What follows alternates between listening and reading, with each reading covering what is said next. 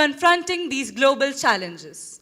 Our total might should now focus on post-war reconstruction and development of breakthrough green technologies. Thank you. Thank you, Member Nation India. Member Nation USA, you are recognized. Today we face the harsh realities of climate change and conflicts, deeply intertwined by the choices made by our very own powerful nations. The United States acknowledges its own responsibilities, but we must call out the veto-wielding nations whose decisions prioritize short-term interests over global stability. These choices exacerbate environmental degradation, leading to resource conflicts that jeopardize our collective future. It's time for these nations to recognize that their inaction fuels instability worldwide. Together, we must advocate for accountability and prioritize sustainable policies to prevent further suffering and foster a peaceful, resilient world for all. The first plenary has now concluded.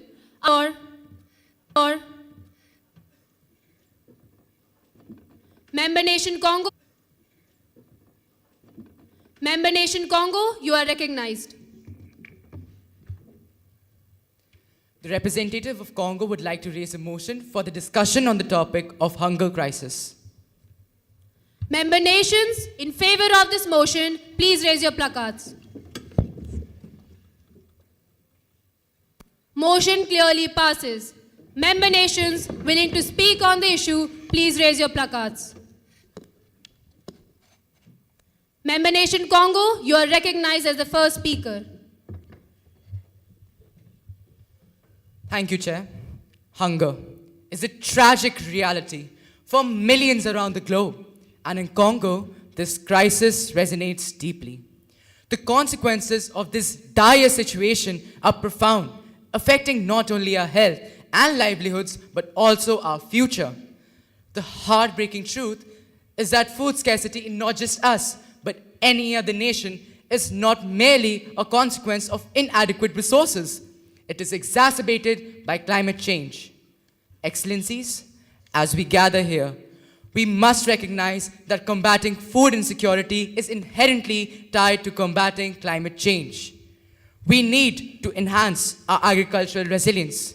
We need to invest in sustainable farming practices. And we need to protect our natural ecosystems. Because if we won't, then who will?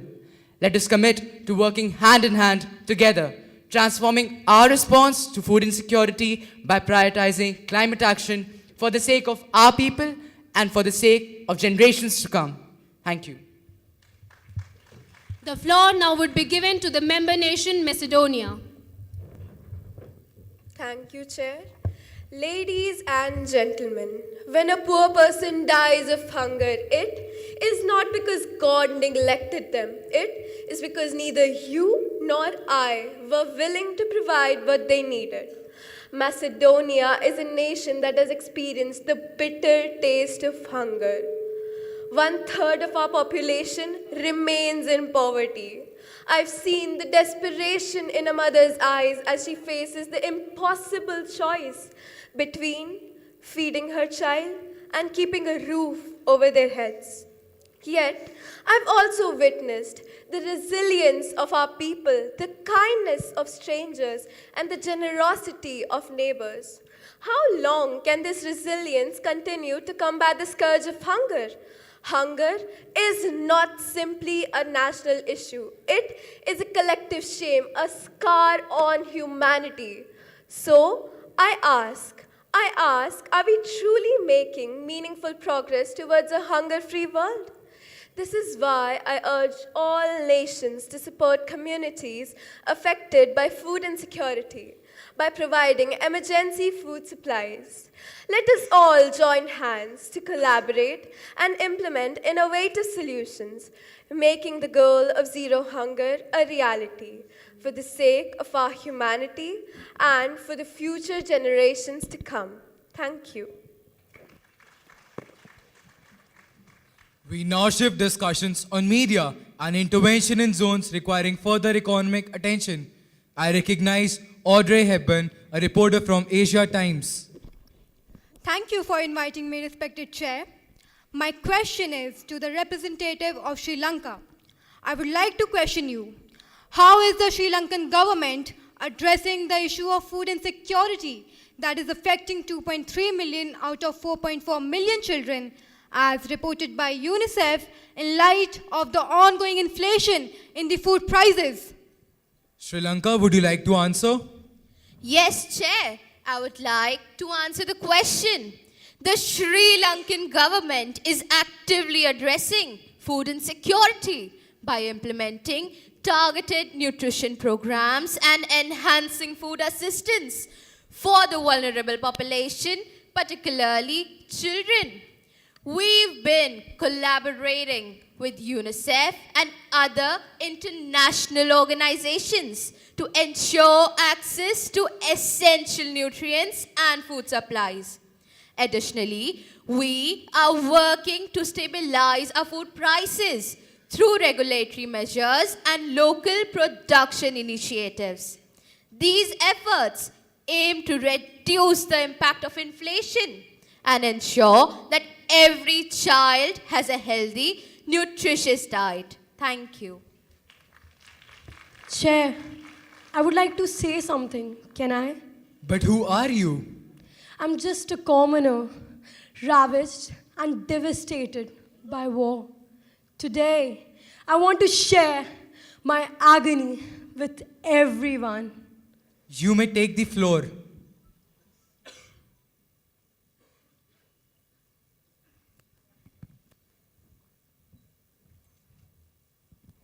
Greetings, everyone.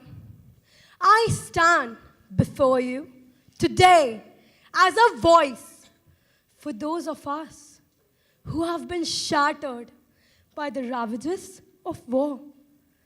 My name doesn't matter, like countless others. I've lost everything. My home, my loved ones, and my sense of security. The devastation of conflict has left deep scars in my community, where families are torn apart and hope feels like a distant memory.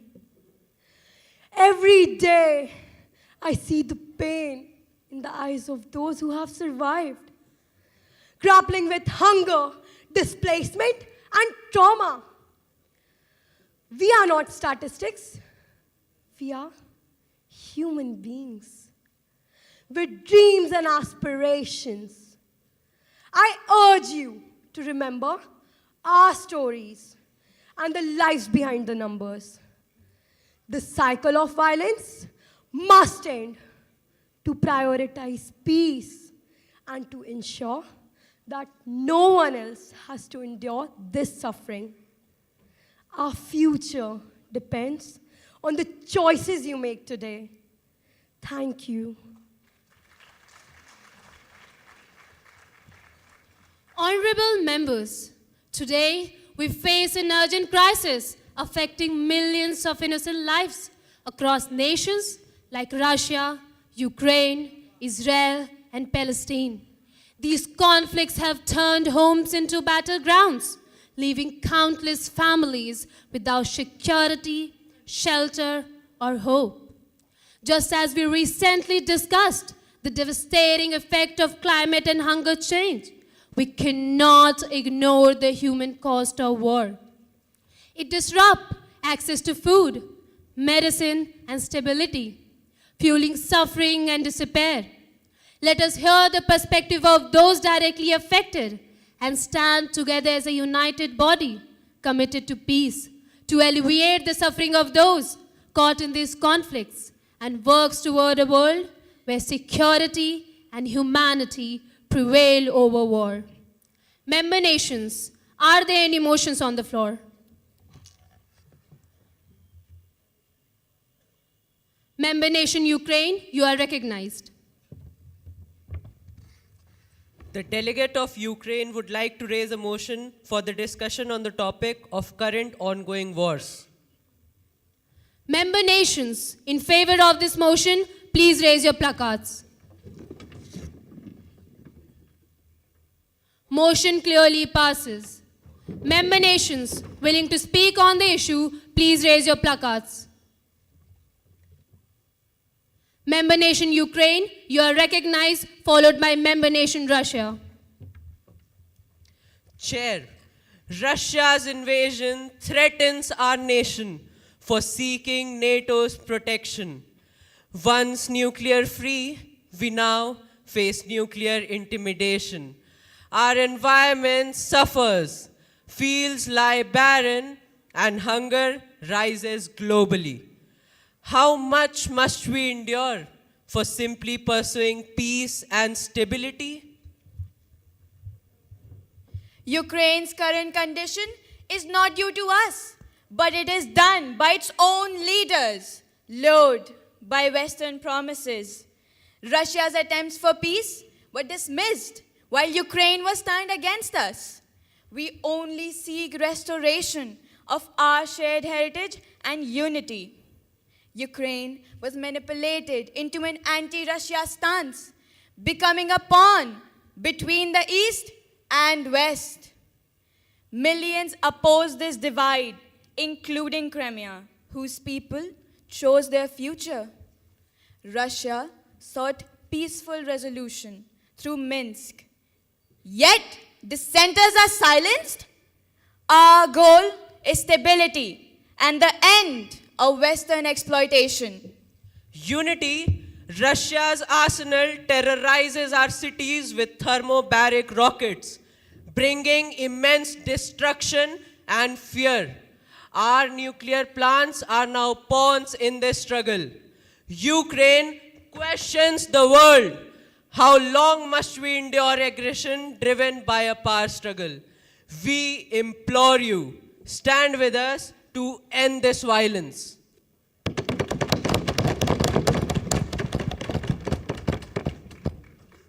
Excellencies, we acknowledge that it's a sensitive issue. However, we would have to request you to follow the protocol of the summit. We beseech you to limit your rebuttals to just one more round and maintain decorum during the same. Millions of our people, even children, are suffering, displaced, traumatized, or taken. We demand the return of prisoners and deportees and urgent sanctions on Russia. Global unity is essential to end this crisis and secure peace for all. May justice and compassion prevail over violence. True Ukrainian sovereignty lies only alongside Russia. Centuries of shared trials and triumphs forged our deep kinship. Blood unites us. Together, we are stronger. Russia and Ukraine are one people. Our strength lies in unity, not division. I appreciate the contribution from both the representatives. Moving forward, the representative from Palestine may have the floor. I am a Palestinian voice. I spent my whole life on Palestinian soil and I know my people. My people are not aggressive. My people are not hostile. Rather, they're innocent. But they're losing their lives, they're losing their loved ones. When innocent people lose their lives, regardless of where they come from, what their caste, color, creed, or origin is, it must strike something within us. Member nation Israel, would you like to speak on the issue? Thank you, Chair. It's really ironic when you cry for the lives of people who openly support a foreign terrorist organization.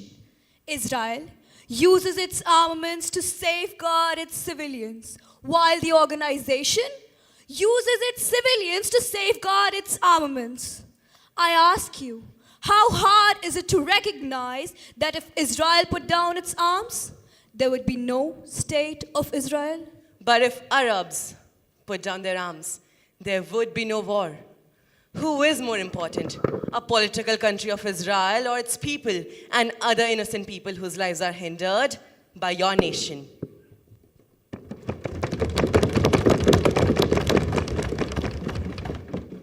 Member nation Israel and member nation Palestine, you both see conflict resolution as an end to war. I request you to go into private bilateral talk and come up with a solution for the future summit, as it is all about finding solutions and the world is looking at us for the same.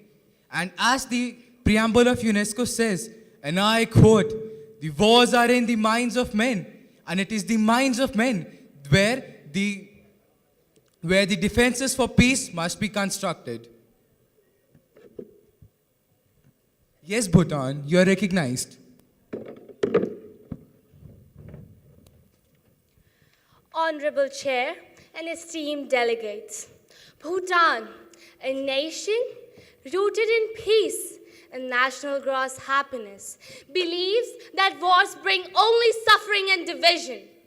To achieve true reconciliation, we must embrace the ancient wisdom of Vasudhaiv Kutumbakam. The world is one family. This ideology teaches us to transcend boundaries of nationality, religion, and power, and rather join hands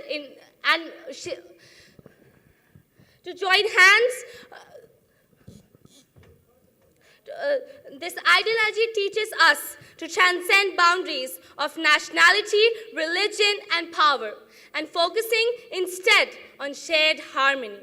Rebuilding trust requires dialogue, forgiveness, and inclusive development. Bhutan calls on nations to prioritize compassion over conflict and invest in collective well-being. Together, as one family, let us weave a future of harmony where differences are resolved through understanding and compassion, not violence. Thank you. With this, we move to final plenary for this session. Member nations, are there any motions on the floor? Member nation Australia, you're recognized.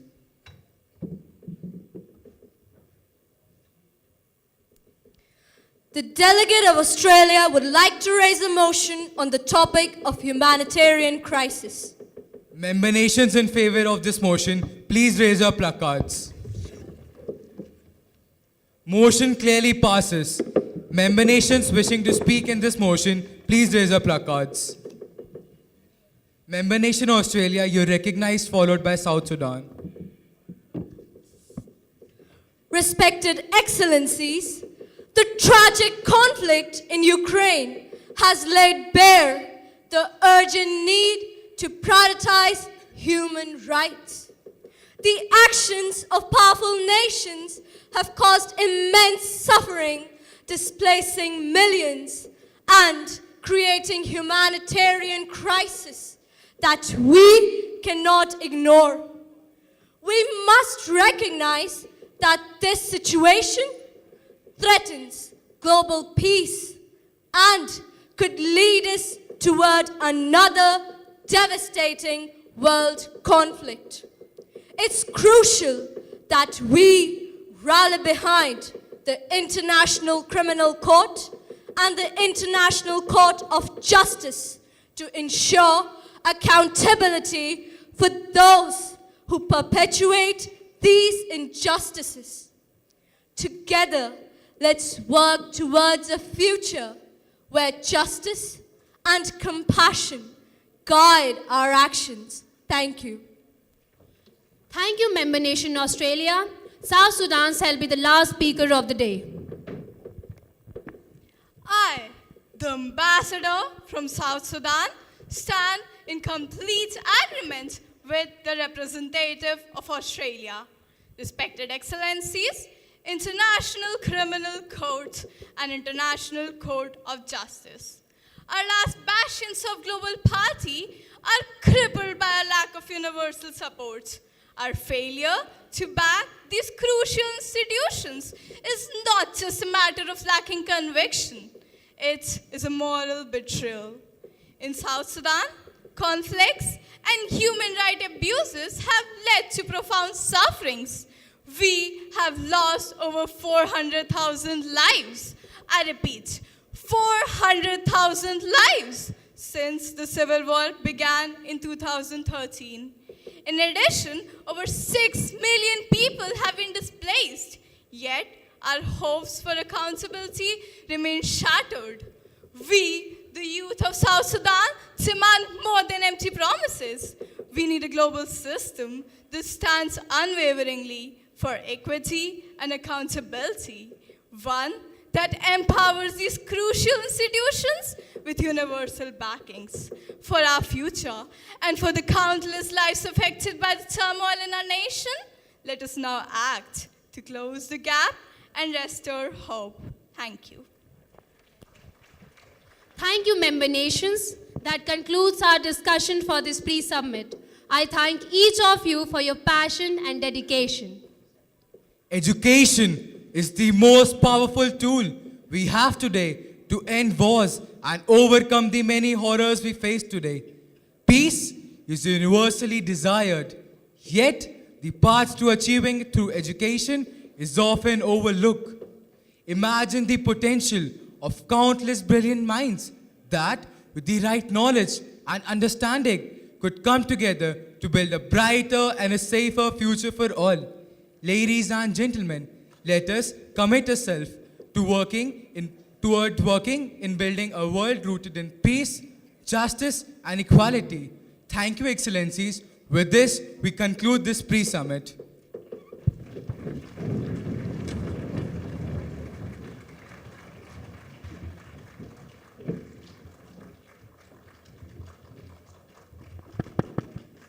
The claps were not enough.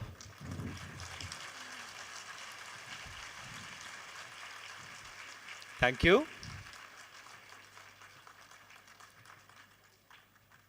So these were our young ambassadors of change, the harbingers of quality, and the voice of hope.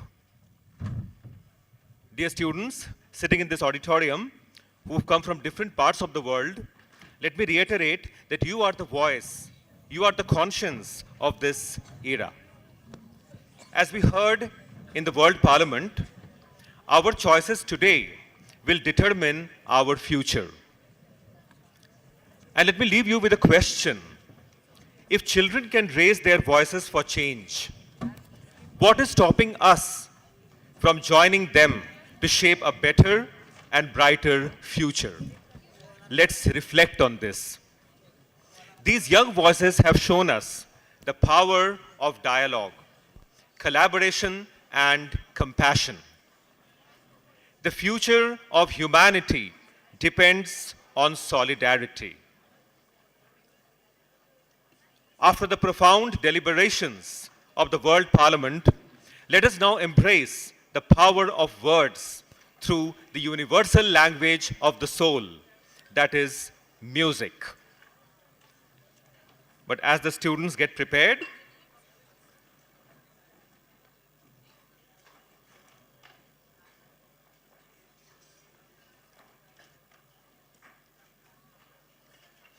dear ladies and gentlemen, let us take a moment to reflect on the profound theme that unites us, the theme of this conference: total quality management in education, an initiative to develop total quality persons. So together, you are not just participants, you are pioneers of a global movement, an initiative that will leave an indelible mark on the future of education and leadership. Once, you must have heard the name of Mark Twain. So Mark Twain once quipped, "I never let schooling interfere with my education." While it may seem rebellious, Twain's humor points to the deeper truth that true education is about cultivating curiosity and critical thinking, not just memorizing facts. Isn't that the essence, the substance of total quality management in education? It is, and we have to move towards that goal. Oscar Wilde, known for his razor-sharp wit, once attended a party where a guest approached him and said, "Mr. Wilde, I never make mistakes." The poet, without missing a beat, replied, "Then how unfortunate you are. Mistakes are the foundation of all progress." It is a reminder that in education, it is not perfection we seek always, but the quality of learning through trial and error. Ladies and gentlemen, we present the school choir.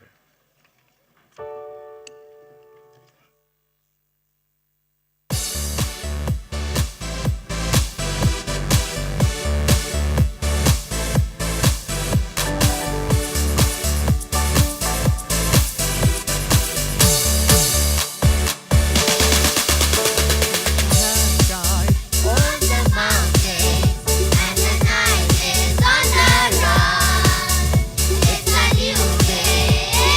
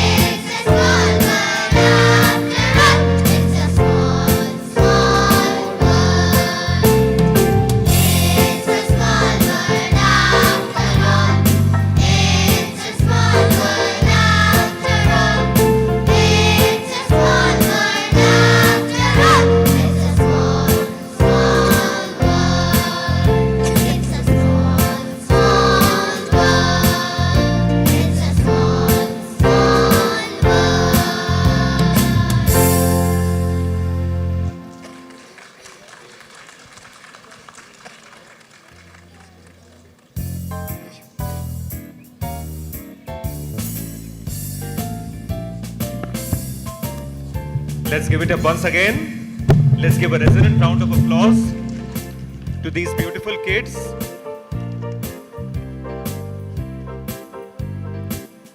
Dear ladies and gentlemen, do you want to listen to a visionary who is truly quality personified, whose every endeavor ignites inspiration and excellence?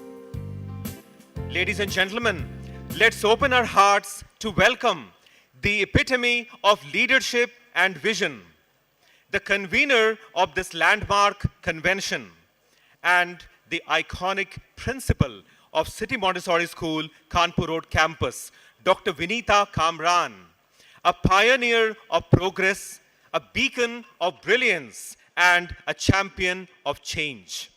Let's greet ma'am, the invaluable jewel of our institution, with a jubilant round of applause as she comes to deliver her welcome address. Welcome, ma'am.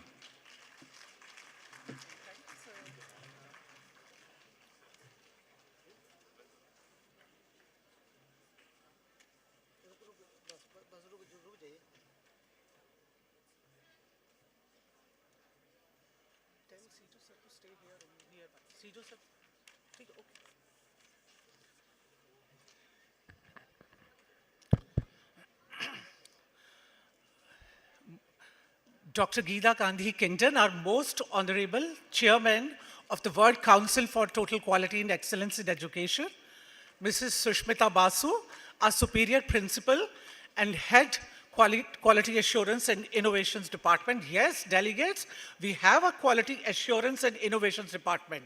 It's a full-fledged department. We do not only speak about quality, we do also quality. And all the Director Generals of the World Council, eminent dignitaries, dear principals, teachers, and my dear students who have come in large numbers today. So my welcome address has already taken place yesterday, but today I want to speak on a topic which is very close to my heart. That is total quality management for total quality education. Why we are doing total quality management? What is the reason that we are doing total quality management? We are doing it for total quality education so that our children become total quality people. When Dr. Gandhi got this concept from Japan, from industry, he knew that in industry we are making aeroplanes, in industry we are making big things, but his job, our teacher's job, is to make students. So we want to make total quality persons. And that is the reason that we have total quality management in our schools.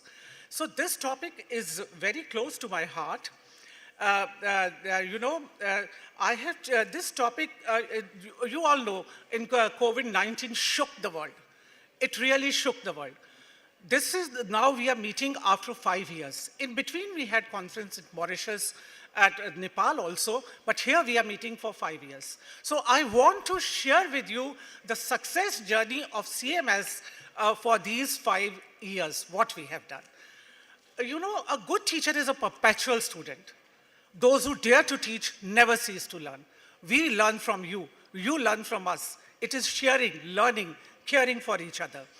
And that's how, you know, during COVID, when people were demotivated, people were depressed, we said, no, Winston Churchill lines, you know, Dr. Gandhi, the great Masiha of education, he said, no, we should not feel depressed. Why should we feel depressed? Never waste a good crisis.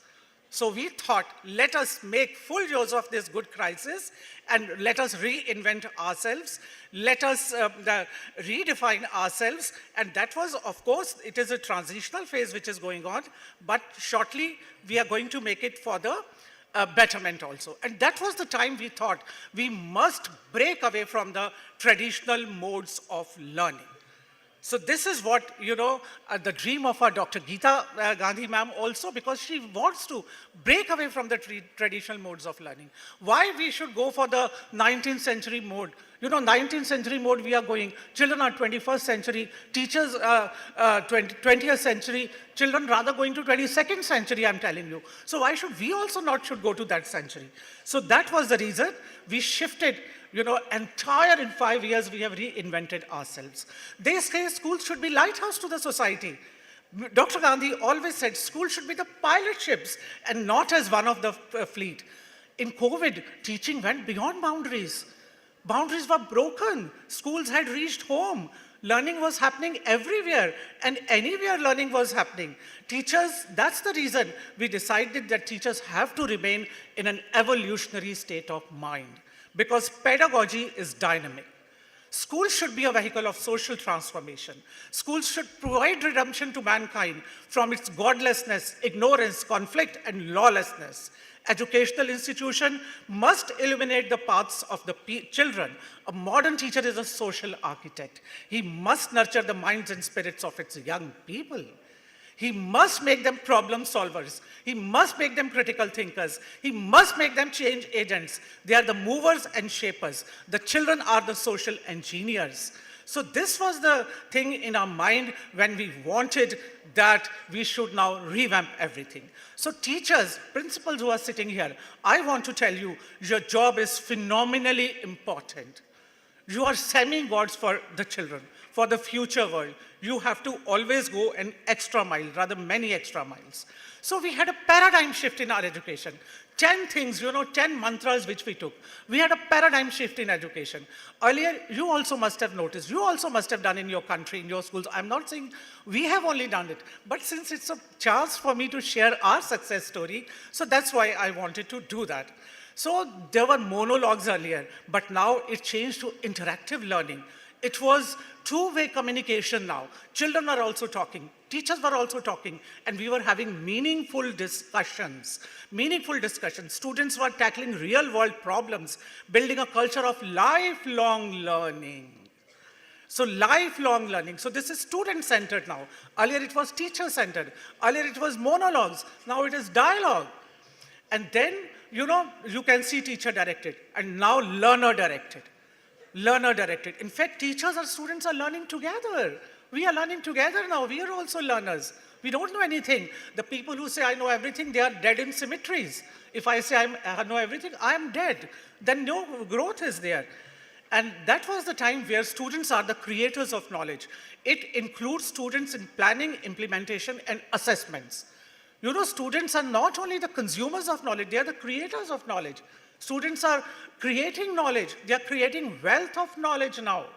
And it creates students who are the leaders of their own learning. You can see teachers are transmitters, facilitators, and support, guide, and encourage in their achievements and independent creation of knowledge. Children are the creators of knowledge now. From number 2, from memorization, we move to metacognition. It is a very simple term. We all knew it. We knew it, but we were not doing it. Actually, our children were not doing it. They were not thinking. They were rote learning was going on. Rote learning. Once I came across a child who was very weak. He was going from this side and this side because we have remedial classes for them. Then we give them time to learn also. He was rote learning. But now it is thinking. Thinking, overthinking, thinking about thinking, thinking of thinking. It is thinking now. And thinking, 5 W's are important. What, why, when, where, who, and 1 H. So they were thinking, 5 whys were going on. They wanted to apply what they are learning. They wanted to disapprove also of what they are learning, whether it is good or not, whether content is good or not. So they wanted to think about it. Because metacognition, it is an awareness and understanding of our own thought processes. So children are having understanding of their own thought processes now. It involves 2 key components, metacognition. Metacognitive knowledge, awareness of one's own learning process. Metacognitive regulation, the ability to manage one's learning strategies. This is metacognitive learning, thinking about thinking. Like a child must think. Child should be a critical thinker. Child should not say, this is my teacher has said, this is the word of God. No, child should think whether it is right or whether it is wrong, whether I should do or whether I should not do. And what we do? We never allow a child to think. We give them, the problem is there, we give them solutions. Why? Why should we give them solutions? They should tackle with the problem. Metacognitive learning, what do I need to learn? How am I going to learn it? So that's important. Then infusing metacognition into teaching and learning. No awareness, no action. Then awareness, no action, no strategies. With metacognition, awareness, limited action, few strategies. But when children think a lot, awareness, appropriate action, range of flexible strategies. So children become the masters of their own learning. And basic thing we want is that children should become the masters of their own learning. Metacognition lies at the root of all learning. Self-knowledge, awareness of how and why we think as we do, and the ability to critical to our survival as individuals. Metacognition learning promotes self-regulated learning, helps students plan, monitor, and evaluate their own progress. Yes, they evaluate their own progress, boost academic performance, enables better comprehension, problem solving, and critical thinking, encourages lifelong learning, equips students with skills to learn independently. Then number 3, we went to experiential learning. You all must have gone to experiential learning because learning was happening everywhere. Schools had reached home, teachers were being watched, children were being watched, parents were being watched. And learning, you know, they say life of a man is shaped within the classrooms. But now the destiny of a man was being shaped everywhere. The schools were everywhere. So we thought, why not? We should have experiential learning now because the object of education is learning and not teaching. Yes, dear teachers, the object of education is learning and not teaching. Earlier, sole window of knowledge was classroom. Now my classroom can be anywhere and everywhere.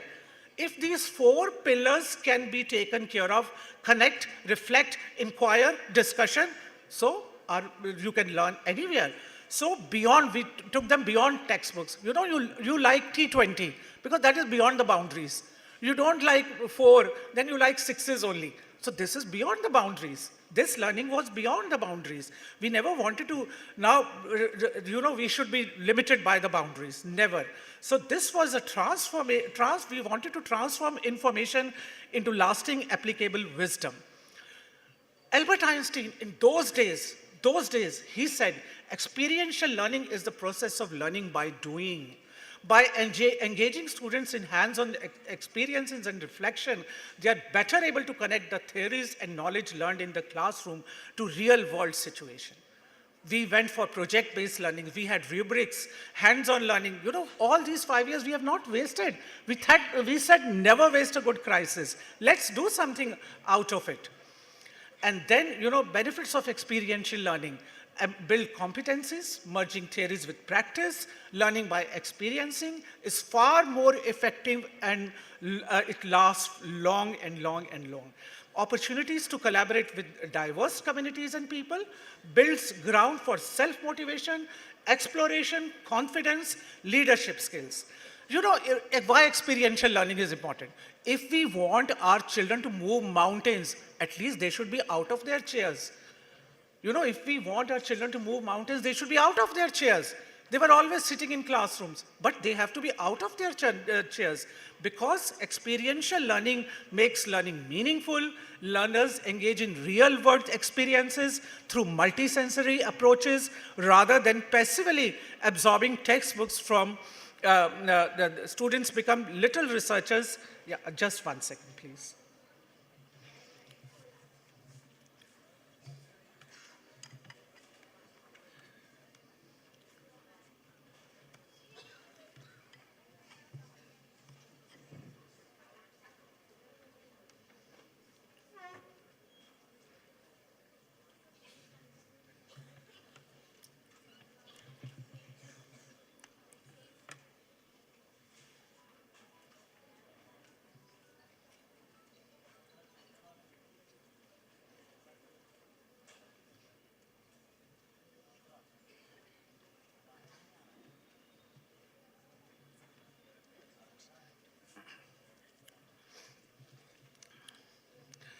Sorry for the interruption.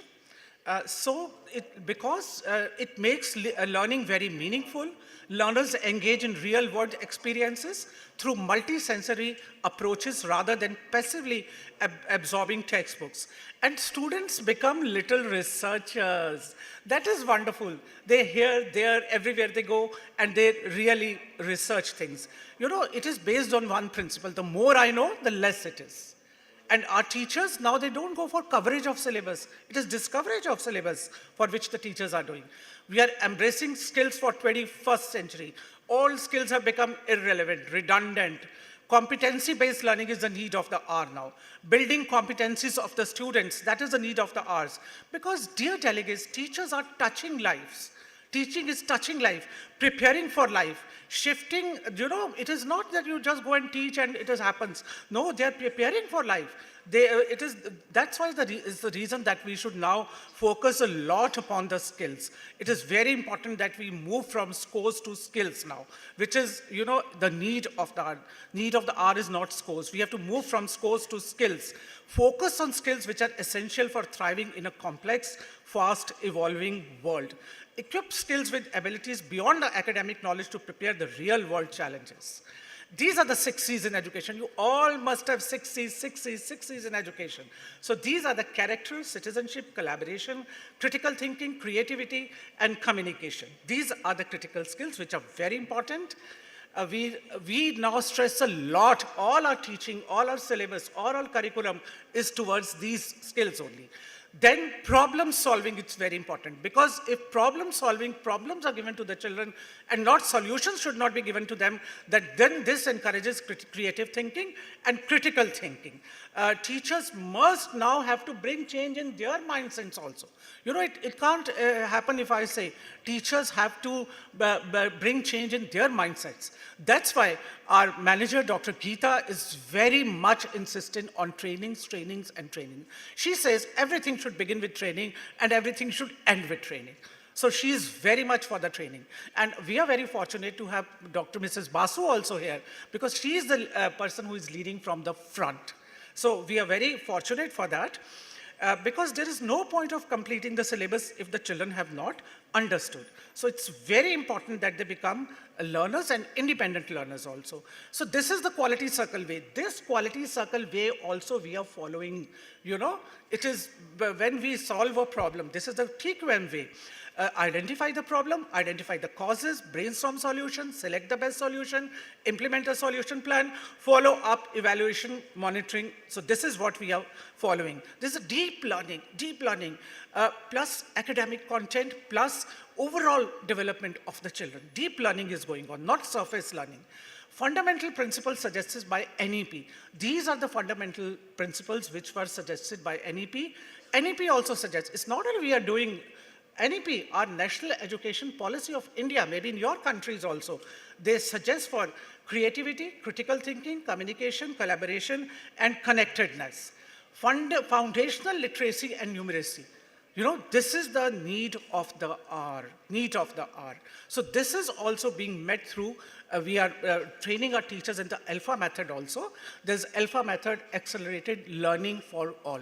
That method also, if you want to know, our teachers can guide you, our headmistress can guide you, which is helping us a lot in foundational literacy and numeracy. Curriculum is now a sum total of all activities and experiences provided by a school. Curriculum is not just textbooks now. No, it is wrong. It is not textbooks now. Dear delegates, most children in education spend 1 million minutes physically in school up to the age of 18 years. So what are we giving them? 1 million minutes they are at the age. So it should be a totality of experience. It should be a holistic education. Totality of experience, holistic progress card. We have now going towards the holistic progress card, which will have not only the cognitive development of the students, but psychometric, psychological, socio-spiritual, art and aesthetic literacy also. So we are moving towards the holistic report card. Broad definition of curriculum, which we are following in CMS now, a balanced and broadly based curriculum which promotes the spiritual, moral, cultural, mental, and physical development of the pupils at the school and of society, and prepares such students for the opportunities, responsibilities, and experiences of adult life. Then we are following active learning strategies. Sixth is active learning strategies, because children are not the passive recipient now. They're not the passive recipient, they're active. Teachers are active all the time. They are working in the classrooms. They are not only teachers are working, children are also working. So the active learning strategies also we are having in our classrooms now. And active learning activities engage students in deep learning. Deep learning is the key word, ladies and gentlemen, rather than surface learning, and enable students to apply and transfer knowledge better. So these are the active learning strategies: large group discussion, informal groups, group evaluation, interactive lectures, jigsaw discussion, inquiry learning, hands-on technology, brainstorming, peer review, think, pair, share, self-assessment, pause for reflection. All our teachers are trained in these active learning strategies now. Teamwork, cooperative learning, role play, learning outside the classroom, case studies, yes, case studies, part of total quality management, which we are having now. Connect to real life situations, group study, think, pair, share. Peer review, there is now, the peer review is very important now. Reflection sheet, picture prompt, collaborative design projects, brainstorming, graphic organizers. Graphic organizers is very popular in CMS. Our teachers, they are themselves, they have become now pedagogical leaders. We don't call them teachers or administrators. We call our headmistress, no, not administrators, it's a pedagogical leader. They are not only invitational leaders, they are instructional leaders. Instructional leaders, because we also have to change our role now. If I say I'm an administrator, I will only see to this. Oh, I will be redundant. I will be thrown out. So I have to be an instructional leader now, pedagogical leaders. And we have professional learning communities. Teachers are having professional learning communities. Every Sunday we meet. If you want to know more about PLC, please come to the control room. We can give you some handouts also. We have everything. Because Dr. Gandhi used to say, good things should be applicated, multiplicated, and duplicated. Applicated, multiplicated, and duplicated. He always said that. So we have handouts for you also. Now teachers are designers of powerful learning experience. Teachers do not write a lesson plan. They design a lesson plan. They are designer of powerful learning experience. If we want our children to be good in all holistic progress we want, then they have to be the designer of a powerful learning experience. Later you will have, by Mrs. Jyotis Matthews, she's going to speak on this topic only, the designer of powerful learning experience. You will know a lot, because I know that is one of the best schools in our country. Maybe the best school in the world, Stramis International School. This is the best school. She's going to speak on that only. So teachers are focusing on designing lessons that engage, challenge, and inspire students. Your teaching should be such that it should challenge the students. And we are also using backward design to focus on desired outcomes in aligned activities. Backward design. Not that we think that here we have to reach. No, backward design. What is our end? We keep the end in mind. We keep the goal in mind. We keep the goal in mind, and then we design the lesson plans, that this is what we want. And then we are also having interdisciplinary approaches. Earlier, we never used to have these approaches. We always used to say, oh, physics teacher should teach physics only, chemistry teacher should teach chemistry only. No, it is interdisciplinary now. Now it is a time of interdiscipline.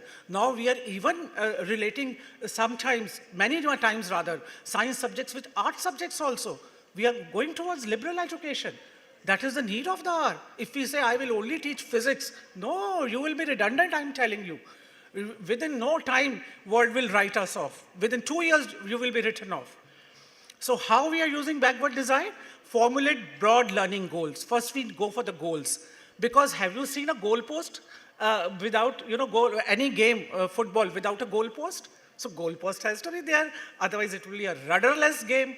Rudderless if there is no goal post. So formulate broad learning goals, set specific learning objectives, design assessments, formative and summative, and then prepare learning activities. So this is what now, and student-centered. This, our backward design is student-centered. So our teachers are designing the lesson plan, not writing the lesson plan. Backward design framework. This is the backward design framework. Then we have renewed assessments now. Now self-assessment, peer assessment, teacher assessment, and parent assessment is also there. 4 types of assessment we are having. And there is a constant monitoring feedback mechanism is there. We go by data. We are very much data driven. And if you do not evaluate data, it will evaporate. I'm telling you, you have to evaluate data. Otherwise it will evaporate within no time. So we have to be data driven. We want trackers. We want it should be with us always. We want the evidences. We are very much evidence-based. If evidence is not there, learning has not happened. So evidence, we don't go by like that. We are very scientific. We have a beautiful and very aesthetic mixture of science and art over there. So we are very much data-driven. Assessments are our assessments are diagnostic assessments now. You know, we should know where, even we come to know even, you know, we have now, with the CSSL, we have collaborated now. That is a Center for Science of Student Learning. CSSL we have connected now. CSSL address also we can give you if you need, if you want, we can give you. So CSSL assessment, that is, you know, it tells us, it is very diagnostic. It tells us where, what, which question child has done wrong. So we are going with the CSSL assessment now. It is very diagnostic, then self-assessment, peer assessment, teacher assessment, parent assessment. All these 4 assessments, we all 4 are together, talking the same language. Our new assessment pattern is moving from scores to skills. This year in India, sorry to say, the IIT graduates, there were only 60% of the IIT graduates got the job, 40% didn't get. Those 40% were taken by very good universities. Other universities who were not IITians, but they had liberal education. They had education which makes the children holistic personalities. Because now in interviews, they come to know that how the child, whether he has been a rote learner, he has been a bookworm, he has been addicted to books, or he was working everywhere, anywhere, under the sun. Because gone are those days when we used to say jack of all trades and master of none. Now you have to be jack of all trades and master of one. And maybe in few days you have to be master of many. So gone are the days, and that is the reason, you know, we are moving from scores to skills now. The scores are hollow and meaningless if the learners do not acquire the skills of the subject in the teaching learning process. They are hollow. Now we have assessment for learning, assessment as learning, assessment of learning. And the new assessment pattern aims to prepare the learners to become problem solvers, which is in the line with the NEP, where stress is laid on acquisition of skills and competencies. Project, inquiry-based quizzes, role plays, group work, storytelling, observation method technique, incorporate play and explorations, audio-visual tools, anecdotal notes, ongoing checks. So all these are being, you know, in our assessment patterns are there. Then we come to number 9. We have school improvement plans, SIP, very intact SIPs we are having in CMS. And now, you know, we have got a vision 2025. We are reaching to that. So these SIPs for 5 years, because otherwise how will we do better? Because you have to have a school improvement plan. In quality circle, you say improvement. Improvement. Kaizen is the word. Kaizen is the key word in quality circle. So with CMS, this is the key word, improvement, Kaizen. Little improvement. I'm not saying you do big Kaizen overnight. Small Kaizens make a big change. Small Kaizens make a big change. You have to dive deep. Regular communications with parents also is a very much, you know, a very solid support of CMS. Then in school improvement plans, it is a school improvement plan is a mechanism through which we will deliver our vision. It is a strategy, policies, practices rooted in the culture. This is our school improvement plan is the organogram of the organizational structure. Our school improvement plan is the organogram of the organizational structure. And in school improvement plan, we are using PDCA. Plan, do, check, action. Plan, do, check, action. So then we have teacher standards at CMS. We did lots of research.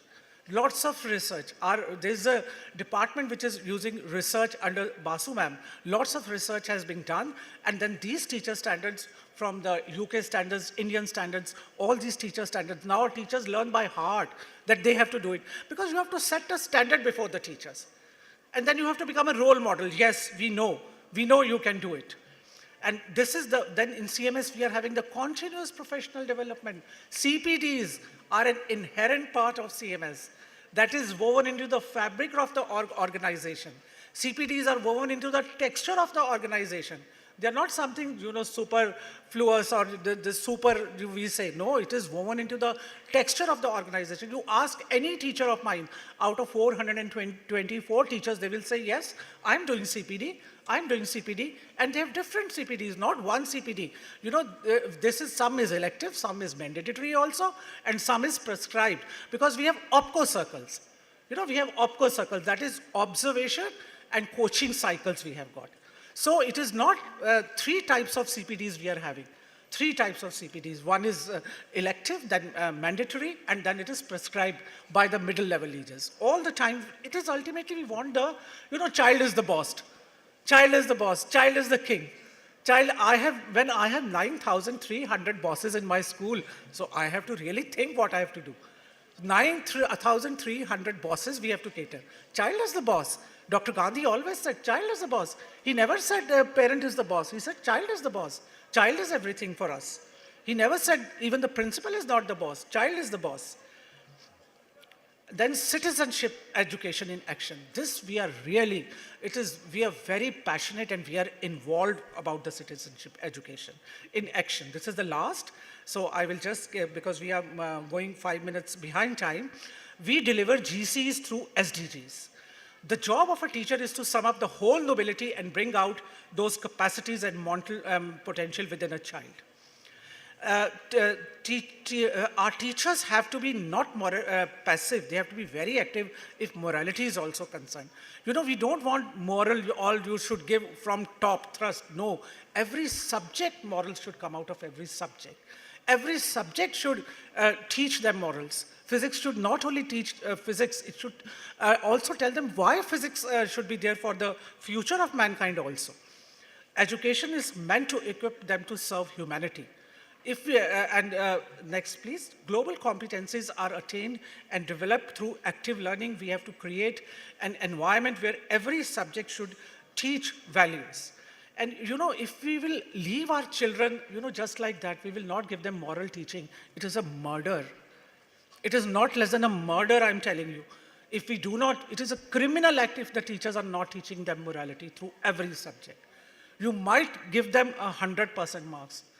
It is a crime if we are not teaching them, because then we are converting them into such persons which they should not be. It is the total fault of the teacher. Total fault of the teacher. Gandhi sir always said that what is happening in the world, it is the fault of the teachers. It is just the fault of the teachers, because teachers could not make leaders. They could not make leaders who can bring peace to this world. So it is a crime, it is a moral murder if we are not, giving the exact to the students. Then the last, we have got a blue sky system with us. We have developed a blue sky system also. Every staff has to reflect within the blue sky system. Blue sky system, lots of training is there, lots of material is there. It makes them confident, competent. It makes them capable and independent learners to the teachers, because they can learn through the blue sky system. I always say, now I will end with this, that I am not a CEO of the organization. I am not the chief executive officer of the organization. I am the CLO of the organization.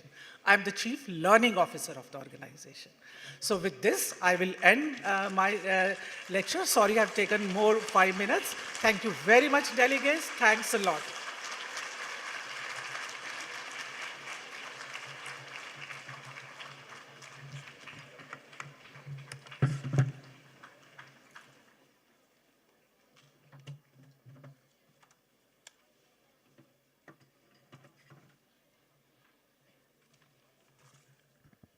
Let's give it up for respective. Let's give it up for our most venerated principal, ma'am, once again. It was veritably an encyclopedia of learning, and thank you so much, ma'am, for giving us a paradigm of modern education. Friends, Dr. Geeta Gandhi Kingdon, the manager of City Montessori School, and a cornucopia of wisdom, is an emeritus professor at the UCL Institute of Education, University College, London, where she previously held the Distinguished Chair in Education Economics and International Development. Her research expertise lies in the economics of education, labor markets, and well-being, with a particular focus on South Asia and Africa. A prolific scholar, she has published extensively in leading peer-reviewed journals and serves on the editorial boards of several esteemed academic publications. She also provides advisory expertise to governments and international organizations on modern education policy. City Montessori School continues to set the standard for quality learning, blending timeless values with timely advancements to meet the needs of a changing world. Guiding this beacon of brilliance is Professor Geeta Gandhi Kingdon, the manager of City Montessori School, a true epitome of erudition, expertise, and educational vision. She is the wind beneath the revolutionary wings of this institution. With her passion for progress and commitment to quality, she propels City Montessori School forward as a global leader in education, innovation, and inspiration. It is my proud privilege to invite ma'am to grace the stage and deliver the opening address. We shall be welcoming ma'am first. A louder round of applause, please. We shall be welcoming ma'am with a bouquet.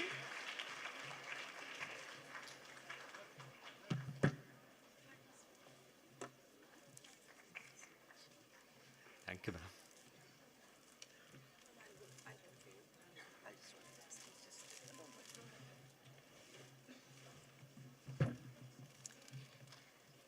Thank you for that very generous introduction. One might even call it a bit bombastic, but thank you so much for that. Friends, I wanted to begin with an image. I wonder if the tech people at the back, yes, there's the image. And this was a picture taken from Voyager 2 when the Voyager 2 was going past past Pluto, the last known planet, and even its status as a planet is questioned. But when it was just about to leave our known world and go into the beyond, for one last time, it turned around and it took a picture of what it looked like. And that dot that you see amongst the starry heavens is our Earth.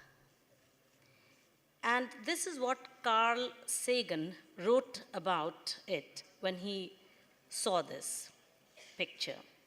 He said, "We succeeded in taking that picture from deep space. And if you look at it, you see a dot. That's here. That's home. That's us. On it, everyone you ever heard of, every human being who ever lived out their lives. The aggregate of all our joys and sufferings, thousands of confident religions, ideologies, and economic doctrines. Every hunter and forager, every hero and coward, every creator and destroyer of civilizations, every king and peasant, every young couple in love, every hopeful child, every mother and father, every inventor and explorer, every teacher of morals, every corrupt politician, every superstar, every supreme leader, every saint and sinner in the history of our species lived here on a mote of dust, suspended in a sunbeam. The earth is a very small stage in a vast cosmic arena. Think of the rivers of blood spilt by all those generals and emperors so that in glory and triumph they could become the momentary masters of a fraction of a dot. Think of the endless cruelties visited by the inhabitants of one corner of the dot on scarcely distinguishable inhabitants of some other corner of the dot. How frequent their misunderstandings, how eager they are to kill one another, how fervent their hatreds. Our posturings, our imagined self-importance, the delusion that we have some privileged position in the universe, are challenged by this point of pale light. Our planet is a lonely speck in a great enveloping cosmic dark. In our obscurity, in all this vastness, there is no hint that help will come from elsewhere to save us from ourselves. It is up to us. It's been said that astronomy is a humbling, and I might add, a character building experience. And this is what he concludes by saying. He says, to my mind, there is perhaps no better demonstration of the folly of human conceits than this distant image of our tiny world. To me, it underscores our responsibility to deal more kindly and compassionately with one another and to preserve and cherish that pale blue dot, the only home we've ever known.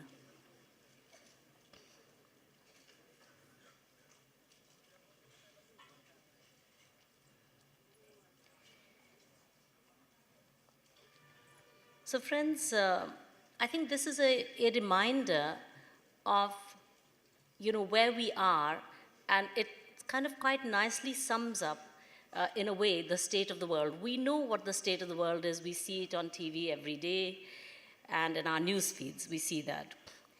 And the impassioned voices of the students at the World Parliament here raised issues that are absolutely key to education.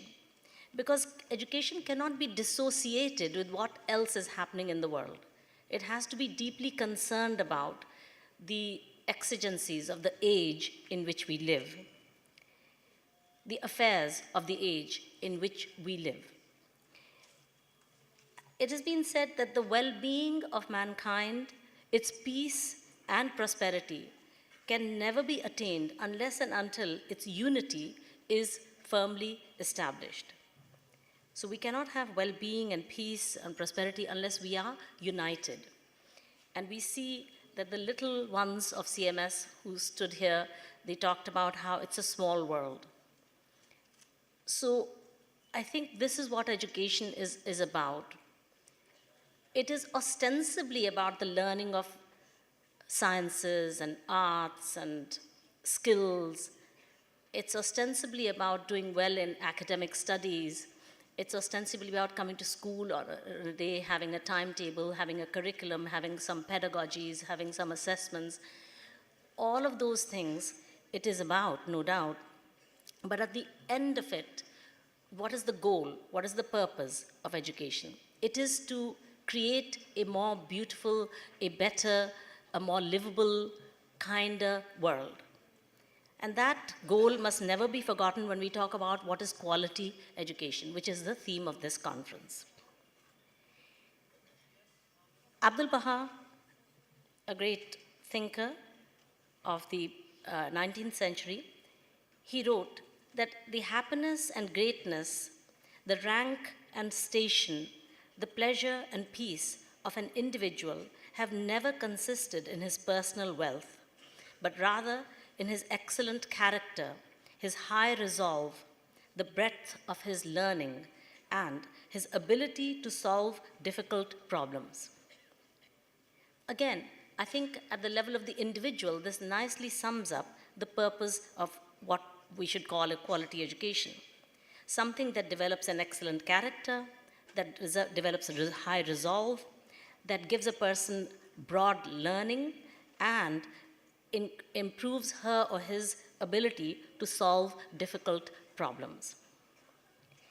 And I think this nicely segues into what I wanted to speak about, which is, education. Now, Dr. Kamran, the convener of this conference, just spoke at very comprehensively about various aspects of one's contemporary understanding of what is quality education.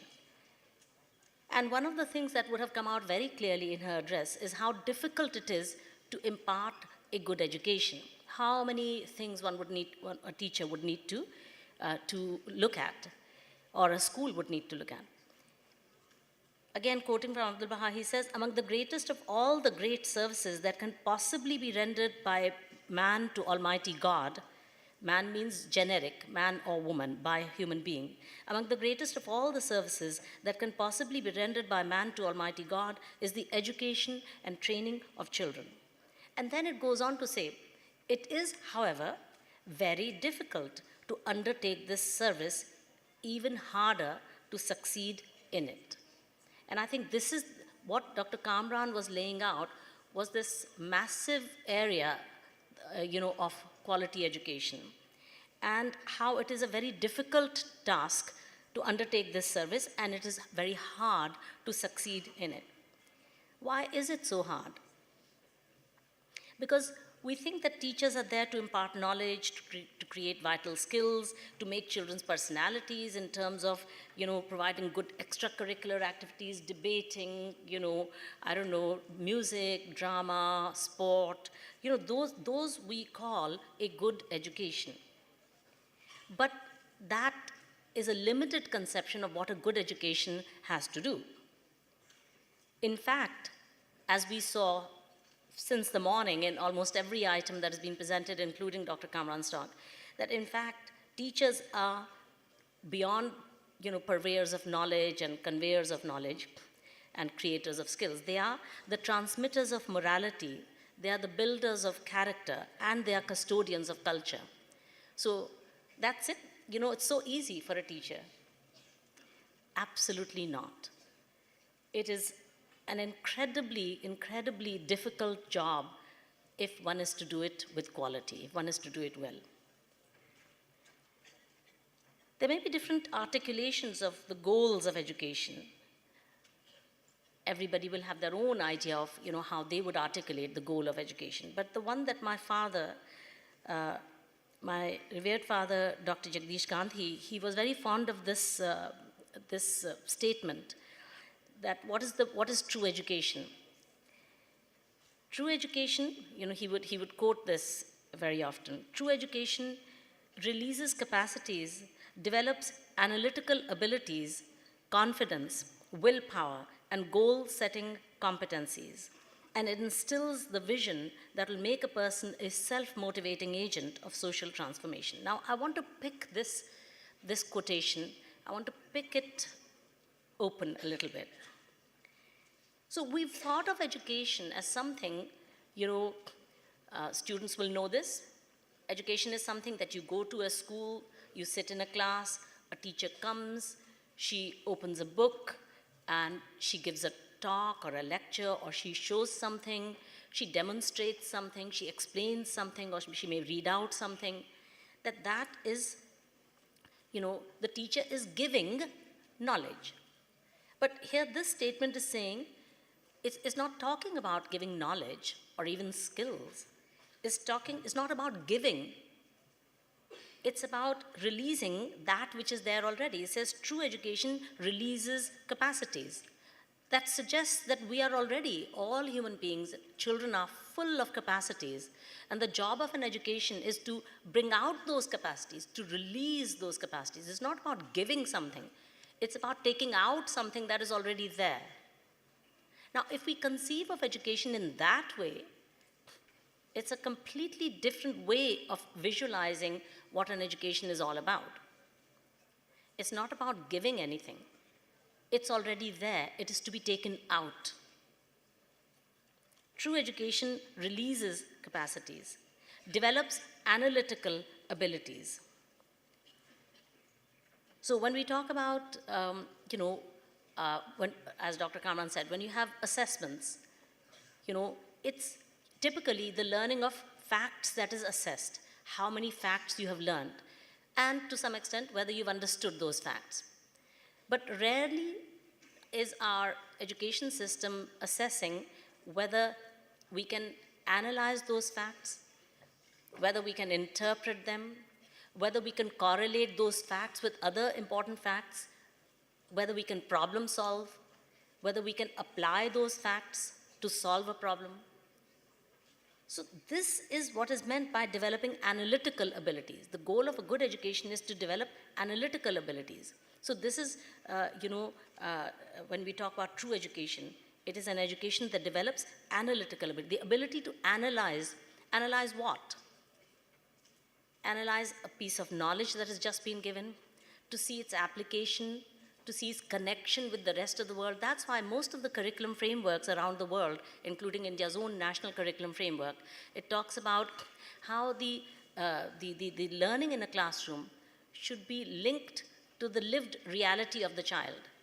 That means it should be explicitly the effort of a teacher to connect whatever material is, whatever content is being conveyed in a class, to explicitly to link that with the wider world, so that the child sees the application of that piece of knowledge with the wider experience that they have and with the things that exist in the world. So true education releases capacities, develops analytical abilities, confidence. Now, where does confidence come from? I think that confidence comes from knowledge that has been constructed by your own self. If somebody gives you, there are so many students sitting here, if somebody, a teacher, gives you some knowledge, tells you about certain facts, okay? For example, that inside our bodies there is blood, that there is a whole circulation system, or that there are different forms of government in the world. In civics you might study. And one is called autocracy, and one is called democracy, and one is called, different kinds of systems, right? So when they give you that piece of knowledge, right, if you've not really thought about it yourself and you've uncritically accepted that piece of knowledge about the weather system or the earthquake, the plate tectonics or whatever, if you've not really engaged your own mind, you've not constructed that knowledge, you've not tried to correlate it with the rest of what you know, you've not made a pattern in your mind, you've not got a file store in your mind as to where you would park that bit of knowledge and how it relates to other bits of knowledge that you have. If you've just been a passive recipient of that information, you will not have confidence around it. You certainly will not be able to stand up and speak about it, except in a rote-learned manner. So confidence comes from knowing for yourself. That means you have to construct knowledge yourself. You may be given it, fine, but then you have to analyze it, you have to think about it, you have to reflect on it. That's why reflective learning is so important. Because confidence can only come from that. How many of you have come across people, young people, who've got 100% mark, but when they stand and speak about, a topic about which they have learned during that, they cannot speak about it. They cannot articulate themselves. They got 100% marks in English, but they cannot say 2 sentences if you ask their opinion about something. So they don't have the confidence because it's been rote-learned knowledge. So a true education would develop that confidence because it will be that kind of learning that gives them that conviction, that self-assurance, that they have understood that knowledge and therefore they are speaking about it. It develops willpower, goal-setting competencies, and it instills the vision that will make a person a self-motivating agent of social transformation. You see, if you have been the passive recipient of knowledge from anybody, it could be from a parent, it could be from a teacher, just the receiving of some lots of bits of important knowledge is not going to convert you into somebody who wants to change the world. Is it needed to change the world or not? I want the young people here to tell me, do you want your lives, do you want to choose the goal for yourself that beyond an education giving you a very good start in life and making you, enabling you to go to good colleges and get good jobs and get good professional development and progression in your occupations and in your careers. Beyond that, you know that you need to do more than that. That is not enough. You also have to give back to society. So what kind of an education should you receive now that will make you want to give that back to society? So that is another really important thing. It has to be the kind of education that engages you in the affairs of the age, the difficulties that the age is facing, the difficulties that our community may be facing or that society may be facing. And this is where, citizenship education comes in, that Dr. Kamran also talked about.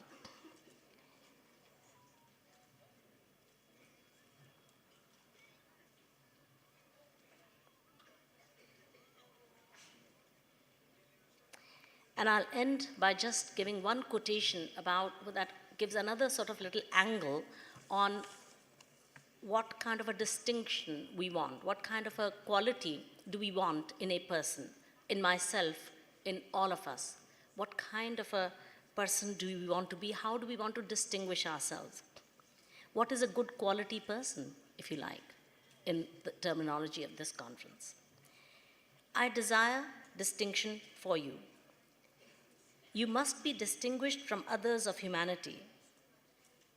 But this distinction must not depend upon wealth, that they should become more affluent than other people. I do not desire for you financial distinction. It is not an ordinary distinction I desire, not scientific, commercial, industrial distinction. For you, I desire spiritual distinction. That is, that you must become eminent and distinguished in morals. In the love of God, you must become distinguished from all else. You must become distinguished for loving humanity, for unity and accord, for love and justice.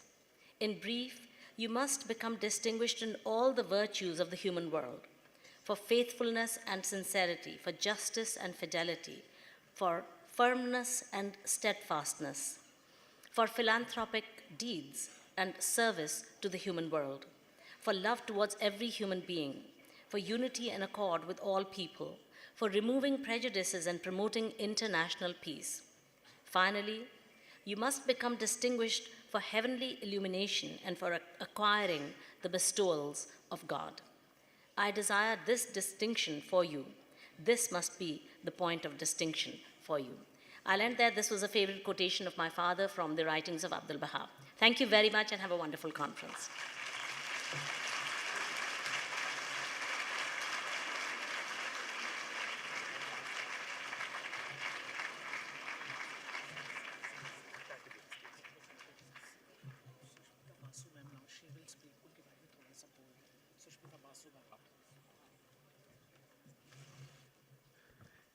Thank you so much, respected ma'am, for that most insightful and illuminating address. Please put your hands together as we honor ma'am with a small token of our love and appreciation. A moment to cherish.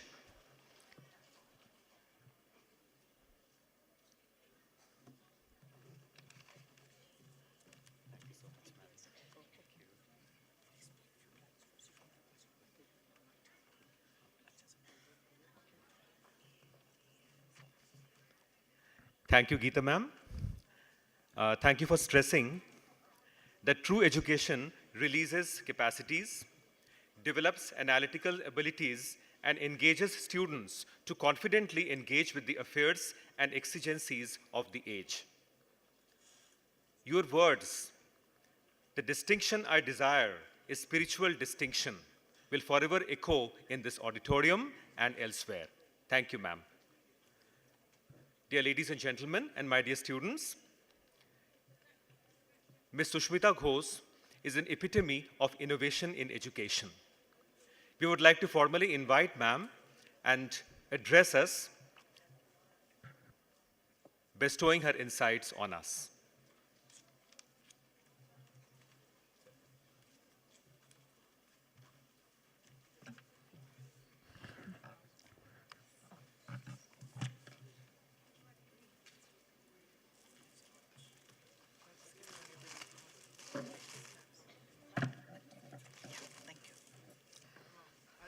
I don't need that. Jai Jagat, dear delegates, principals, managers, owners of schools, and most importantly, our dear, dear students. I just want to round up the interaction that took place. Dr. Kamran very vividly expressed and explained what CMS is doing in the changed scenario. The world is changing fast, and with COVID, we all were forced into a new environment. And Dr. Kamran explained very well what are the changes that we as a school are taking up. Most importantly, Geeta ma'am, our manager, explained the importance of, within all those changes that we envision and we visualize for CMS, the value system has to remain intact. That was a very important takeaway from what she said.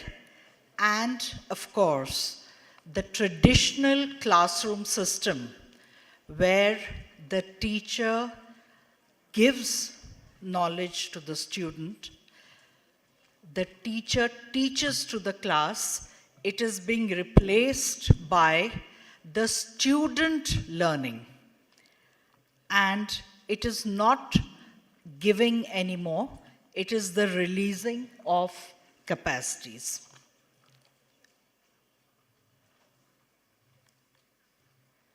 So we could say that we have made an attempt to remodel education and the education system at CMS.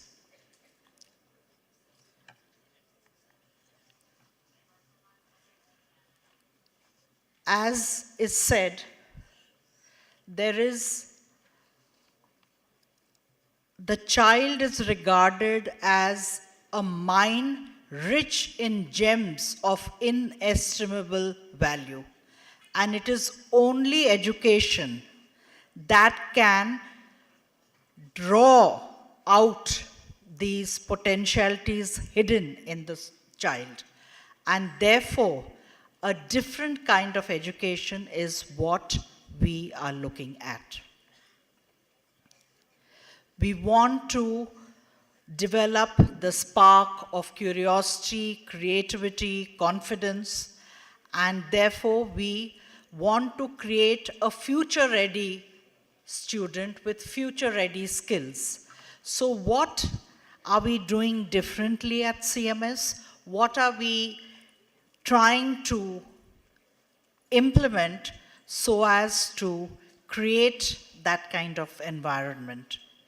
If you look at the 6 C's of education, communication, collaboration, creativity, critical thinking, character, and citizenship, which have been emphasized, we are trying to create different procedures and modes by which we can draw out these 6 C's of education. And these are actually what has been said in the Baha'i faith and by Baha'u'llah, that we are releasing capacities and developing the analytical abilities of the child. So if you look at our education system, we have introduced the alpha pedagogy in the early years of education. Alpha is accelerated learning for all. In this program, we are addressing foundational literacy and numerics also, FLN as we say. The program is for all students of most of our campuses. We started it as a pilot and we found data showed that the learning was more in the alpha campuses. So as a result, we introduced other campuses also to the alpha pedagogy, which is created by Dr. Sunita Gandhi. Here, the focus is on the learner. The learner is given the charge of his or her learning. Here, even at Kanpur Road campus, it is it's the largest campus doing the Alpha program, in fact. We have seen a lot of change in the students because there's a lot of activity involved. It is not theoretical. It is the students there's a lot of active learning in the form of peer interaction. Children are grouped in pairs and a lot of pair learning is done. The teacher is a mere facilitator or galvanizer. It is very the focus is on self-learning rather than the teacher teaching them. So the direction is totally changed. As a result, you'll be surprised to know that the students in campuses where alpha pedagogy has been introduced are able to learn and progress much faster than students of other campuses. Besides this, we have introduced competency-based assessments of the various grades. Classes 3 to 8, we have an agency doing the core subject assessments of English, math, and science, whereas the other assessments are set internally. Most importantly, these assessments are not just set by an outside agency, which creates a sense of, it's like an external exam, but they are OMR based. By making them OMR based, what we have done is we have converted them into diagnostic assessments. They are OMR based, and every child is given a diagnostic report card because, say for example, a child gets 78 in mathematics. A normal examination gives you the total. A normal examination will say that, well, the child has got 76 in maths, so he's an average child, he could do better. That is what is the general feedback. But our diagnostic report card, because it is OMR based, it gives topic and subtopic wise results. So the child is given very useful, focused feedback topic wise. So if he has done well in addition, subtraction, and got full marks, 10 upon 10, he is told that these topics the child has fared well, but in factors and multiples, he has got 2 out of 10 or 3 out of 10, so that needs attention. So it really helps to diagnose and feel the pulse of every child, and it is like creating a doctor in the classroom.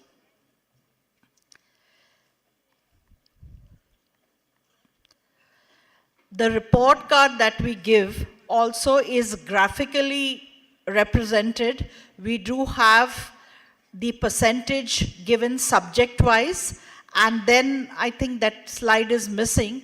It is also within each subject, topic-wise results are given. Besides this, we have assessments for classes 9, 10, 11, 12 also, which are externally created.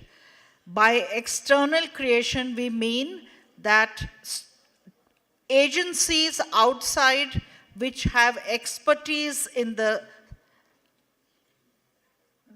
entire process of making assessments, they create the assessments, and we have also had training from them, and in the process, we are learning how to make competency-based assessments. Now, competency-based assessments have become a very important part, not just of the board examination, because now the boards have introduced them, but also of any examination the student takes, whether it is for engineering, medical, or CUET, or the exams that give admission for graduation in colleges. So we are weaning the students away from knowledge-based assessments to competency-based assessments where higher order thinking skill questions are created.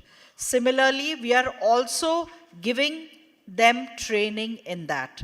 Besides this, we have the heads of maths program and the vision exercise. In the heads of maths program, we have an expert from UK who is training the teachers on how to create meaningful transactions in the class, use of hands-on maths, use of advanced pedagogy to understand mathematical concepts, to arouse and create more interest in maths, to get rid of the fear of maths which many students have, etc. So we have the experts from India and mostly from abroad visiting us, having workshops, creating sessions for our teachers, and then these teachers continue it in the process of using professional learning communities, creating of maths groups of teachers and transmitting what they have learned. So here you see various workshops we have for pre-primary teachers. We are also introduced, Geeta ma'am has introduced the STEAM trainings in science, technology, engineering, and even arts and maths, where design thinking and integration of various subjects, not just science, and how design thinking can be introduced in various subjects. We have workshops by an expert from Bangalore, and we also are working on making AI and robotics laboratories. And finally, the Vision 2025, which we adopted about 5 years ago, and we are planning to extend it from 2025 to 2030 in the second phase, Vision 2.0. But this phase, what we have done is we have created a change in pedagogy supported by evidence. The teachers are uploading their lesson plans. The teachers are we have adopted the blue sky technology on which Dr. Kamran also touched, in which each teacher is given access to this technology. If she does something new and different, she uploads it for everybody to learn.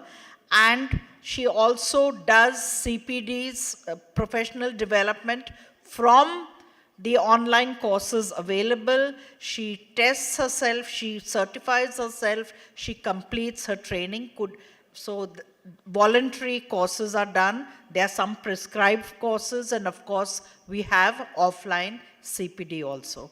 So through all these various processes which the management has introduced, we are sharing it with all the 23 campuses and creating a change in the pedagogy, a change in our outlook, and most importantly, education now.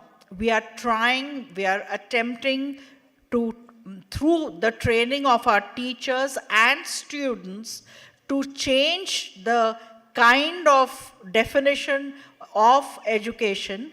And education is no longer the filling of a pail, but it is the creating that spark of curiosity or this exploration in the child, because it's only when the child is curious and wants to explore will he interact with people. He will understand what the problems are, not just within his subject, but also nationally, internationally, and become a responsible citizen of the world.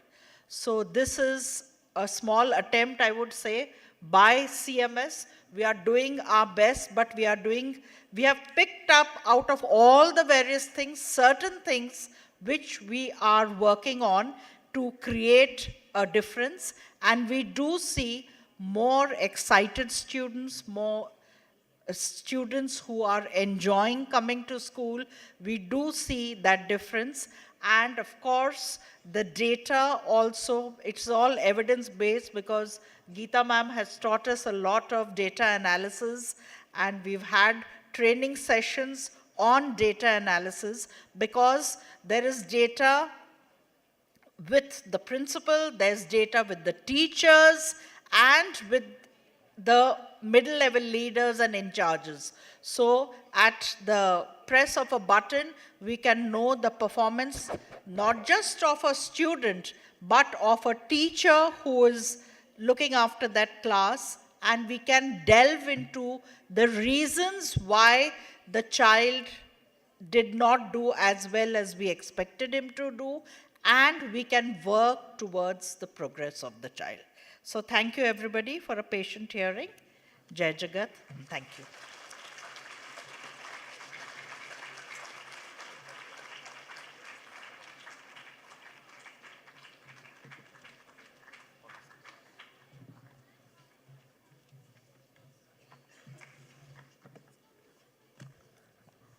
We would love to honor ma'am. Ma'am is our dynamic and visionary head of the CMS Innovations Department. Let us give ma'am another rousing round of applause. Thank you so much, ma'am, for gracing the occasion today.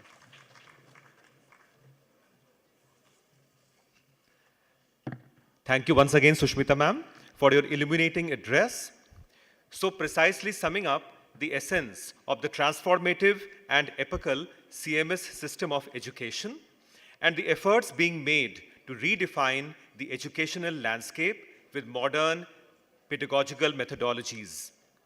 We really have to feel the pulse of each child, as ma'am pointed out.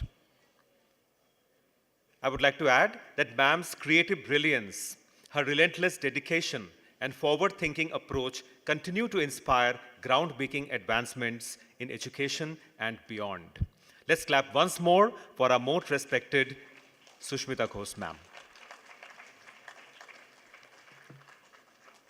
Distinguished guests, it is an honor to introduce a luminary in the field of education, whose vision and contributions have transformed the landscape of learning and leadership. Dr. A. Senthil Kumaran, Chief Confluencer and co-founder of the Learners Confluence, brings over 30 years of expertise as a trailblazer in educational excellence. From spearheading schools' excellence clusters to driving education excellence missions, his work has redefined how institutions approach quality. As the former principal counselor at the CII Institute of Quality, Dr. Kumaran has guided leadership teams across CBSE, ICSE, and international platforms, fostering innovation and excellence globally. His influence extends across both government and private sectors, inspiring educators to embrace transformative practices. Today, he will share his insights on a topic that resonates deeply with this philosophy: quality as a culture, not a checklist. Please join me in welcoming Dr. A. Senthil Kumaran to deliver his keynote address.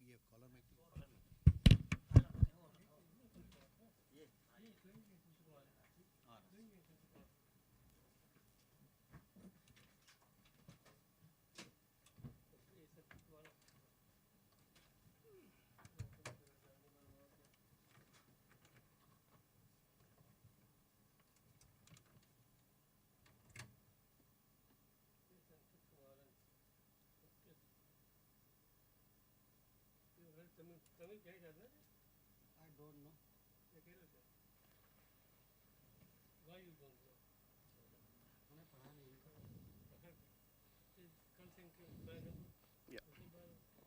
it on?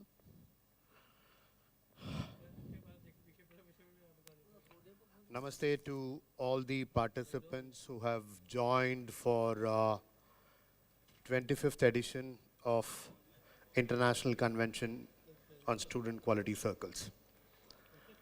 I think it's my privilege to be here for the third time. I was there for the first conference, 2019, and today at 25th. People say it's very easy to start an initiative, but to sustain an initiative over a period of time, 25 years, is not very, very easy. People keep talking about this particular word, quality, quality, quality, and today let me give you my perspectives too on what I think quality as a culture, not as a checklist. Thank you, the management of CMS, for getting me here to be part of the 25th edition. But before I start the session, I think my pranams to Jagdish Gandhi ji, because somebody who thought, somebody who looked at a concept like quality circle, which was done in industry as a practice to find solutions in a much more scientific way in a country like Japan, where people were coming together periodically, following 7 steps, trying to use some of the quality tools and bringing in improvements. Because this is normally misunderstood, that whenever we try to talk about quality circles, yes, quality circle is a process. And in this particular process, you experience multiple stages, and through this particular multiple stages, you actually try to make sure that you are making small improvements. But again, these improvements can give satisfaction to that particular set of people who are part and parcel of that particular circle. It may be expanded to across the school, but it doesn't impact the overall strategy of the institution or overall management of the institution. 25 years ago, somebody thinking about it, bringing in as a concept, working with schools. Many people tried, tested, even in industry. It was not, many people struggled to sustain, but for 25 years of sustenance, I think it's great salute to this, visionary who thought of a simple 7 steps, how it can help not only the student, but also the school to improve its practices. But one of my challenges as a teacher is somehow this podium becomes a barrier between me and my address, so requesting you that I will move on there and then get into the session. Thank you. So first of all, congratulations team CMS for getting me here and also conducting this 25th edition, which is going to be a reference point in history. And in this particular history, all of you have already found a place in form of literature, in form of digital presence, in form of multiple thought processes, and your own presentations, which you are going to do in next couple of days. With that note, a disclaimer, all the points what I'm talking here is purely based on internal research of our team. And any practice, whatever I am talking about here, please go back and validate with your legal team in your management and then go back and apply. And if you see by chance a picture of your school, thanks to World Wide Web, so credits to all of you. But one thing, let me make it very clear, that while I'm going to give a lot of practices out here, I don't demean any one of the schools. If it is giving you results, please be happy with it and continue with it. But go back and think from that particular perspective what I am talking in terms of making sure that how exactly we can make that difference. I don't know how many of you know this story of a sculpture and his, a statue. Because there's a man who goes to one particular sculpture. He saw that he has already done three different statues, and then he was carving the next one. So one of the questions which came up from people was, already you have carved 3 statues, why are you making one more? Or why are you sculpting one more? So he immediately said, there is a small error near the ear of all these statues. Somehow I'm not able to correct it. Then immediately this particular person asked one next question, where are you going to keep this particular statue? He says he's going to keep this statue some 20 feet above on one particular location in the corridor. This particular person laughed at that particular sculpture and said, 20 feet above, a small scar at the ear, who is going to notice? And that particular time, he said only one statement. He said, I know that there is an error, and God knows there is an error. So I would not like a statue to be kept which has some kind of an error. So this is where the conversation happened between a layman and a sculptor who was very, very particular about quality. The second incident, this is a true incident which happened with one of my colleagues who was traveling with one of the Japanese gurus from Tokyo to Kolkata. They changed their flight at Malaysia, and then they were flying in the second sector. This particular Japanese professor said a very interesting point. He said, I have toothache. I have toothache. And in India, first thing we react and we are very hospitable. So immediately this particular quality professional from one of the corporate, he said, as soon as we get down at Kolkata, I will take you to a good dentist. A good dentist. The professor asked this particular quality professional and said, what do you mean by good dentist? He said, somebody who is best. Then he says, in India, do you have bad dentists also? So the question is not about having a dentist or good or bad, but this is something which is very, very important. And we really need to understand. What we really need to understand is the person who is asking this particular question, what is his own awareness? Second, why is he asking this particular question? Third, who is being asked? The person who is being asked, what is his own awareness and what is his own value system? Because many a times, we keep talking about leadership, we keep talking about quality, but we don't know the person who is actually talking from the stage, what is his or her own credibility. Because it's very important for us, unless you practice, or you will not be able to appreciate what has been actually being said. The fourth important question is, the person who is asking, how much appreciation he or she has. I still remember this particular example which was given by Professor Y.S. Rajan, the co-author of Vision 2020.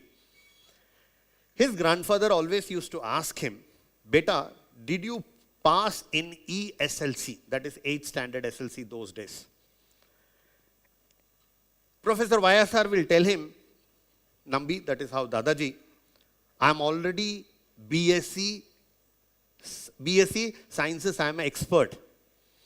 He says, no BSc Sciences and all. You tell me, did you pass ESLC? So you can understand this context that who is asking what is his or her appreciation.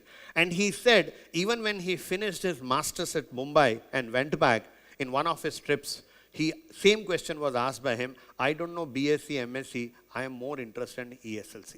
So it's very, very important about the person is something very, important for us to understand. And the next point, what we really need to understand when we try to talk about quality in the two conversation, it is done when said. It is done when said. What does that mean?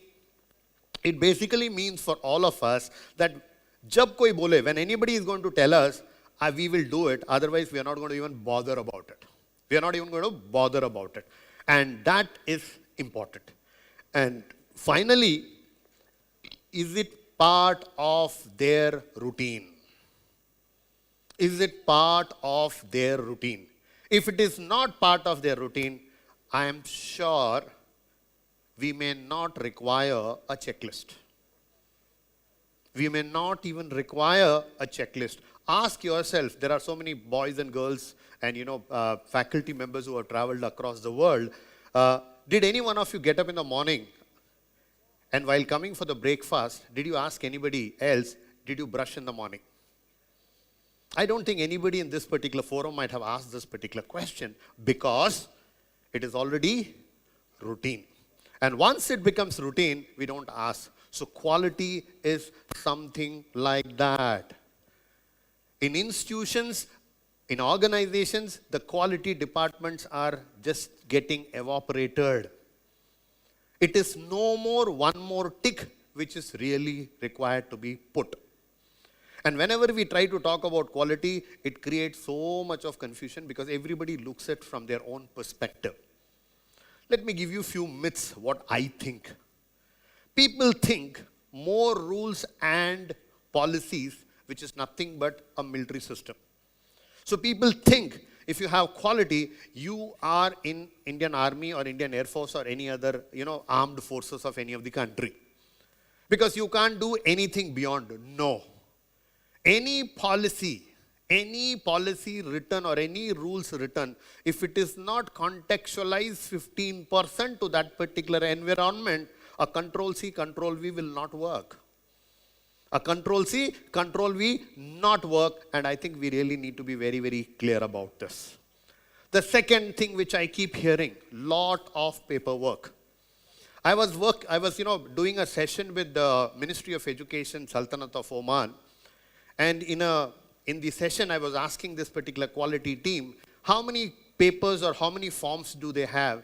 They have more than 7,500 forms only in the education department. My first question was that how much can you reduce? They said we can reduce by 50, we can reduce by 100, but we can't reduce more than.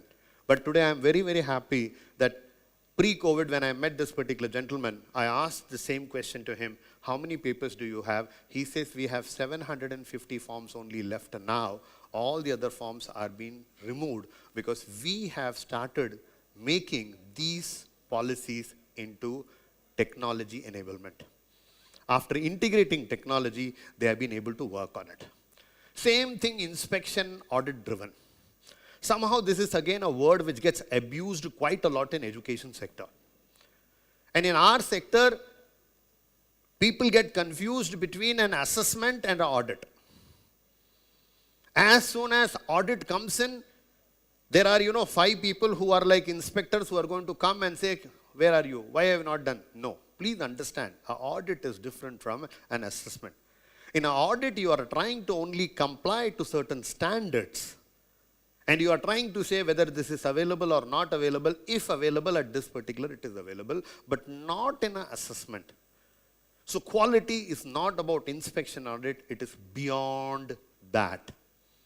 People also have this particular myth that technology automatically improves quality. And people talk about this. COVID has been a fantastic. It taught us realities of education system. When I go and talk to a lot of schools, they say, oh, next day when the government closed, COVID happened, third day my teachers were online.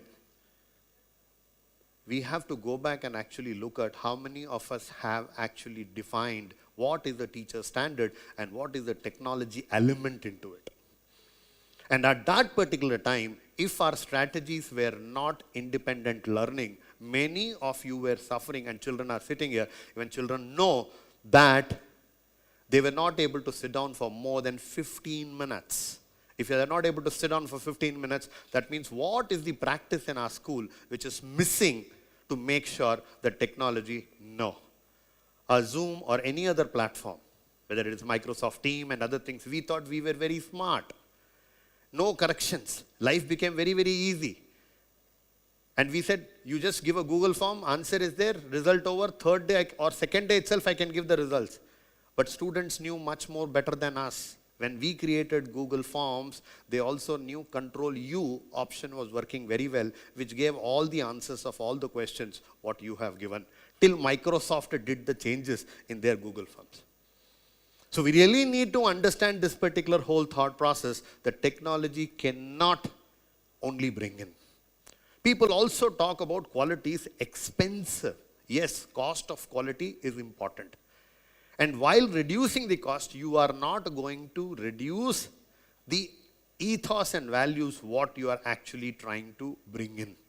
And this is where all of us keep talking about, you really need one more person, one more hand. No, because of lack of awareness, we don't know how exactly, whether it is expensive or not expensive. Many people say that when I go and ask them that, do you have quality? Yes, sir, we have so many templates. One checklist before the lesson plan, one checklist after the lesson plan. When the classroom is observation, we have one more checklist. After all these checklists, sum up of all these checklists becomes the student, what you call teacher appraisal. In many schools, there is no correlation between the class observation and the appraisal. Appraisal are done like, L&T, looking at London, talking to Tokyo. There is no correlation between these two practices. It is just done as ritual, because if it is done very, very clearly. So checklists are important, but checklists are not, it's not quality. Many people also talk about this. It is only the responsibility of the leader, the principal, the management. They should only talk about quality. No.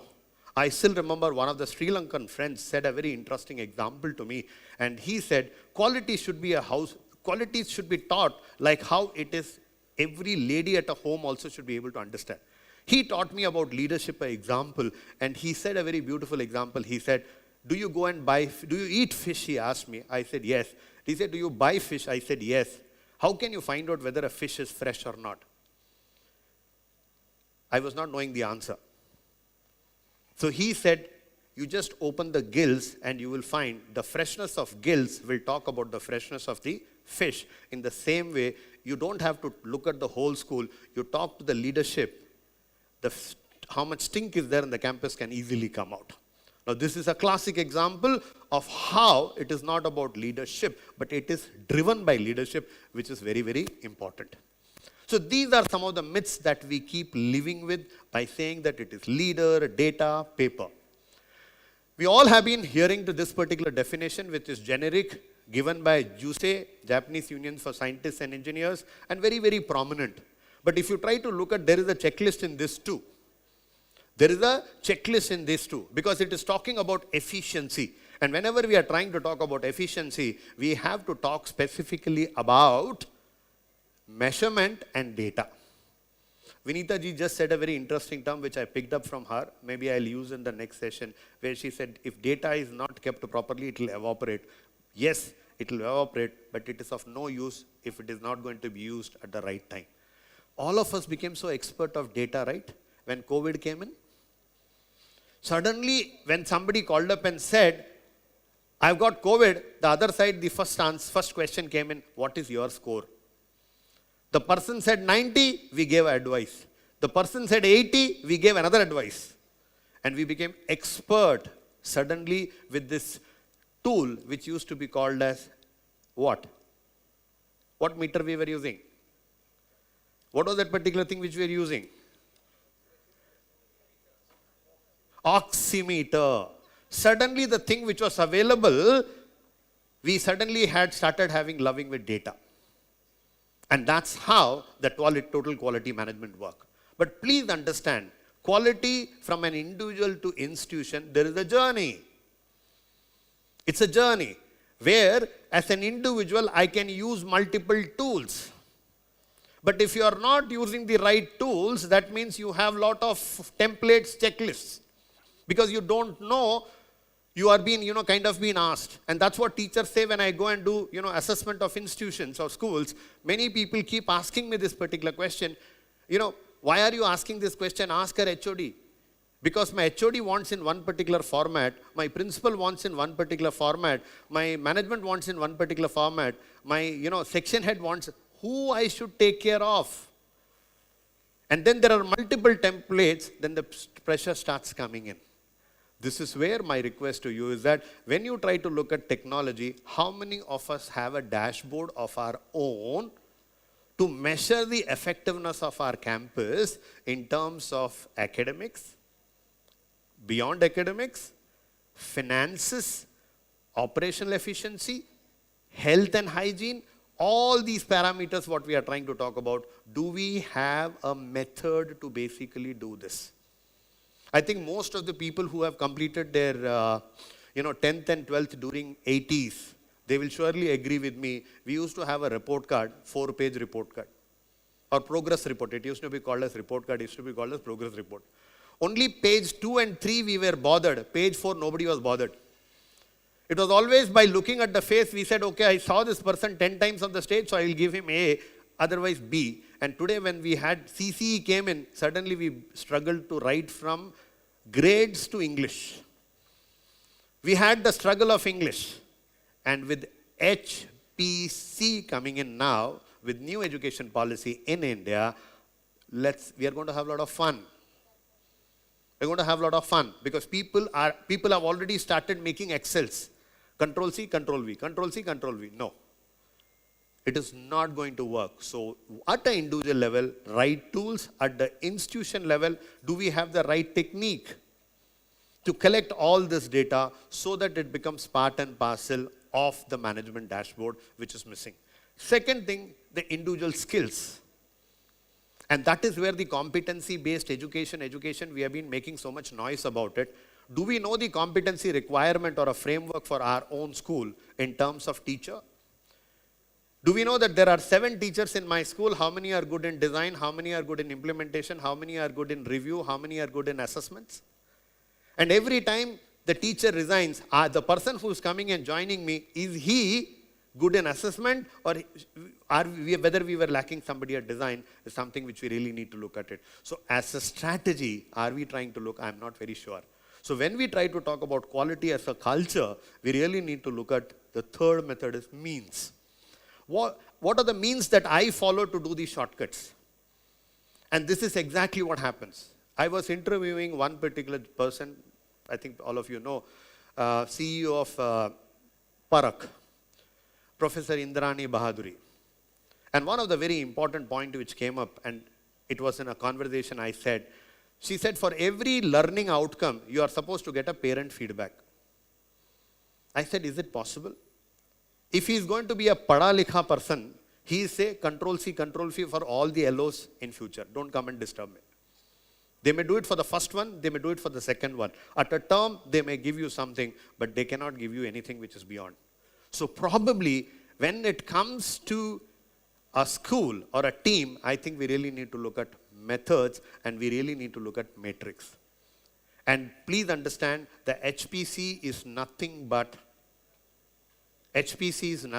a part and parcel of digital portfolio which your child or student is going to carry it with himself or herself. So quality is not looked at the national. So every child, I don't know how many of you are from CBSE schools here, you have a reading app called as Freedom Reading app. There is a CBSE reading app which is available.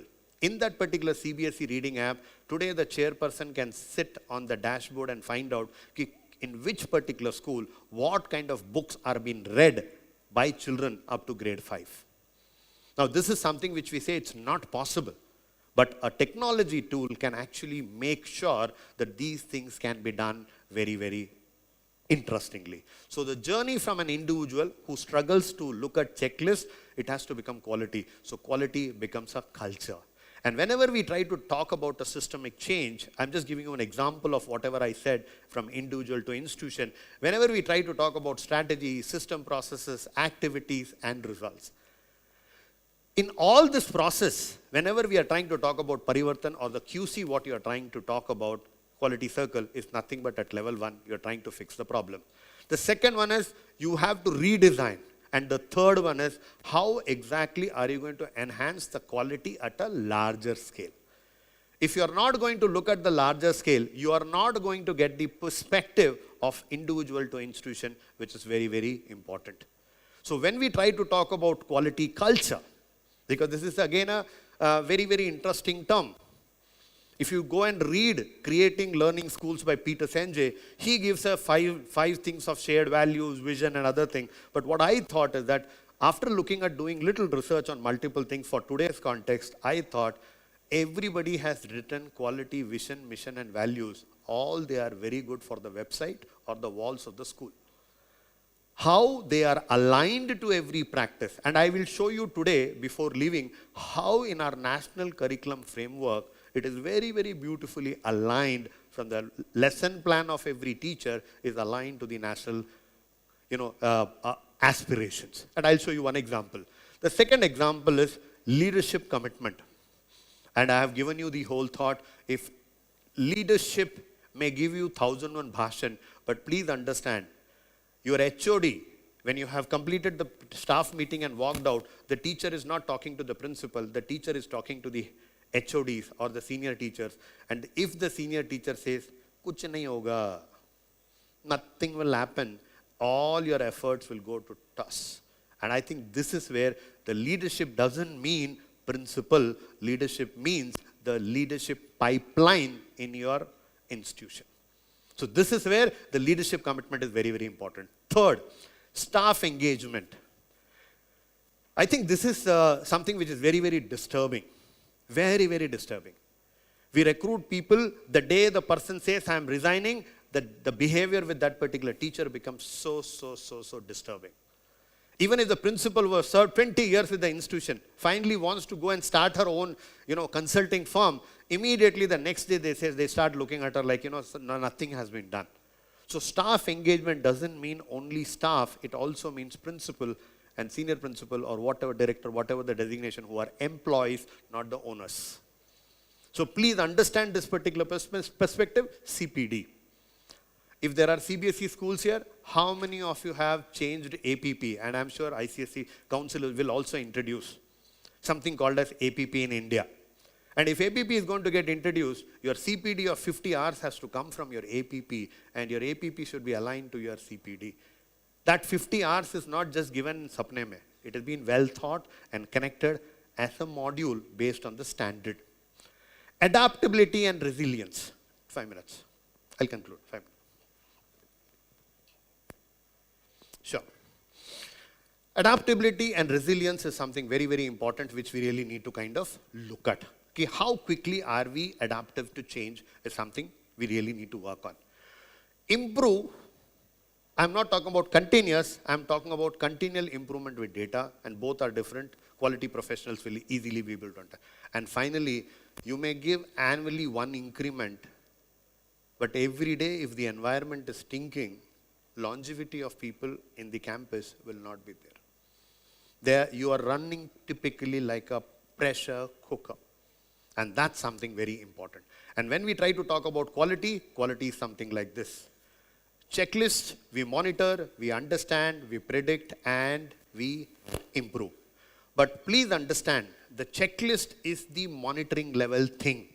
Culture is not like this. Culture is plus of all these levels.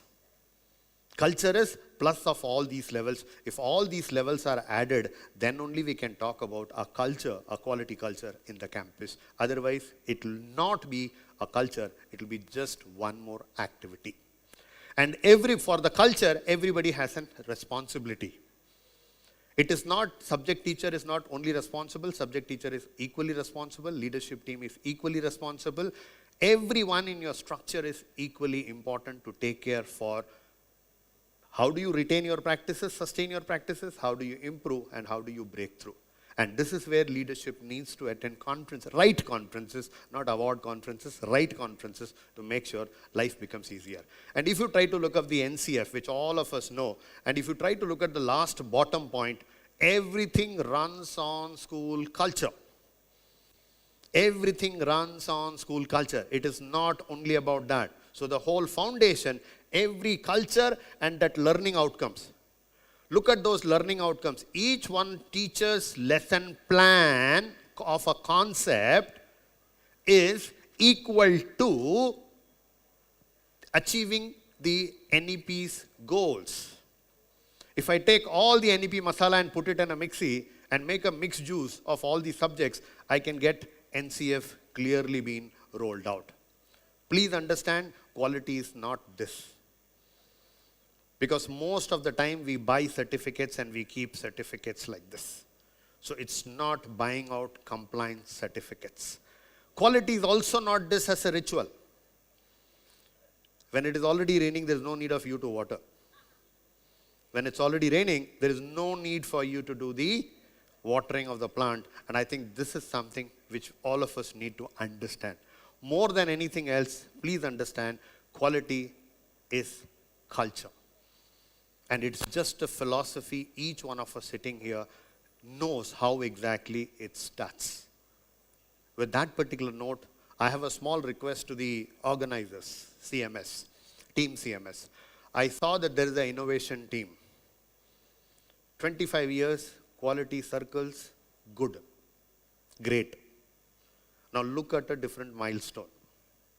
Can we look at parallelly starting on, this is all about students, something which is not happening in the country is for teachers.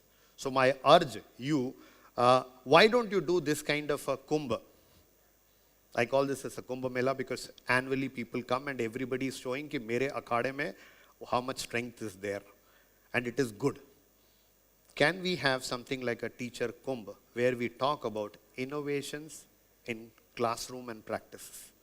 If we can have innovations in classroom and practices and school management, I can tell you the contribution, what Jagdish Gandhi ji dreamt about, the contribution what CMS can do, it will increase and accelerate with the impact. And every year if we can come back with 100 good practices which can be shared with the world, I think we have done our bit as CMS. With that note, I can only say namaste. Thank you very much for this opportunity to share my thoughts with all of you on this particular forum.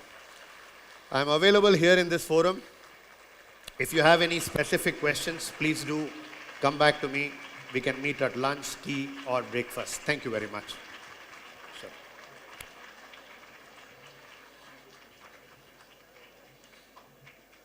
Thank you, sir, for that most engaging address.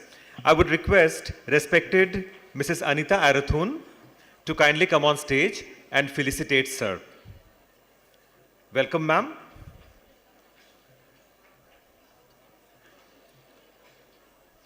So sir has defined quality. I would also like to request most respected principal ma'am to come on the stage.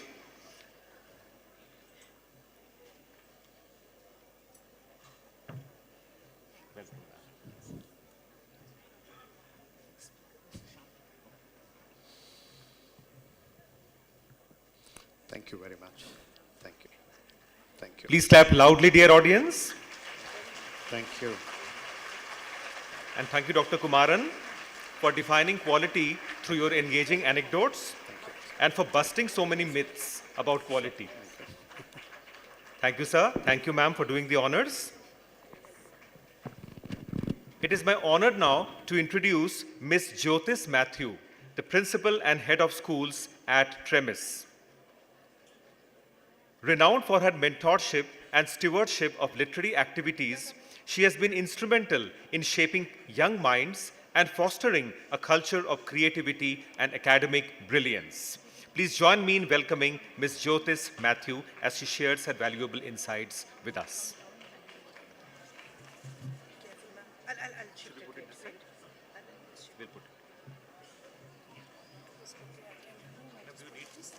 I don't need it. Thank you.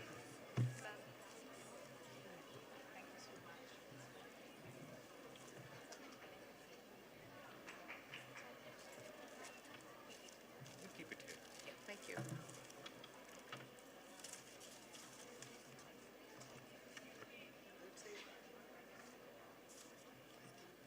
It's here.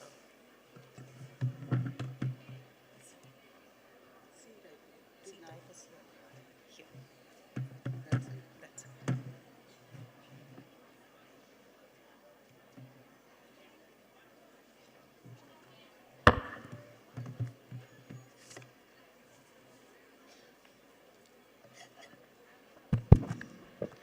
Dr. Vanita Kamran, Professor Geeta, distinguished and eminent speakers, esteemed dignitaries, delegates from across the world, and my dear students representing diverse nationalities, members of CMS family, a very warm and heartfelt good afternoon. We're just close to afternoon. Good afternoon to all of you.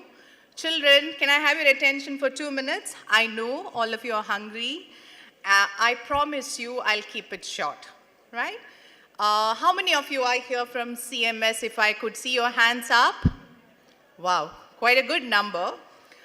You know, I feel truly fortunate. Yeah, put your hands down, please. I feel truly fortunate to have your principal ma'am's granddaughter, Mishika, as my student at my school in Bangalore. And it is through this connection that I'm standing here with all of you today. I'm from Tremis International School, Bangalore, a very happy, vibrant school with a very happy student population of 2,500. And we offer diverse curriculum, IB, Cambridge, and CBSE. From the moment Dr. Kamran reached out to me regarding the Student Quality Circle, the experience was nothing short of incredible. This is my very first visit to Lucknow, and your warmth and hospitality is extraordinary. Yesterday, after listening to your founder, Dr. Jagdish's inspiring story, the admiration has just deepened. I'm still in admiration of the way the school and its people have curated the program. And incidentally, every third person you see in Lucknow happened to be a student of CMS, which is a very proud fact. I'm asked to share my thoughts on teacher as a designer of powerful learning experience. But after spending a day with all of you and witnessing the most beautiful and vibrant music and dance cultural extravaganza involving 7,000 plus students and all faculty members and all led by a superwoman, your principal, Dr. Kamran, I'm just impressed. And what we experienced yesterday evening in the grounds right next to this building is one of the most powerful learning experiences that I've ever seen or experienced. However, I would love to share a few of my thoughts, and I'm not going to talk much. I'm carrying a few videos from my own school so that kids can also relate to what I'm talking about. And I have one more question. Do we have teachers here? Yes, yeah, all of us, definitely, right. So,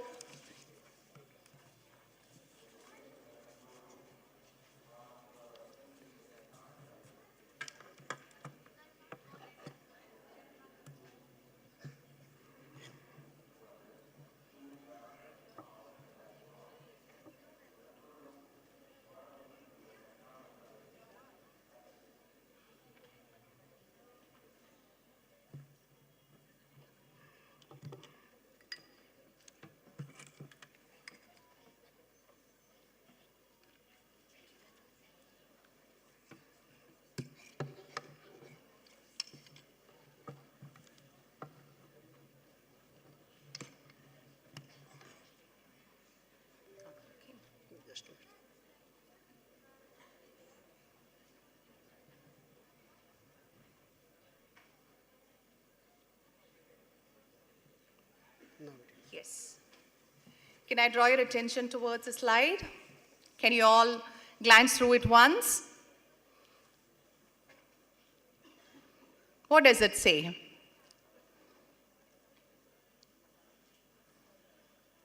Do you all feel the same at this point of time, children? So, the slide speaks about the impact of teaching and learning outcomes. So most of us teachers, we are quite used to teaching, because we've been teaching for many years and we have all our teaching aids, our PPTs, our lesson plans and everything ready.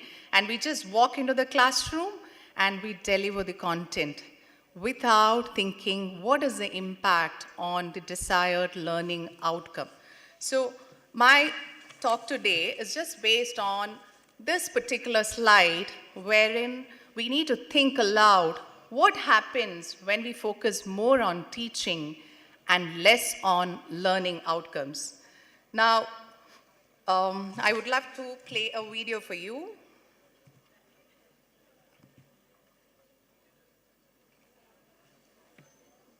Excuse me, can I have the audio?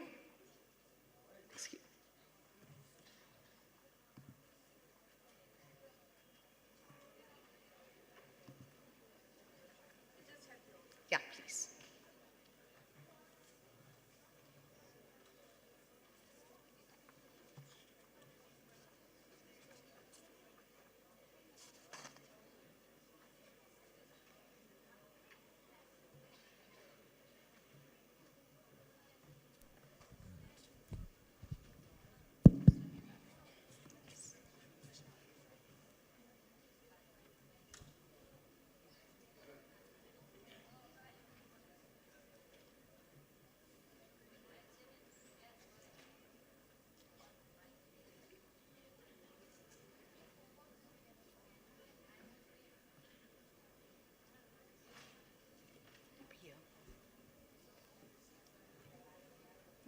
इसका पहले वाला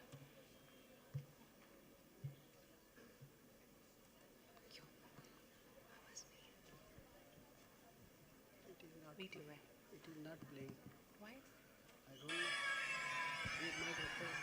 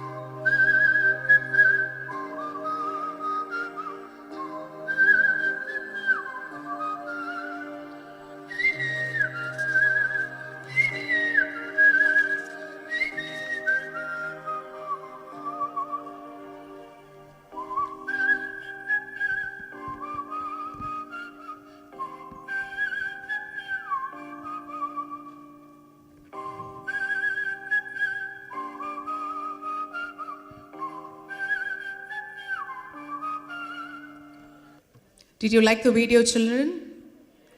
Yes. So this is one of the storytelling sessions that we had for our early years program for the tiniest ones on campus. So usually for a teacher, we all know that storytelling is one of the most powerful learning tools that a teacher can use to unwind the imagination of learners. So instead of reading out the story from a book in the classroom, she started collaborating with the other mentors of the same grade just to understand how can this experience be more impactful, more powerful. And that's how she came up with this idea of moving this beyond the classroom. Now, the group of teachers, they decided, okay, then why can't we make it a little more better experience? Let's talk to our arts teacher so that they can come up with a nice prop which would help the experience, help the children experience the storytelling a little more better. And now they also thought about the theater mentor who actually used to do nice voiceovers so that, children would remember this with that impact. Now, with a lot of collaboration, they came up with this experience. And if you see that, that's exactly the stage of or the auditorium that we have in our school where children had this storytelling sessions. Now, what I want to tell you is collaboration is the key. Collaborative learning is the key for impactful learning. Collaboration can be at different levels. It can be between learners, it can be between teachers, it can also be between a teacher and a learner. Always remember this, 2 brains are all better than 1. And we think sensibly and come out with better decisions when we have more people collaborate and come out with lessons which are well planned. Now, moving to active learning, Ms. Kamran and Ms. Geeta had touched upon it. And this is how we have a lot of collaborative sessions at our school where teachers come up with a lot of ideas and they are open to accept everybody's ideas And that's a journey from fixed mindset to growth mindset. We all have fixed mindset, right? Basically because of the upbringing we have had, or the kind of environments that we were exposed to. But when we collaborate, when we are open for meaningful, mindful discussions, it's a beginning of a journey from fixed mindset to growth mindset. And teachers as well as learners should be open for this growth.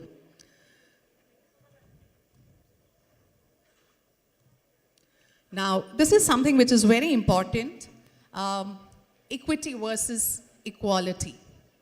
Can you tell me the difference, or can you just give me a basic difference between equity and equality? Have you ever thought of this? Children? Don't tell me there are 2 letters more in the second word. Okay, so I'll try to break it down for you. Equity is about treating everyone equal. For a teacher who goes to a class with one lesson plan which caters to all the students in the class, to the diverse student body in the class, we call it equality. That is treating everybody equal, treating everyone same. Now, what is equity? Equity is, in a classroom perspective, a teacher reaching out to each and every student's need in the class so that the student will succeed. I'll repeat, a teacher catering to all the requirements for a child in the class in such a way that it would facilitate the child to succeed. You all know in your class there are slow learners, there are hyperactive kids, there are kids coming from broken families, there are kids who are going through trauma in their life, right? So they all have difficulties in acquiring knowledge the way it is put across. So if a teacher is able to have an equitable approach wherein she would identify the need of every kid and cater her responses to that, that's known as an equitable approach. And trust me, a teacher being equitable in a classroom would take us a long, long way. Otherwise, if we focus on equality, there are opportunity gaps, there will be learning gaps. And this picture depicts the difference between equity and equality very clearly. Most probably you would have seen this. Can you see the difference? The first slide shows what is equality, where every child is given the same pedestal and one child is literally struggling to see the other side. Whereas on the other side, you see the child who is struggling to see the other side is provided with an extra pedestal.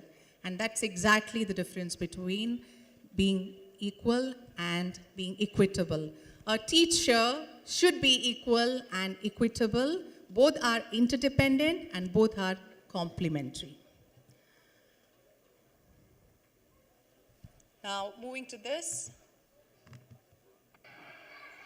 It's Commerce Day and you can just buy stuff.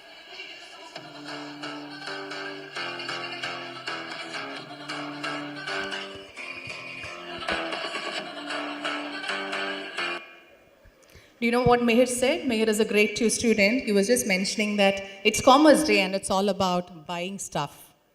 But you know what? I could not include it due to time constraint. Right at the end of Commerce Day, I asked Meher the same question. Was it as simple as buying things? You know what he said? No, ma'am, it was quite confusing. First of all, there are a lot of stalls. I had 200 rupees with me and I didn't know what to buy. The problem of choosing the right choice. That was the challenge which he faced.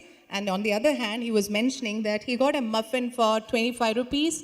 And after some time, he realized that one of his friends has purchased 2 muffins for 25 rupees. So it's all about the experiential learning kids have from these kind of events that we organize on campus. It's much beyond buying things. It's all about understanding profit, laws, making the right choice, bargaining, and whatnot.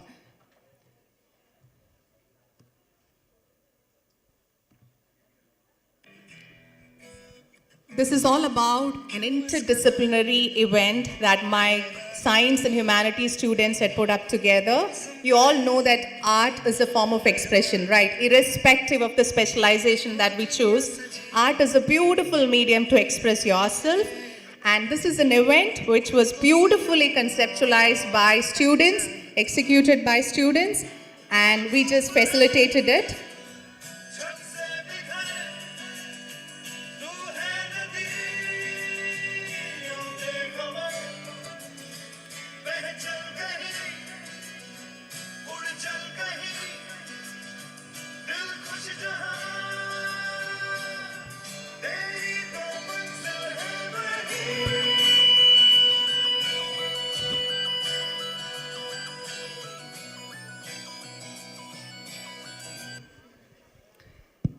This was a very successful event. Educators, I would request you to actually encourage your teachers to, look into interdisciplinary learning, because the learning amount is huge. Now, let me move to one of the last points in my slide, which is in my deck, which is about practicing the language of empathy and creating an inclusive learning experience, right? We all have heard this. Empathy is the highest form of knowledge. And my request to teachers would be, whenever you prepare your lesson plans, whenever you prepare how to deliver your lessons, use empathy as a language. Empathy has a beautiful language. As it is a beautiful language, use it as a language in everything that you do, because that's one thing which this generation is lacking. Not their problem for sure. It's because of the exposure that they have at this point of time. So practice the language of empathy, because empathy would help you to connect well with all the stakeholders, not just with students, but definitely with your colleagues, with the management, and with everybody else on campus. Now, moving to reflective learning, Ms. Kamran explained it in detail about reflective learning. Reflection is building upon your prior knowledge. Today, after this week, when you get back to your respective countries or, even to your schools, reflect on what you experienced here at this campus and journal it down and work on it and add to your prior knowledge. So reflective learning goes a long way to actually curate a confident citizen. Somebody, Ms. Geeta was mentioning that, true education is about bringing out the analytical capabilities. Reflective learning is all about bringing out the analytical capabilities. Now, this is ongoing professional development. I don't think I need to emphasize more on this, but teachers, we are actually overburdened with administrative responsibilities. I hope all of you understand that as well. We have a lot of events, unlike the earlier days. And there are days when we feel really empty. We sound like empty vessels. And that's where the professional development is needed. You need to really set professional development as one of your goals, so that you would have enough to pour out and engage your children efficiently, right? And in all the videos that you have seen, you would have seen that parents are an integral part of our school community. Any event, right from assembly to Pinnacle Days to any other event on campus, we usually make parents as a part of the community, and that helps make the learning experience a bit more easier, because if the community understands the challenges faced by teachers, half of our troubles are sorted. So that's also one more request or suggestion from my end, so that you can design powerful learning experiences. And this is...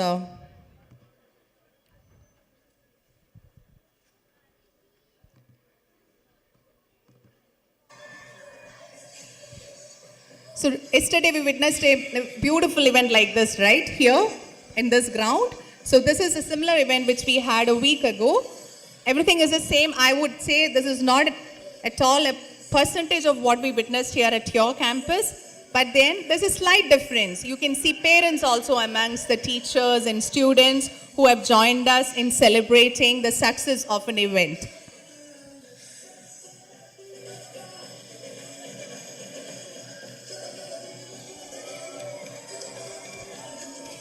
Creating a cohesive community is very important to have a beautiful school community. So please focus on that as well.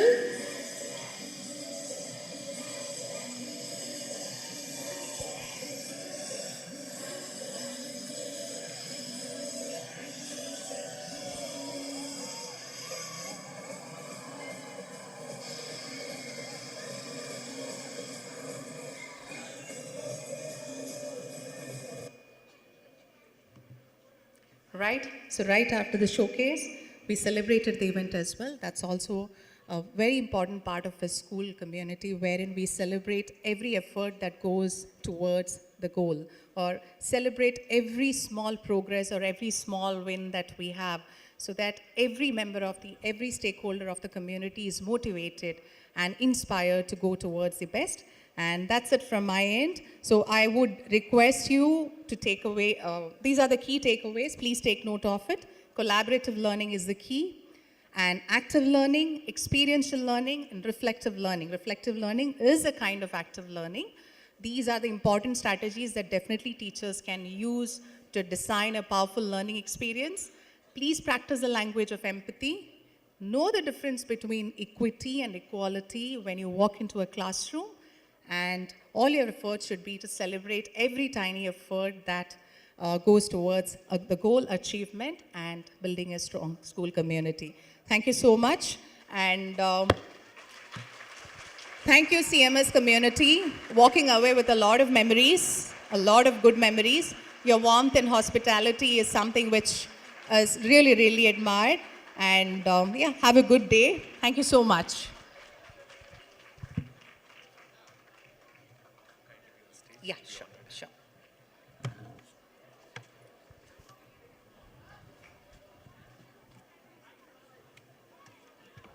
Thank you so much, ma'am.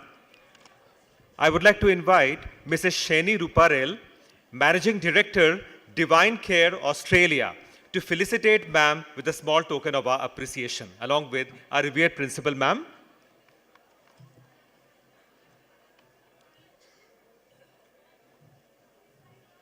Let's have another round of applause for Miss Matthew. Thank you, ma'am, for your truly heartwarming and enlightening words and delineating the subtle difference between equity and equality, and that they're actually complementary to each other. Please applaud this heartwarming moment on display on stage. And we thoroughly enjoyed, ma'am, the video of your celebrations at your school. Thank you again for gracing this occasion, for making it to CMS.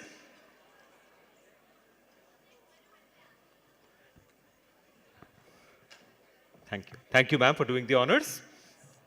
Thank you, ma'am. Yeah, sure. Thank you. Time to move ahead. Ladies and gentlemen, it is my privilege to introduce Dr. M.R. Kabir, a distinguished academic and visionary leader with over 43 years of expertise in civil engineering and education. Currently a professor at Daffodil International University, Dr. Kabir has held prestigious positions, including Pro-Vice Chancellor of the University of Asia Pacific and faculty member at BUET. His global impact is further reflected in his roles as a visiting scholar at leading institutions and as chair of the Bangladesh chapter of AUAP.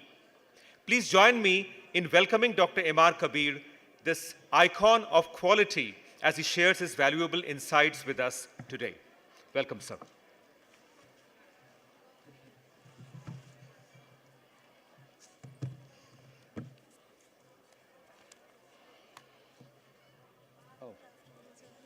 Thank you. How about the connecting this laptop? Some laptop. Oh, sir. So you can give this to me. No, I'll do it. No problem. Okay. So it will come and it's connected already. Okay.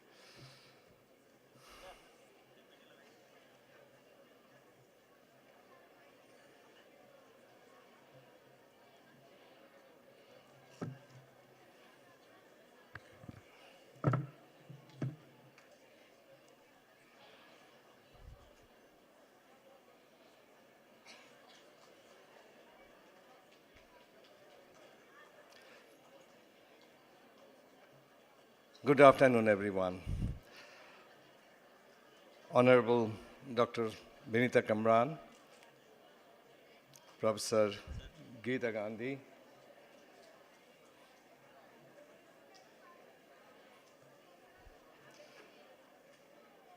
and other keynote speeches, author of keynote speeches, and delegates and DG of all countries, and my dear students. Students, I promise I won't take longer time because what I plan to share with you today, most of it you know already, or it has been, delivered by my previous, all the keynote speeches. So the problem of today, you see, I started with the problem. I didn't even talk about the title because this is what I still am learning. I'm learning from you. I learned yesterday from your wonderful, the field display. I learned how you have taken the statement in your heart that one earth, one family, and one future. I'm really impressed because what I have observed, you are not only singing or saying it, you are believing on it. That was important. So the problem, everybody talked about the COVID-19 that we have experienced. In country like ours, even 1.5 years, our children even could not get the direct education. The remote areas, even they had lack of Wi-Fi system. So more or less they were disconnected. And later on, when we invited the physical classes, we teachers had very less time to train them because one transition happened when we forced our students to go to online classes, and when we came back, we did not talk even with them whether they had any problem or not. So that definitely having consequences.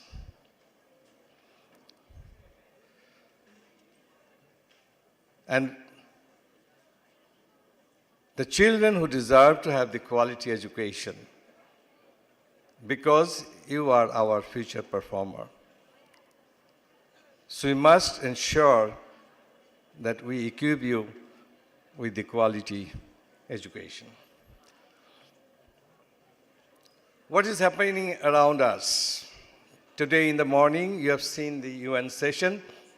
All the agendas are problems that we are facing today. That starts from global warming, and then you say the Ukraine war, and recently Gaza and Lebanon war. What is happening exactly?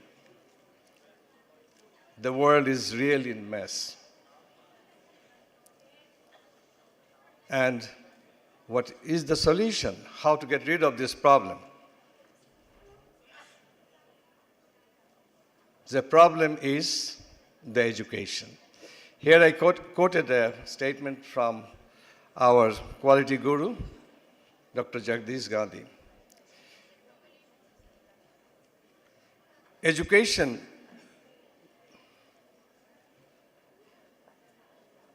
is the most potential tool to create a culture of peace and unity. I'm sure there are teachers in this hall. After reading this statement is known to you and known to us. I know that. Even then, in our teaching, we must change our teaching philosophy. That our objective, not only teaching, but let's see we can bring peace and unity. That's very important. Now, while you travel, Doesn't matter within the country or even outside the country. Quite often you see the word, especially in academic institutions, they always say we provide world-class education. But for the last maybe 25 or 30 years, I was looking for what are the parameters to become a world-class education. Then I discovered, okay, quality may be the performance and divided by expectation. So everything what I'm discussing here is, I'm not trying to educate you or I'm trying to give you information. These are the questions that I'm facing every day. Still, I do not know where I stand. So why the quality in academics? Because these academic institutions, they have number of stakeholders. They have customers. So they have to provide the quality education. And why? Because our customers are our students. They are the future performer. So they definitely, we ensure them the quality education. So mindset of already set mind is difficult. Posing resistance to change. Like Vinita ma'am was talking about PDCA. You have to plan, do, check, and act. But what are we doing? We changed the meaning of PDCA. P stands for please, D stands for do not, C stands for change, A stands for anything. So please do not change anything. We are happy with what we are doing. No, that should not be. PDCA means you have to plan, you have to do, you have to check and act.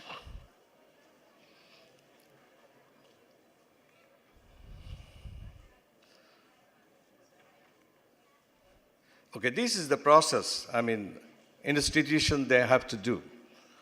I mean, you improve your quality through a certain process. My previous, the one before the previous one, he has stated all the process, how to improve the institutions. And then you involve everyone in it. Only then you can expect the quality outcome. And make sure we minimize our defects.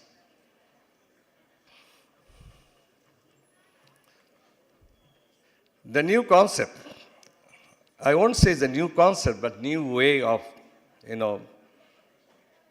doing things more organized way. That is OBE, outcome-based education. Children, what are you discussing among yourselves? Let me tell you something. The day you have entered this school, or in your respective school,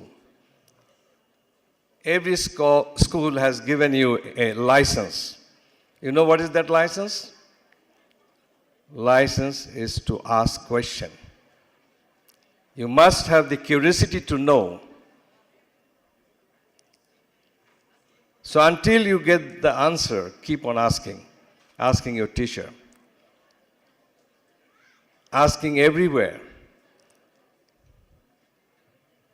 They are giving you lots of information. But please ask them why you have to learn it. Because you prefer to play in the ground. So that must be clear why you are in the classroom. What is the objective? Then you enjoy learning. Both Dr. Kamran and the Professor Geeta mentioned that we cannot teach anyone. It is the children's potential we have to explore. So, but still we call ourselves a teacher. But we cannot teach. We are just trying to explore their potential. That is the job of teacher. Because if you are not willing to learn, no one can help you. If you are determined to learn, no one can stop you. So that's the situation that teacher should act accordingly. They should be clear that I cannot, being a teacher, I cannot teach anyone. So that's why I put a question mark after the teacher. So may I ask question to our teachers who are here? What kind of teacher you want to be? Do you want to be an average teacher who only deliver lecture? Or you want to be a good teacher who not only tells but also explain things? Is it enough? Good teacher? Yes or no? I'm asking teachers who are present here that what kind of teacher we want to be. Do you want to be an excellent teacher who not only deliver lecture, not only explain, but also demonstrate? Yeah, I know none of you will agree because there is some space more, maybe there's some more category of teacher. Finally, the great teacher. And what is the responsibility of great teacher? Great teacher not only deliver lecture, not only explain things, not only even demonstrate. The great things they do is inspire. So our primary job is to inspire our children. These are few questions that I have. I have no answer. I have given showing a picture where lion is looking to a deer he wants to eat. And he has to catch. It's not easy to catch deer. So always deer try to keep a distance or hide themselves from the lion. But lion also is very clever. So that means every time they are changing their strategy. It's not the same thing they're repeating. Every time they're changing strategy.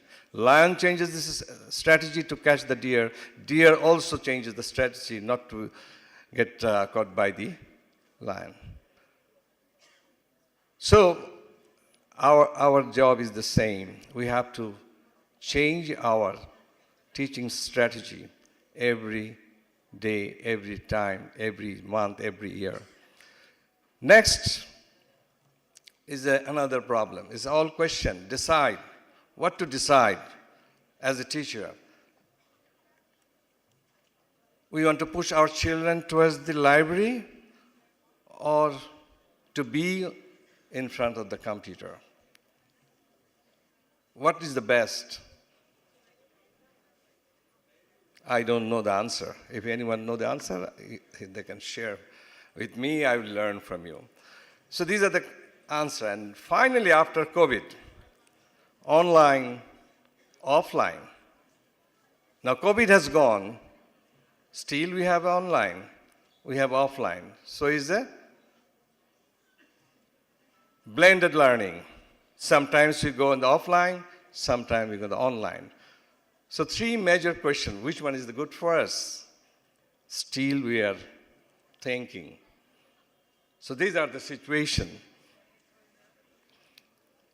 Perspective is very important.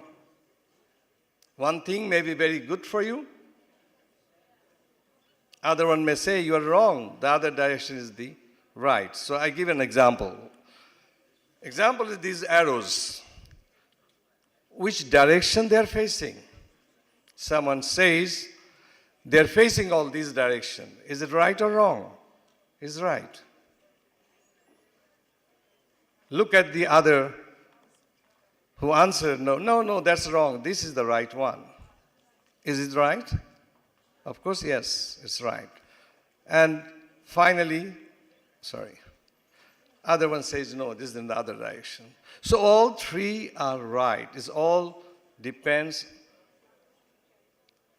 You are considering what is your perspective, and then you answer. All are right. So perspective is a very important aspect. And stay with the time. This is another interesting question. Very frequently we keep on saying our juniors or our students, stay with the time. You are lagging behind. Please speed up. But question is, what will be the speed? Is it 100 kilometer per hour speed we must move, or 400 kilometer per hour is the speed? What is the speed? So that gives me a lot of trouble, what to answer them. So I found one answer. You may like it, you may not like it, but let me share with you. This is the picture, what you are seeing. 5 megabyte hard disk is being loaded to a plane using the crane. It's a 5 megabyte. When was it? Maybe in early 50s. That time we even didn't see any personal computer, PCs. But now, where we are in 2000, even after 2000, we have a pen drive of terabyte. And that also I have to look inside my pocket where it is. Even I don't find it very easily. So look at the time gap and the change. So change divided by the time, it should be your speed. This is the speed our children should move. Only then you cope with all the recent development. So that's my answer. Maybe right, maybe wrong. I do not know. So student quality circle is one tool where you have lots of benefits. I don't want to read it. You know it. You are practicing it. And we'll be seeing your performance from today, tomorrow and day after tomorrow all. So let's see what are the qualities you have achieved through forming QC circle. So first thing, it built up your confidence so much. I've seen children who even couldn't talk properly, but after joining the QC, they are talking fluently, logically, and confidently. So these are all outcomes from the QC circle. So I'm not going through this you know. Okay, now this is the message for our teachers. Sometimes we say something, students, they get something else. So we must be careful what we are saying. So this is just an example. Maybe it's not related to your any academic curriculum, but say if you are looking for a good house to buy and you saw an ad in the newspaper, it says charming and peaceful residence away from neighbors. Don't you feel it's a good residence? Yes, it's no chaos. It's away from the neighbors and with a wonderful view of the sea. Wow. What a lovely residence it would be when you don't have to spend money to go to seaside to enjoy the sea, but here from the residence, you can see the sea. Lots of air and good, nice stair. So with these masses, you may be thinking we are going to get a wonderful residence to live, but in reality, it may be something else.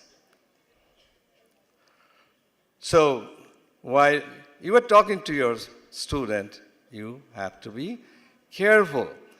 But of course, this is the my second last slide, where saying don't follow the majority, follow the right path. Now, question is, I started with the quality. Now, is it always the quality for children only? Quality for teachers only?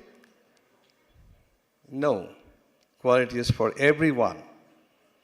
So I'll quote one from Mother Teresa. I'm not quoting, but I'm just explaining what she said. She said, yesterday has gone. Tomorrow yet to come. And today is now. So we have to start following the quality principle from right now. So dream it, believe it, and build it. Thank you very much, children.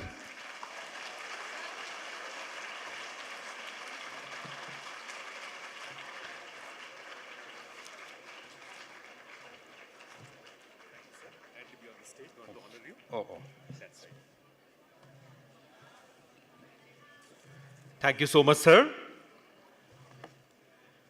I would now respectfully invite Ms. Syria Kanivaranon, Principal, Assumption Samat Prakaran School, Thailand, to honor sir with a small token of our love and regard.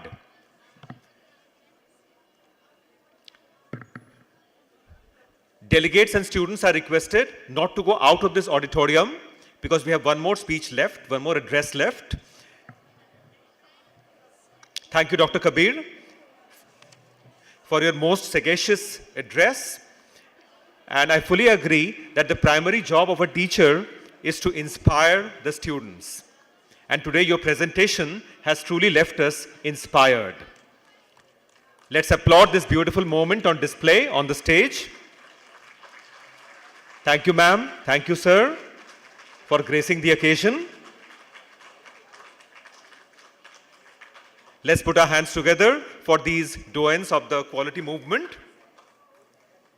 Thank you.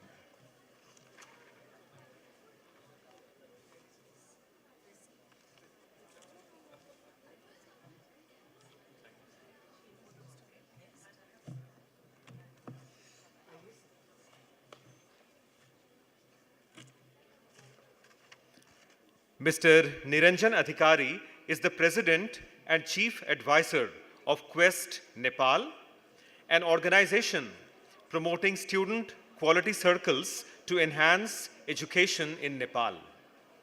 Under his leadership, Quest Nepal has organized national conventions, including the 12th National SQC Convention, fostering collaboration among educators and students. Mr. Adhikari is also the General Secretary of the Network for Quality, Productivity and Competitiveness, Nepal. His efforts have integrated SQC as a co-curricular activity in schools, emphasizing holistic student development. We warmly invite him to deliver his special address, sharing his invaluable insights and inspiring vision for advancing educational advancement. Welcome, sir.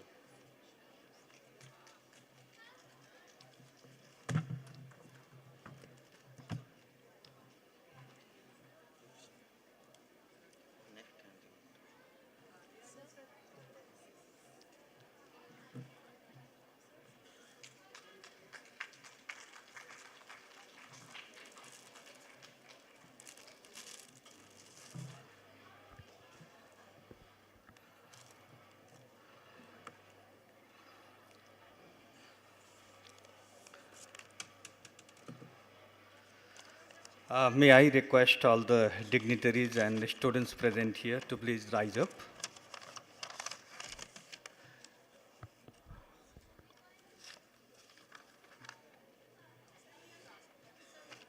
Yes, please rise up, all the dignitaries and the students present here.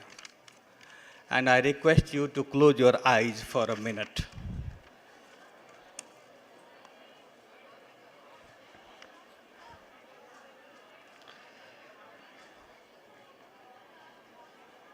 I request you to close your eyes.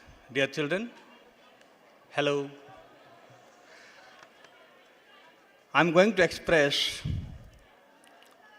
our heartfelt tribute on behalf of all the Nepalese delegates.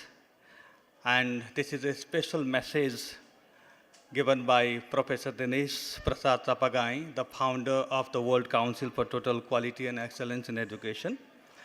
We are profoundly heartbroken by the passing of Dr. Jagdish Gandhi, the extraordinary visionary and founder manager of City Montessori School.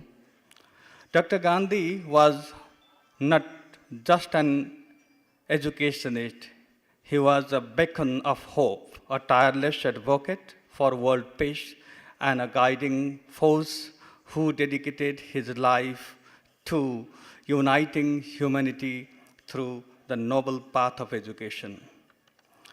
His unwavering belief in the power of education to create a just, peaceful, and harmonious world has touched countless lives and left an indelible mark on humanity.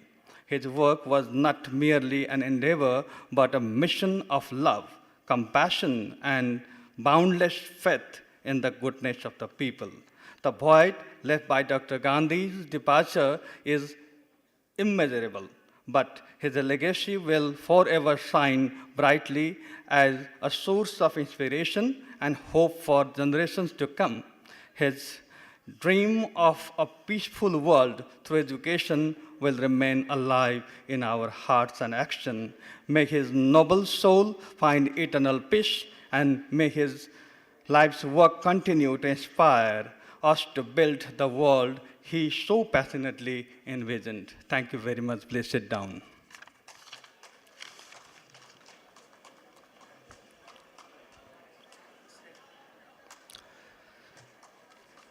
The chairman of the World Council for Total Quality and Excellence in Education, all the director generals of the World Council, executive directors, principals, teachers, and my dear students.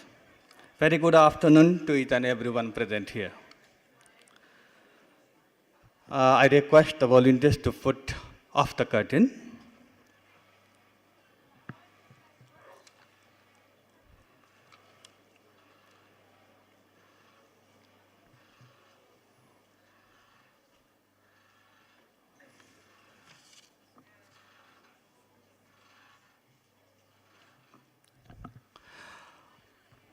Well, dear delegates, I'm talking about SQC in Nepal.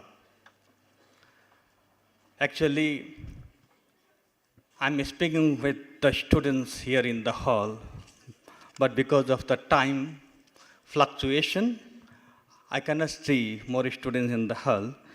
I'm unfortunate in this situation. Let me go ahead with my presentation.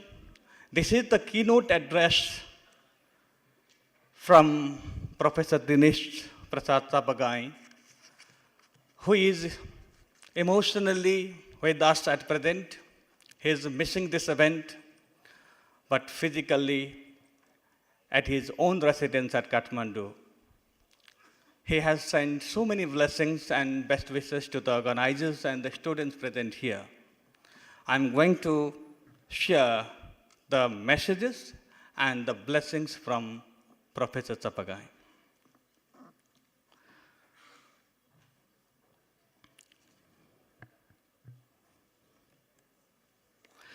Here I'm talking about Students' Quality Circle as an approach, as an educational process for character building. A Students' Quality Circle is not just to prepare case study, coming to conventions and present it in a very attractive way. It is more than that. It is about character building. We keep SQC as a heart of personality development of our young minds, future generation. This is why I say personality is at the center of SQC. How it is at the center of SQC? Here are here is a person with two heads. One with the good character, another with the smart character. We are nurturing our young minds with both the characters, winning character and serving character, to whom we say good and a smart person. And as Dr.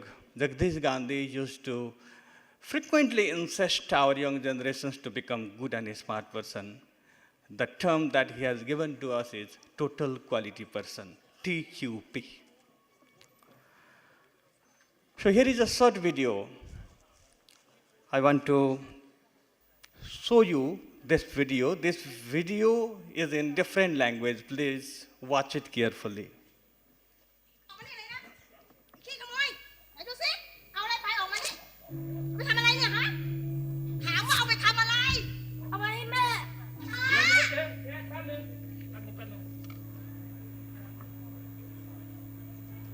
แม่ป่วยอ่ะ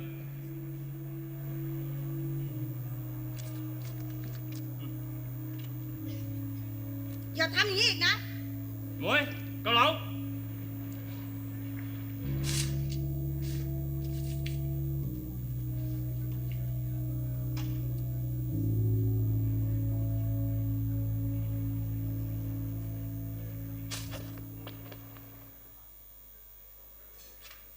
จอนั่งเลยครับนั่งเลยป๊า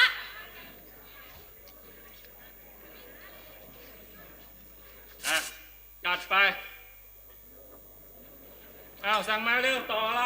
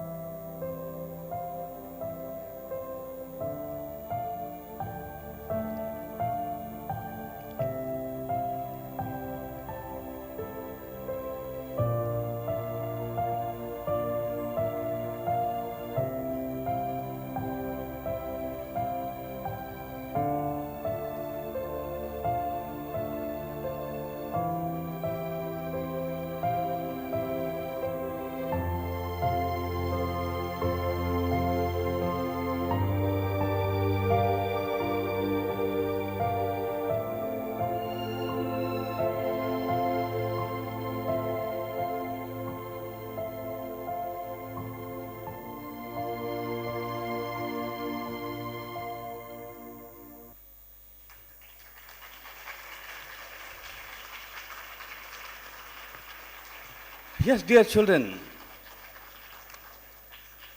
SQC is that educational process which will help you to change your mindset, instill the thought and attitude and the behavior which will help you do something selflessly. You will get more than what you have given to other by any means or at any point of time.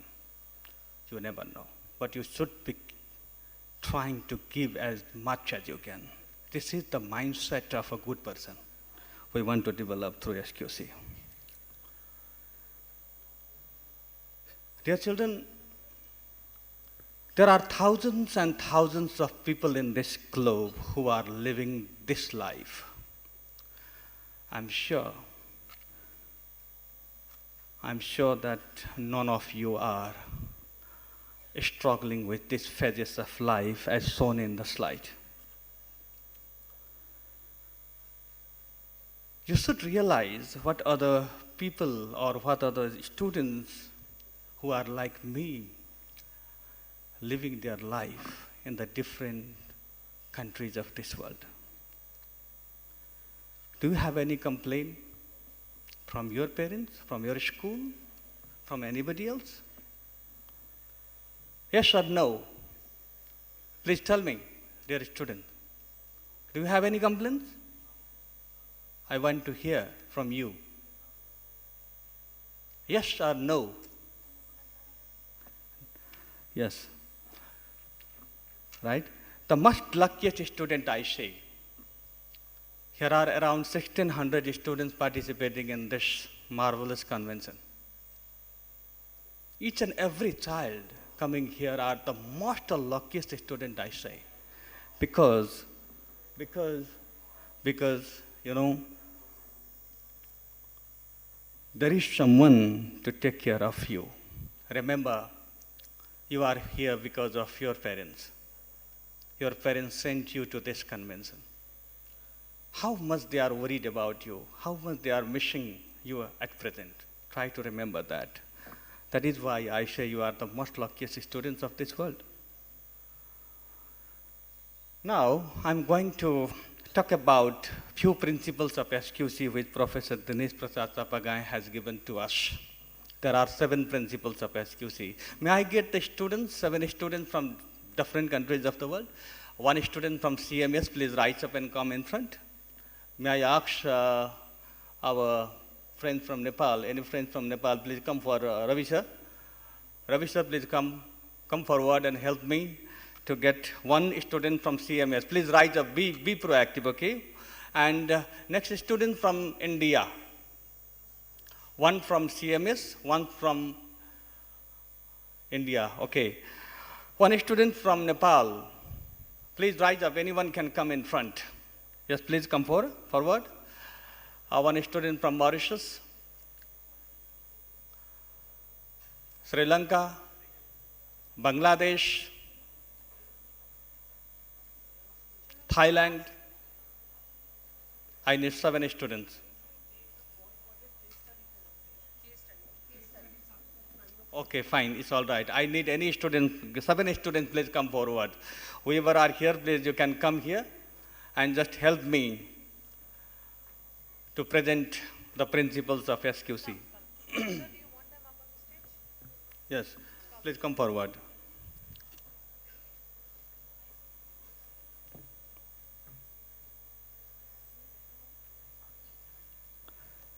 Right, please go to the center. Can you please give them the wireless mic? So, these students are going to recite the principles one by one. And the students who are in this hall will follow them. So, dear students, I will ask each one of you to recite 1 principles of SQC. Could you please give them the mic? Yes. So, principle number 1 from this side, from your left-hand side. Yes, principle number 1. Please see the slide and just recite it, and rest of the students in this hall will follow it. Okay, please. Principle number 1. We always solve our problems ourselves for continual improvements. Please follow him. We always solve our problems ourselves for continual improvements.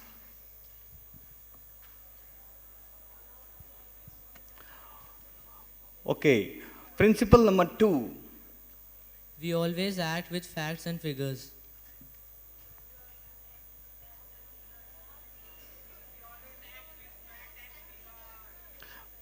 Next. Principle number 3. We always think logically and creatively.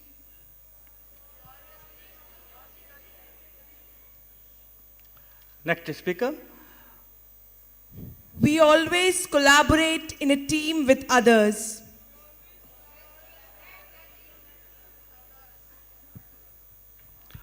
Well, next principle number 5. Did you see principle number 5? We always compete with ourselves for enhancing our knowledge and skills.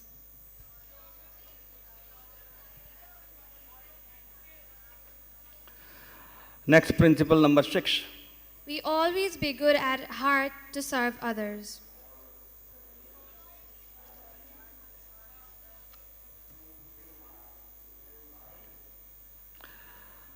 Okay, the last principle, but not the least, principle number 7. We always be smart at brain to excel and lead.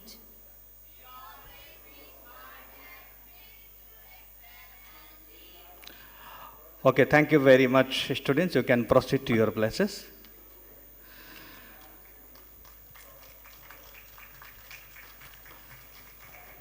So, dear students, as I said to you before, you are doing SQC not just for convention. You are doing SQC for life. Please follow the SQC principles sincerely. Use the SQC tools and techniques and approaches seriously. Work in a SQC process and use it to develop your pro-social personality. We have a book, Students' Quality Circles, being published by Springer in 2022. This is the first book written by Professor Dinesh Chapagai and has been recognized by the World Council for Total Quality and Excellence in Education as the guidebook to SQC internationally. This is published by Springer in 2022. Now I'm going to show you a short video which reflects about Nepal and SQC movement that is led by Quest Nepal in our country.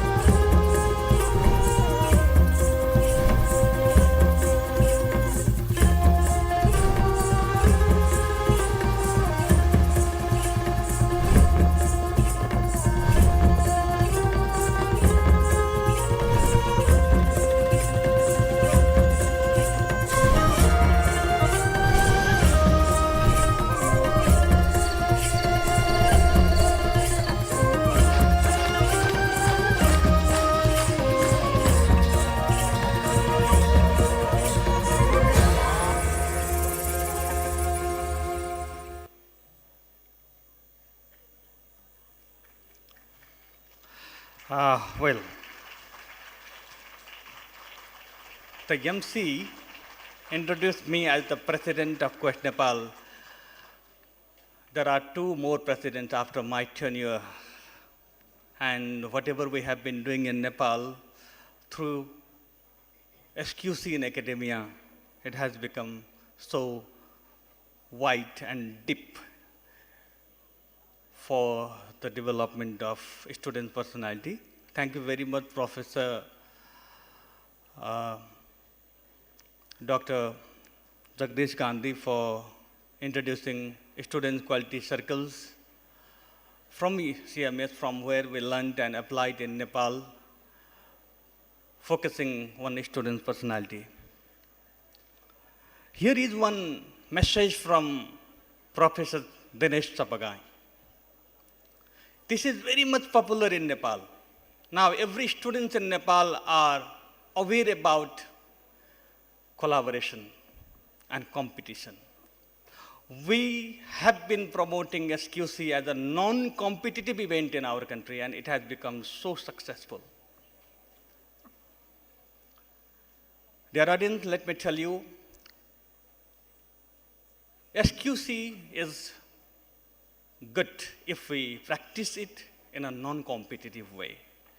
We are trying to develop the mindset of collaboration, not competition. So he has given one very popular statement, which is in the minds and heart of all the Nepalese students. I want to share it in the international forum. Compete with yourself and collaborate with others. This is the Guru Mantra given by our father of SQC, Professor Dinesh Prasad Chapagai. I hope you liked it and you will follow SQC as a means of collaboration. Please let us not compete in the name of this purest educational process, Students' Quality Circle. This is my humble request to all of you. Finally, I would like to remember one of the decisions made by the World Council for Total Quality and Excellence in Education during 23rd ICSQC 2022 at Sanjeevar Godavari, Lalitpur, Nepal. Most of you were there, I guess. So we have a SQC theme song prepared by Quest Nepal. And in that meeting, the World Council decided to prepare the English version of the SQC theme song prepared by Quest Nepal. We have prepared it, and I like to officially release this English version of SQC theme song from our respected Executive Director of the World Council for Total Quality and Excellence in Education, Dr. Vinita Kamran. Madam, you are cordially requested to come on the dais to officially release this SQC theme song internationally.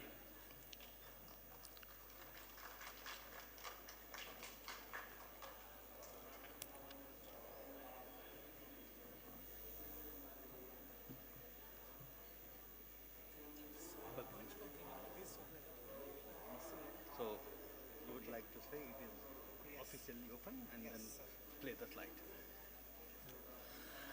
We are so happy because this song had really impressed everyone over there. And now we are going to play it. That time it was in Nepali, and now it is going to be in English. So it is going to be officially released now. So here I'm doing it. And this one. Yeah. This one, this arrow, this arrow.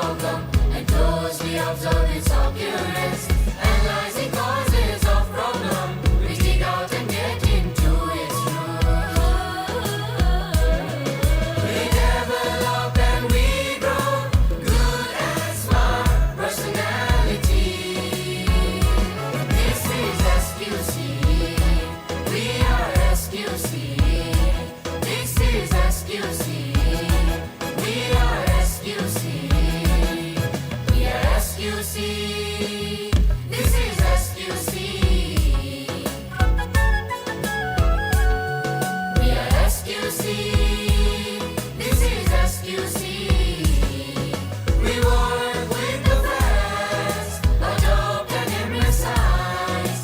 We deal with our own problems. We are SQC. This is SQC. We are SQC. This is SQC.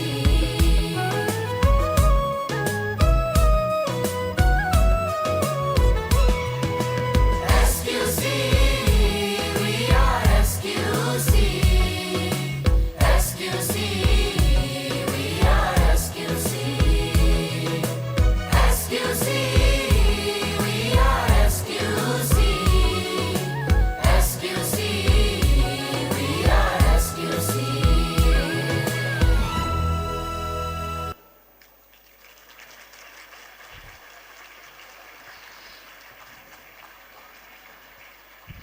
Thank you very much, the students of St. Xavier Godavari, for composing this song in the English version.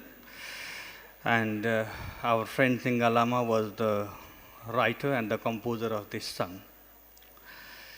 Finally, I'm very much happy and privileged for getting this opportunity to present our activities of Quest Nepal for the promotion of Student Quality Circle in Nepal and across the globe. Thank you very much, Dr. Kamran, for your mentorship and guidance till that. Thank you very much, every Director Generals of Quest World Council. And let me tell you, there are hundreds of SQC master trainers.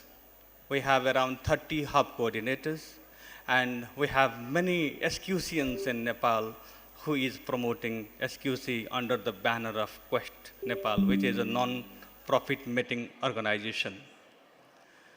We have our SQC leaders, Quest Nepal leaders.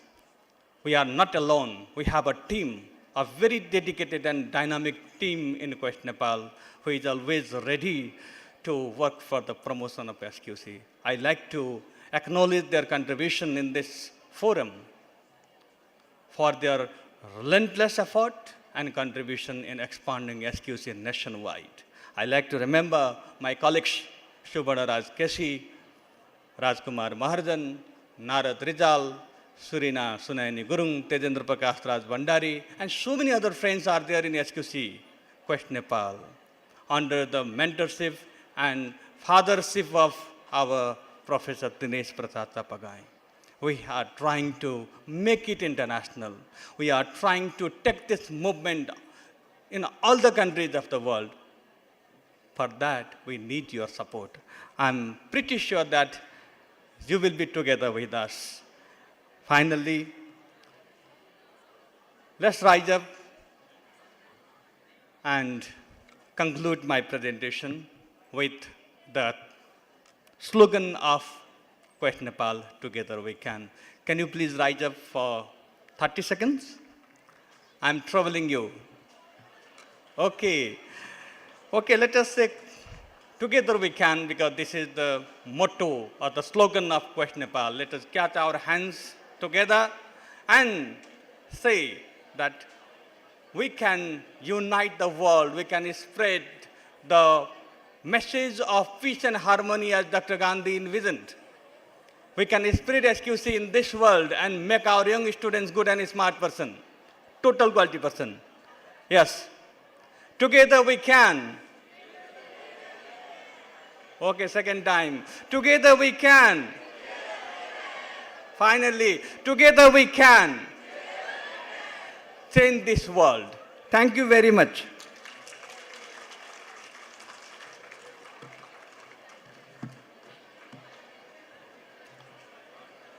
Okay, dear children, on the stage, please proceed to your respective places. Thank you very much for supporting me for around 20 minutes.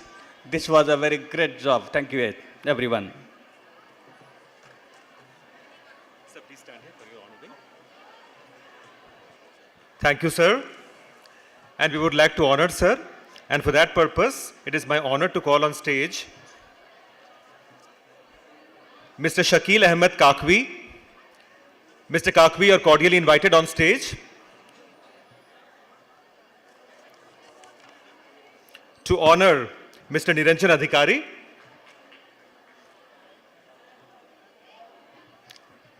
And I would like to thank Mr. Adhikari for that very, very heartfelt address. I would like to invite Principal Ma'am also on stage.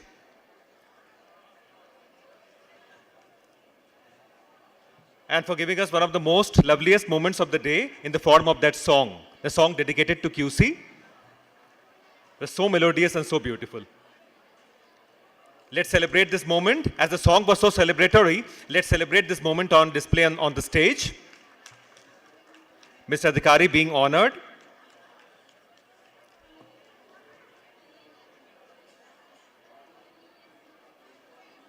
Thank you, sir.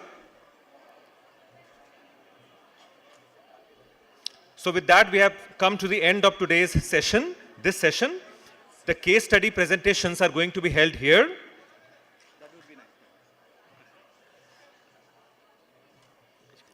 Yes. The participating teams for the cultural presentations have to be ready by 5 p.m.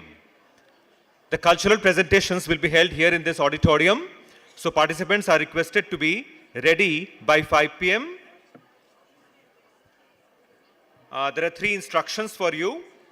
Please stick strictly to the 5 minutes slot allotted. The cultural presentations. Only group entries are permitted. No solo performance entries shall be entertained. Sequence mentioned in the list shall be followed, and the list is painted at the entry. The list is pasted at the entry. You are required to take a look at that.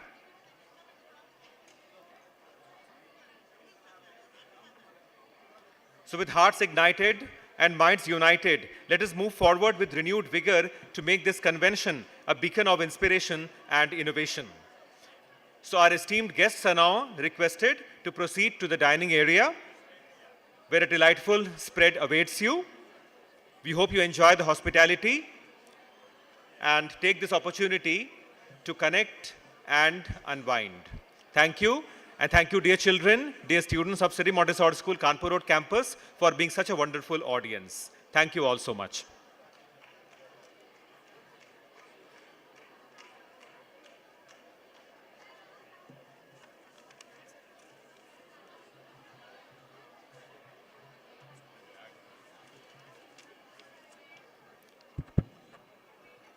If Little Angels Gwalior School is here, 2 bags have been found in the dining hall area.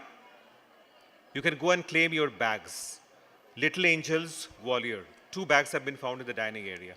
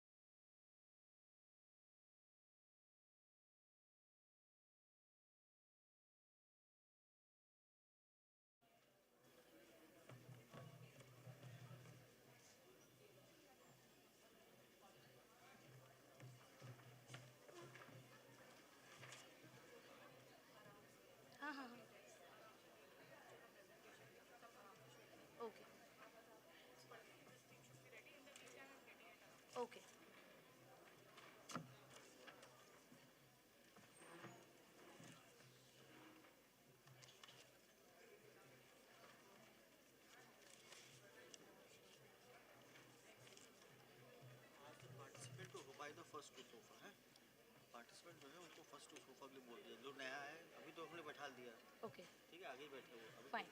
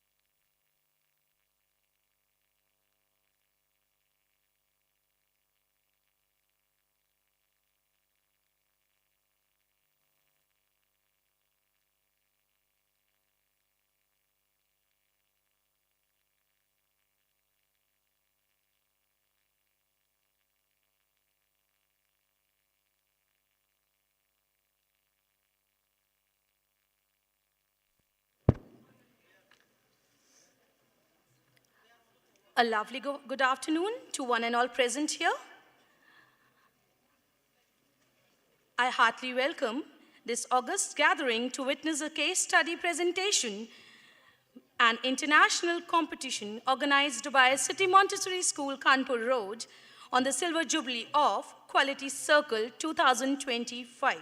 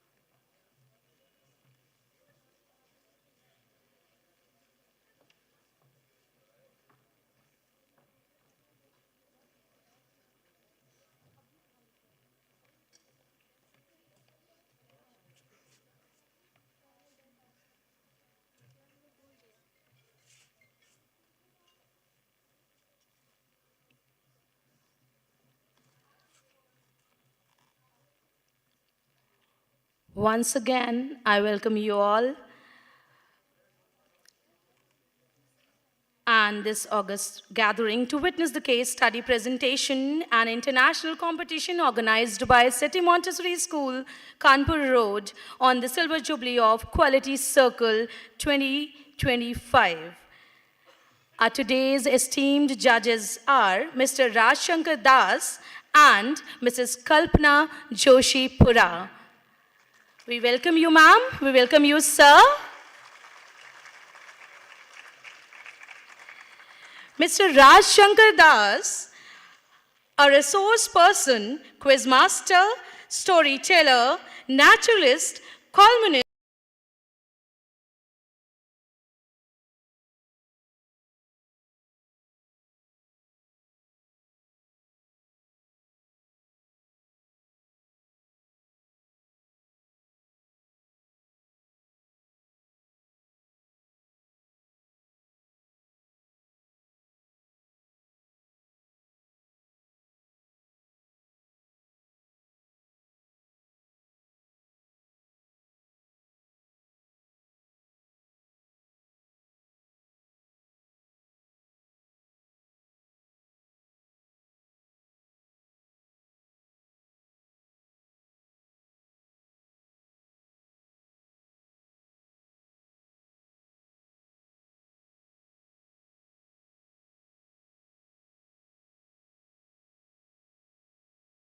quiz on international integration, Azadi Ka Amrit Mahotsav, G20 Summit, Ek Bharat Shresht Bharat, and many more. He has also hosted quizzes for Kendra Vidyalaya Sangathan, Jawahar Navodaya Vidyalaya, and several other schools and colleges and universities in different parts of India on topics like India Heritage Quiz, Literature Quiz, Science Quiz, Nature and Wildlife Quiz, Olympic Quiz, FIFA World Cup Quiz, Swami Vivekanand Quiz, Netaji Quiz, Mahatma Gandhi Quiz, General Quiz, and so on. It is his wish to integrate his passion for teaching, storytelling, research, and quizzing to able to touch the lives of young children in a more meaningful way. It is our honor, sir, to have you here amongst us, and I request our Sub-in-charge ma'am, Mrs. Shashi Kanti Singh, to present a bouquet as a token of love to our esteemed judge, Mr. Raj Shankar Das. Ma'am, please do the honor.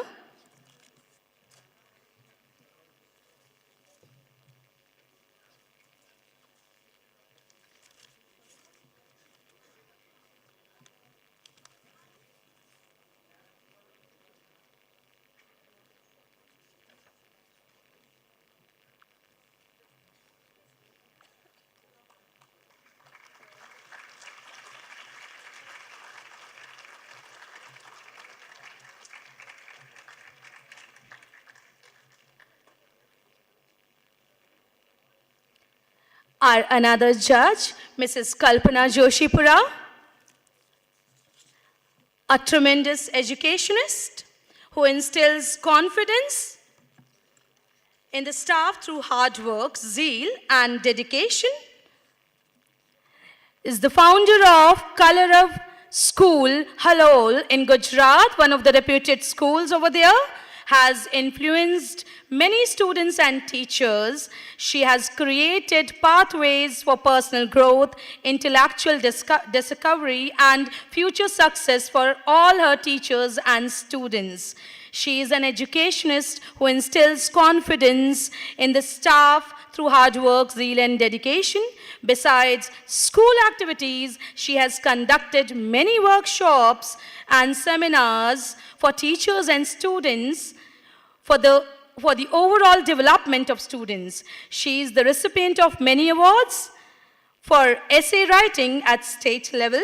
She has been also awarded as Woman 2000 by American Biographical Institute of USA and for excellence in social and welfare in 1999 by Federation of Gujarat Industries, honored by Dr. Manmohan Singh, our former Prime Minister. And she also got National Award for the Best Teacher by Dr. APJ Abdul Kalam. One more honor ma'am has, that is, she is honored by our respected Prime Minister,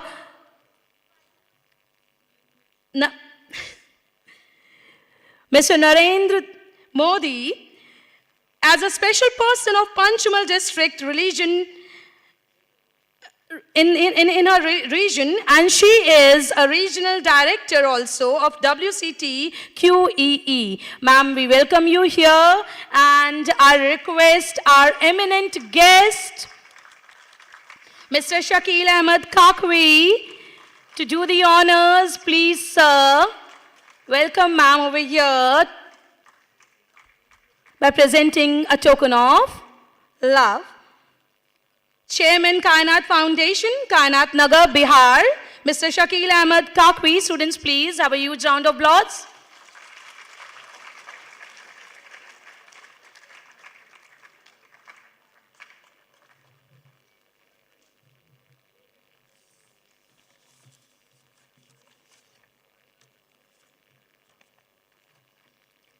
Thank you so much, sir. Thank you so much, ma'am.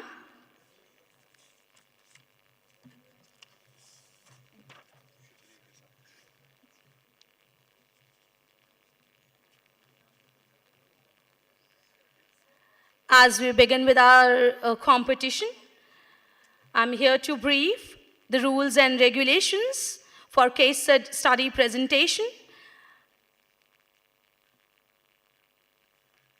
Each team is allotted a time slot of 20 minutes. The participants are requested to adhere to the time schedule. This time includes the following activities: introduction by the moderator, setting up of the stage, presentation, concluding remarks by the moderator, questions from the floor. In the view of the above, each team is advised to limit its presentation to 15 minutes.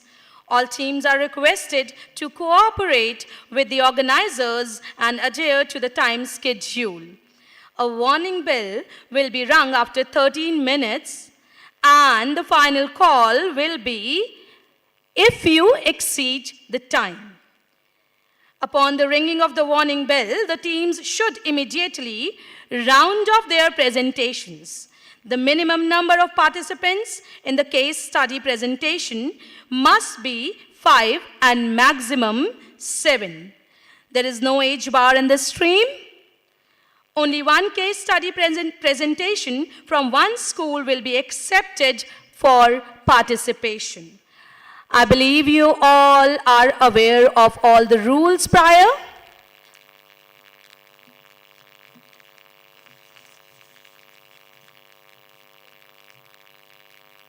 Here we commence our competition, case study presentation, and I would like to invite our first team, FDSE 12, code FDSE 12, President's College, Kotte, Sri Lanka. Students, please have a huge round of applause for them.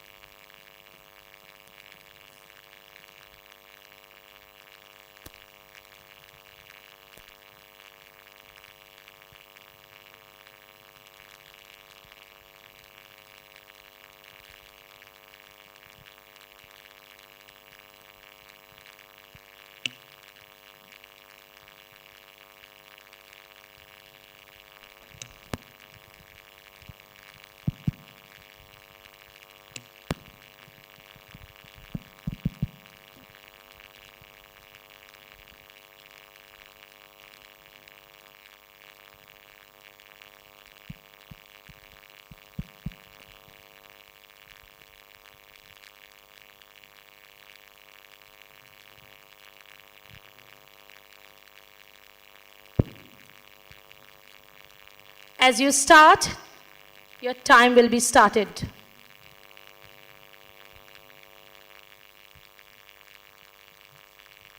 Aiboan. Good afternoon, everyone. We are Team Phoenix. We are from President's College, Kotte, Sri Lanka. And I'm Kushan. I'm the leader of the team. And my team members are Shabir, Nethun, Aziz, Esandu, Yutmika, and Evin. Today we are here to present our case study presentation on improving spoken English knowledge of our primary students in our school. And this presentation covers our objectives, problem statement, and action plan. Now, let's get into our case study presentation. From now on, my teammate Nethun will continue our presentation forward. Nethun.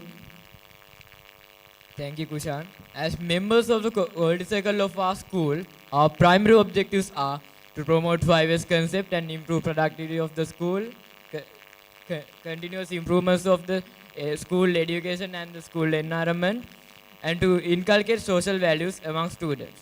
And to identify the problem for our case study, we have done a series of activities, including a brainstorming session. And here are the results of our brainstorming session. Students not enrolling in sport activities. Lack of English speaking skills in primary students. No proper garbage disposal system inside the classroom. Lack of required equipment to learn. Issues with sanitary facilities. Quick temper in students. High wastage of electricity. Insufficient sources to get water inside the school. Hygiene issues in the cafeteria. No sound environment for learn. And in the ranking session, we told each member to rank the problem that they give the highest priority. And they are ranked from the highest priority to the least priority. And with the highest priority, we have chosen the problem, lack of English speaking skills in primary students, as our main issue to address. And let's get into the main root causes of this problem. Shabir. Thank you, Nethu. Well, when we found out the main root causes, we divided those root causes into 6 main categories. Topic number 1, human. Let me start with it. Lack of knowledge in English. Most of the students these days have limited knowledge in vocabulary and grammar. It's very difficult to improve their spoken English ability without those two. Lack of practicing. Without the normal conversation practices, students can't develop their fluency and proper pronunciation in English. Without those two main skills in spoken English, students can't develop their spoken English ability. And last, no time to spend on speaking practices. Most of the students these days make their schedule very busy by attending to extra tuition classes and extracurricular activities. So, students can't allocate a different time meant for speaking practices. Aziz. Thank you, Shabi. Now, I'm going to talk about facilities. According to the government circulars, formal primary education is provided in their mother tongue, and grade 1 and 2 class teachers introduce limited vocabulary, and they start their formal English education in grade 3. So we think that is one of the major reasons why students lack in spoken ability in very young age. Hesandu? Thank you, Aziz. Moving on to resources and environment. Many students don't have a chance to speak English in day-to-day lives. Even if they can talk English fluently, due to lack of practice opportunities, they might lose their progress. A language is something you have to practice on yourself. And also, without the support of the community, the children may struggle when speaking English. And we think it's a responsibility of society to make a better environment for students to speak. Another main reason is lack of audio-visual aids. Students watch movies, cartoons, documentaries, which have been dubbed into their native language. Nowadays, it's become very popular thing among students to watch dubbed cartoons. The major cause for the effects I mentioned earlier is that many of students in our school is from low-income families. We think we have to provide much facilities which have been acquired by others. Yudmika? Thank you, Hesandu. Next, methods. Another reason is that more weight is given on written component more than spoken English.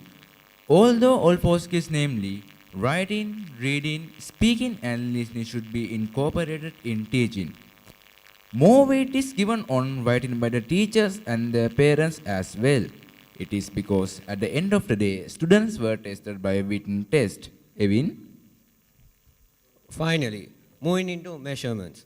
Another reason is the limited space in classrooms. With more than 35 students in a classroom is yet another cause we identified. So, the teachers are unable to focus on each student individually due to these reasons. These are the root causes we have found for the lack of spoken English of our primary students as a team. After we discussed our motives with our teachers, we have decided to choose the students with low marks for their oral test. In the last term test of grade 2, 3, and 4 students, we took the students who scored low marks for their last term test as our target group. Netu? And before starting this program, we have decided to test the students to keep in track of their progression throughout this program. We used oral tests such as picture descriptions and self-introductions. And here is a video of us testing the students.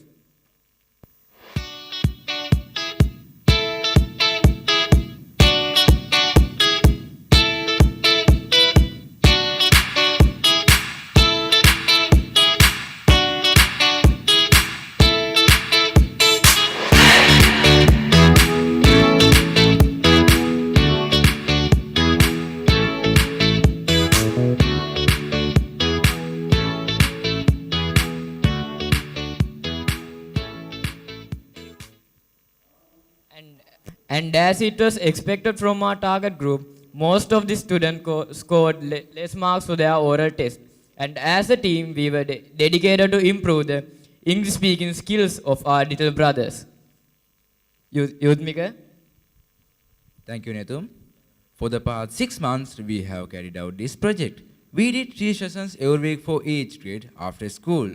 On Tuesday, we had grade 2, Thursday for grade 3, and Friday for grade 4 students. Shabir? Thank you, Utmika.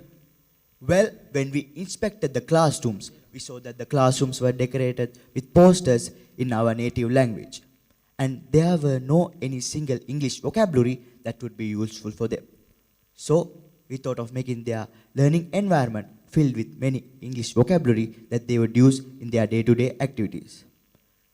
We designed those posters in an eye-catching manner so that the students would be attracted to them. Here, we used the simple method called visual hierarchy, and as expected, the students were excitedly repeating those words. Now, you can see a video of us before and after displaying the vocabularies.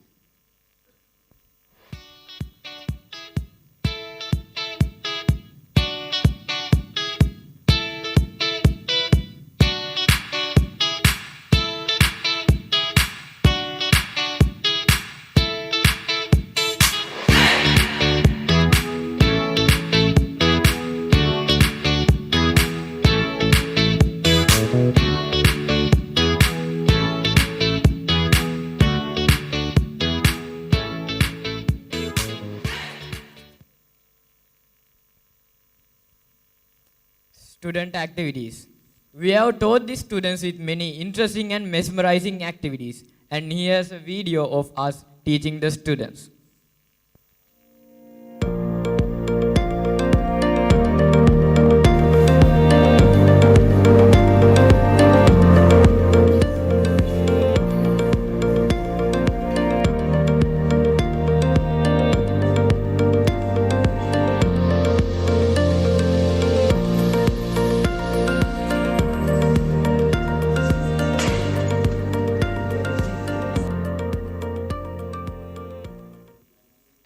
They were keen to engage in these activities and speak in English throughout our teaching program.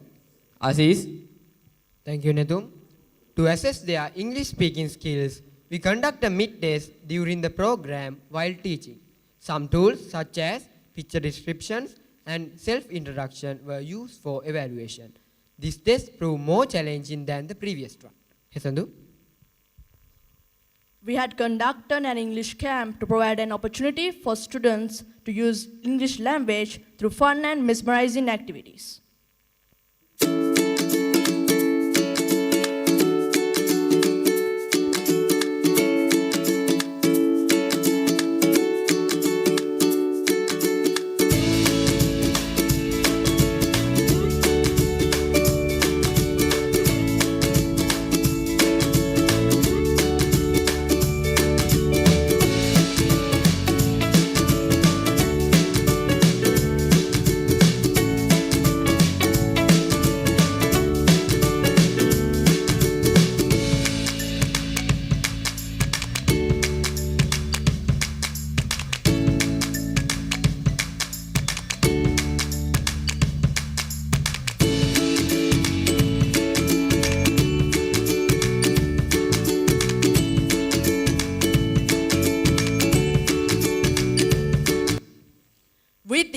our camp served a valuable platform for students to enhance their language skills.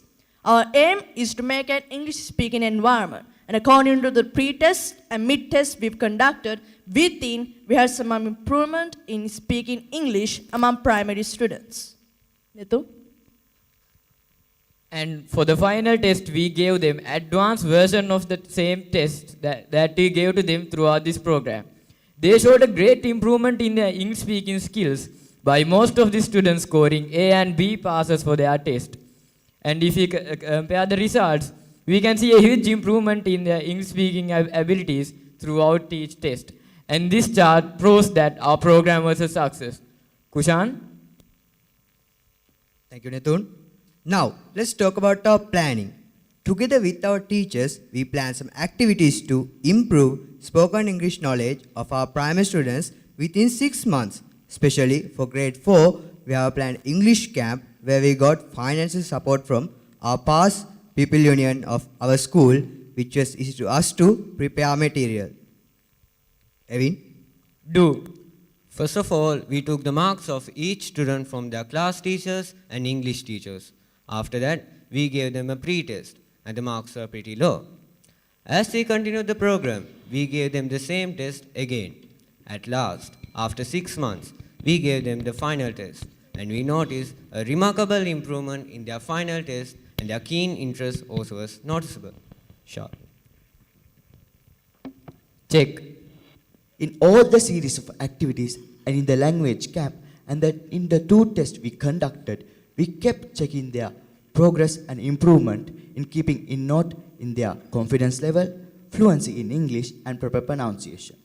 And at last we gave them the final test, where we used the same tools we used in the pre-test and the mid-test, but they were advanced ones. We gave them the final test to check their last and final improvement that they had throughout the 6 months of this program. Act. And at the end of the 6 months program, students who participated showed a great improvement in their English speaking skills. They could even describe a picture without any stammering and introduce themselves very easily, and even answer questions in English. And we are looking forward to do this program in the future years as well. Shabi? Thank you, Netu. Sustainability. With the intention of making this program having a continuous existence, and we hope to correct our past mistakes by learning them and giving attention to other grades as well. And with the help of our teachers and the past people union who backed us with financial aids, we hope to make other programs as successful as well, like the English language camps and the series of activities we are going to conduct. And we hope to download more courses which would help us to improve the spoken English ability of students, not just limiting it to the primary grades, but the senior grades as well. Yes, it's a challenging thing to launch a project where it needs our time and energy. But somehow we were able to manage our both studies and project succeed. For that, I would like to thank everyone who helped us in every way. And the satisfaction we gain from helping our own brothers will remain with us forever. We as a team accomplished much, and our brothers among this team will be the foundation of friendship and brotherhood. Now I would like to give my special gratitude towards City Montessori School, Lucknow, for giving us this opportunity. Thank you everyone.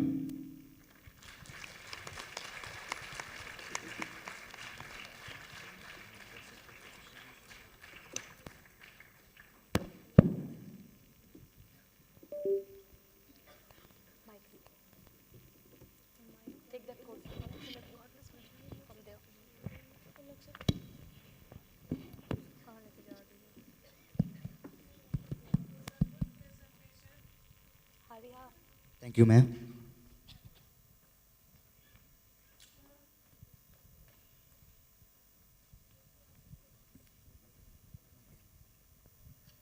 Hello.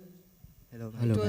Yes, it was a good presentation, but I would like to know from you that what is the difference between tangible and intangible benefit Because in your data, what about tangible benefits?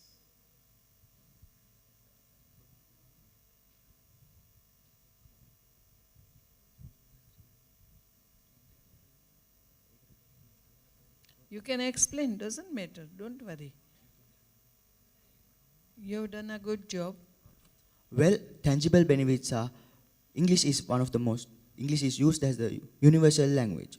And if we taught them English from the younger age, they would be able to speak English fluently. And it would give them many opportunities to make their future and career a success.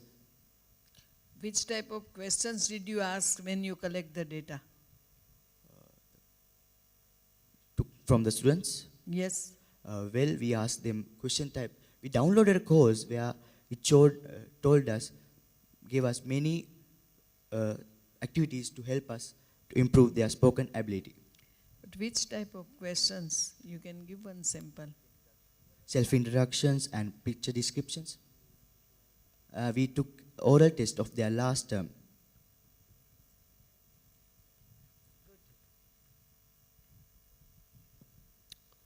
The selection of topic was really very good, relevant, and universal. It has a universal approach. That's wonderful. Just I would like to tell you, if after this presentation, if you all can add little value to your work, the things that you have given, those were really very good. Innovative ways of language camp for the students, student activities, they were really very good. I would like to tell you something. First two videos were testing the students and displaying useful vocabulary.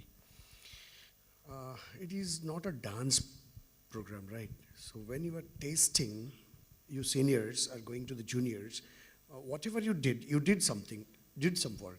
If those were recorded and displayed, you were given with a music. You did your work wonderful, but the presentation to the world, if you would like to show it to them and their parents, and if you can add value to it in future, those communication with you and that young boy should have recorded. Otherwise, a wonderful presentation. Thank you, sir.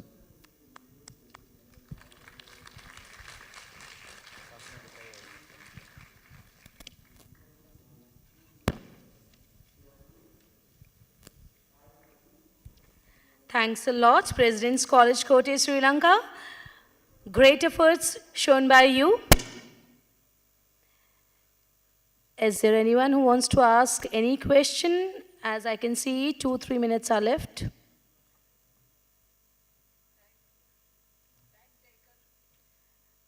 Ma'am, time taken is not needed here to write. You want to?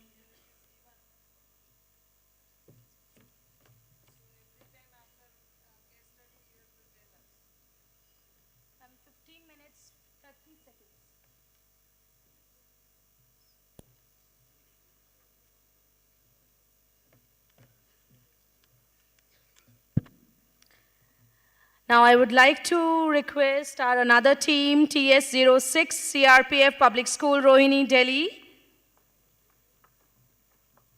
Please come on the stage. A huge round of applause for them, please.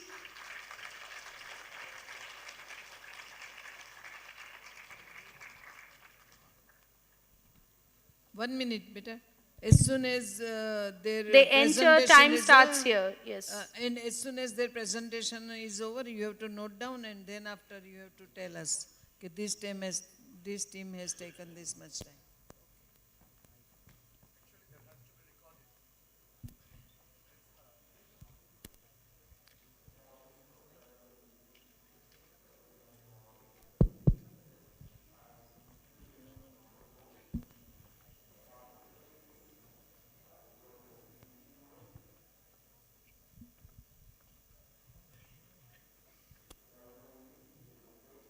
Kids, your time has started.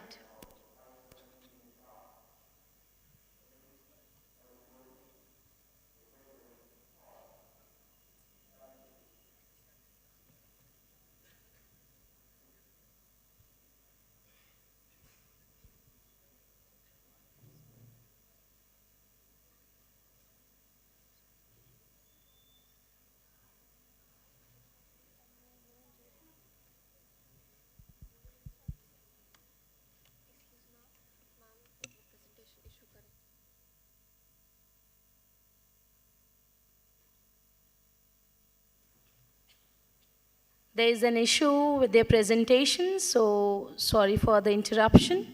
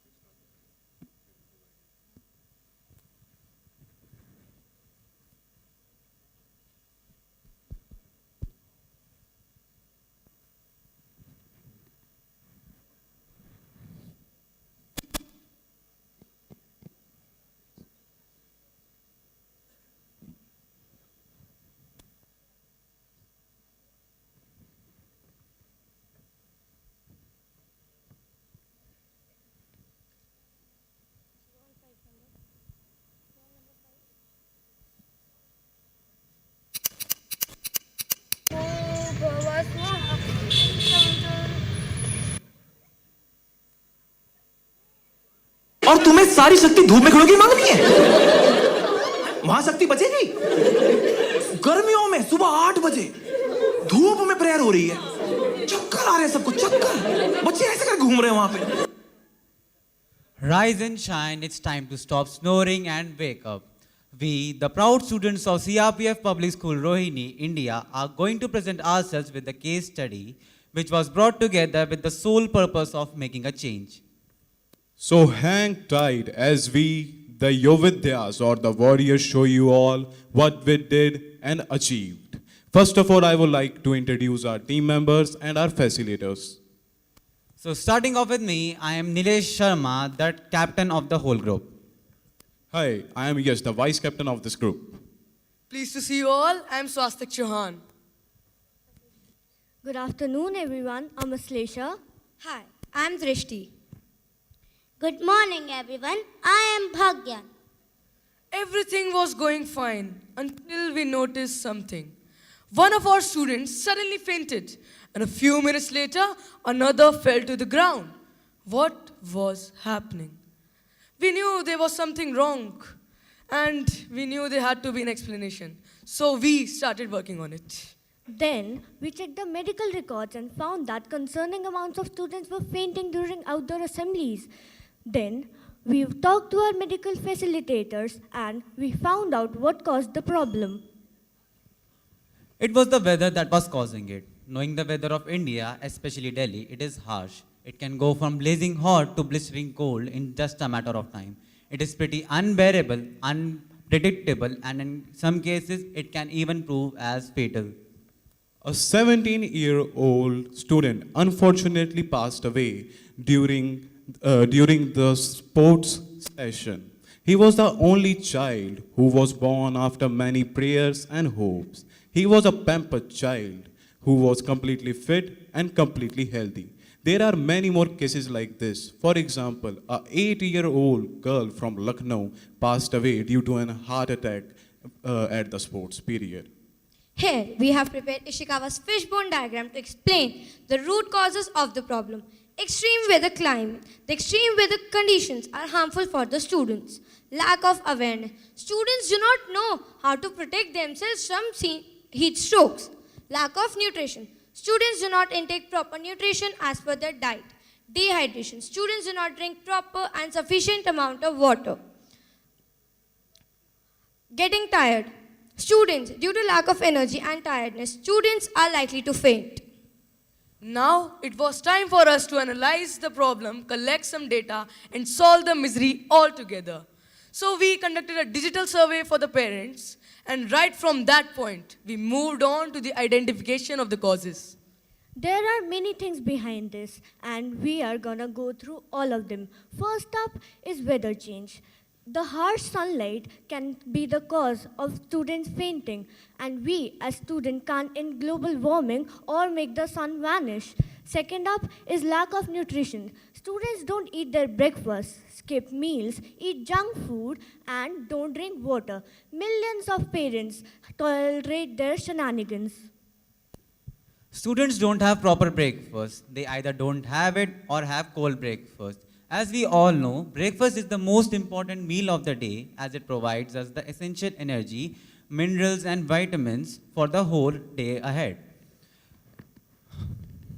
Then, if they skip this breakfast, then they are likely to faint. Also, children don't eat breakfast because they want breakfast enough for their liking, which results in lack of nutrition and lefting them behind unhealthy. Students don't drink enough water. Water is the best shield for a harsh, sword-like, harsh climate. Student drinks water, but not everyone. Why is that? So let's now present the data that we analyzed and gathered from our survey. We found that 20% of our students faint at least once during a school assembly. 55% of our students eat food from outside on the weekends, and the 30% of our students eat food from outside twice or thrice per week. 15% of our students eat food from outside on the once in a month, and the 25% of our students don't eat their breakfast, while 40% of our students eat low energy food. And that's not all. Only about 70% of our students bring a proper lunch to school that is packed with nutrients and sufficient energy for the whole day. So, what's the solution to all this, you may ask? Well, it's all about spreading awareness. It's about changing students' minds, making them eat something healthy. And that proved to be a difficult task, but we, ladies and gentlemen, did it. Solutions was in small things that we all know are good, but don't do it. We reintroduced the concept of fruit lunch among the middle schoolers and high schoolers. We saw a significant impact on students' health. We also asked teachers to ensure that students stay hydrated and drinks proper water in proper interval of time. Another fascinating thing that our school adopted was reflection time. Basically, in this reflection time, a student has to close his or her eyes for at least 2 minutes and relax. It helps them to be more energetic, unlikely to faint, and more playful. As per the idea of Anuvrat in Jainism, small ideas can change the lives. Also, practice some old Indian methods. For example, if you're drinking water, drink it from an earthen pot and a copper cup. If you're eating something healthy, eat it from a steel utensils. Also, a very important point. Also, chant some mantras before eating or drinking. Here, we have a video of our school.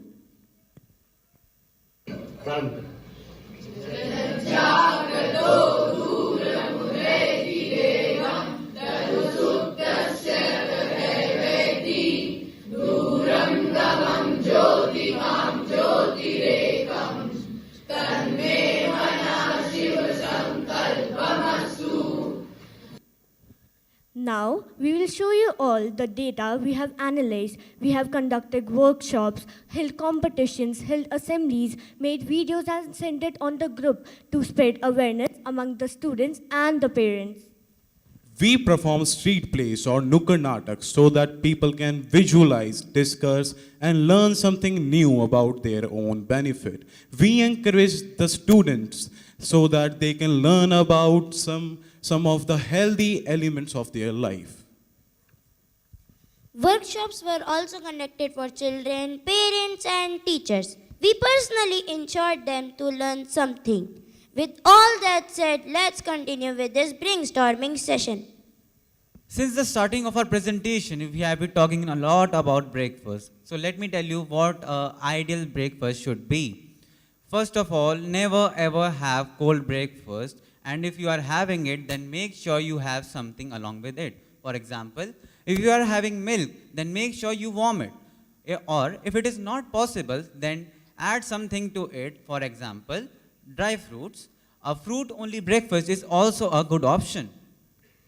And now I'll guide you about proper food and water intake. So in summers, you need to at least drink 3 liters of water, while in winters, 2 liters is enough. You also need to have 3 meals per day for the sufficient energy. Let us now look at some healthy snacks that doesn't require any flame and are easy to make.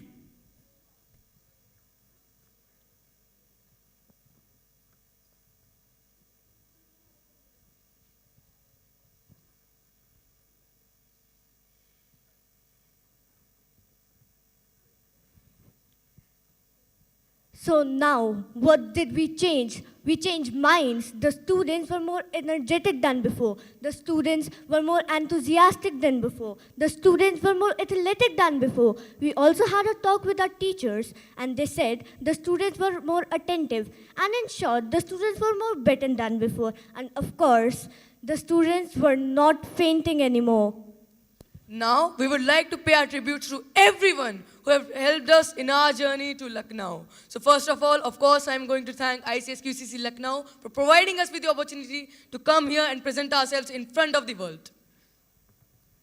We would like to express our heartfelt gratitude to our Honorable Principal Ma'am, Ms. Nidhi Chaudhary. She was the motivation source for us. We would also like to extend our hearts to our facilitators, Ms. Lalita Swami Ma'am, Mr. Virendra Chaturvedi Sir, Mr. Surat Pal Singh Sir, and Mrs. Hema Miglani Ma'am for guiding us to conduct this case study and also changing the students' health and academic levels. And now, we will all thank you to our lovely parents and teachers who make us too capable to do enough something in our life, especially on our own. And we cannot forget the Almighty who controls everyone. May God bless us all. Thank you. Thank you.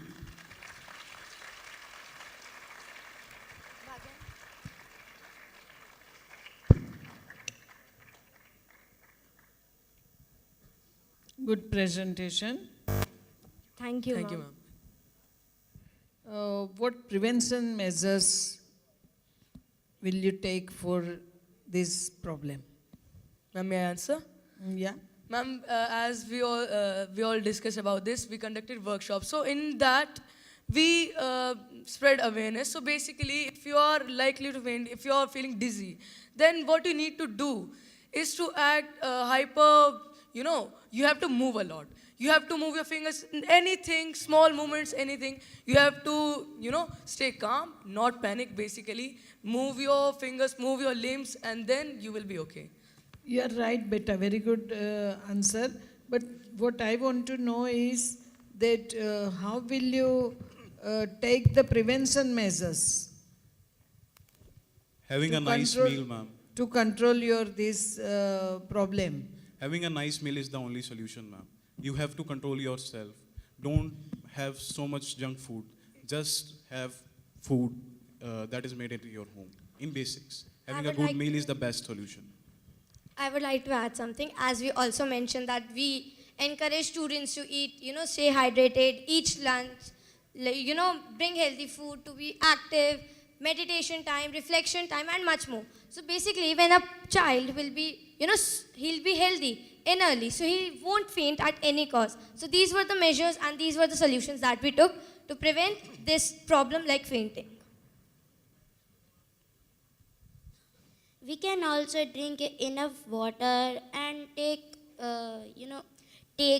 more breath, long breath, deep breath, and we can take water, and before taking the water or drinking the water, we can pray. Okay. Selection of topic was brilliant. And at Thank this, you, sir. Thank you, sir. Thank you so much, sir. Thank you so much, sir. And at this very young age, selecting this topic is really mention worthy, praiseworthy. Thank you, sir. Thank you so much, Thank sir. you so much, sir. But in your school, does all the students from nursery to class 12 and their parents, it's not only students, this work should reach to the parents? Sir, actually, we are spreading awareness to people. Like, we are spreading awareness to parents also, not only students.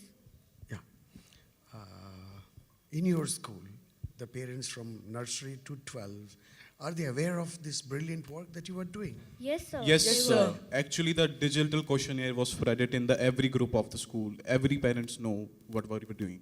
And we did our analysis on the basis of that questionnaire only.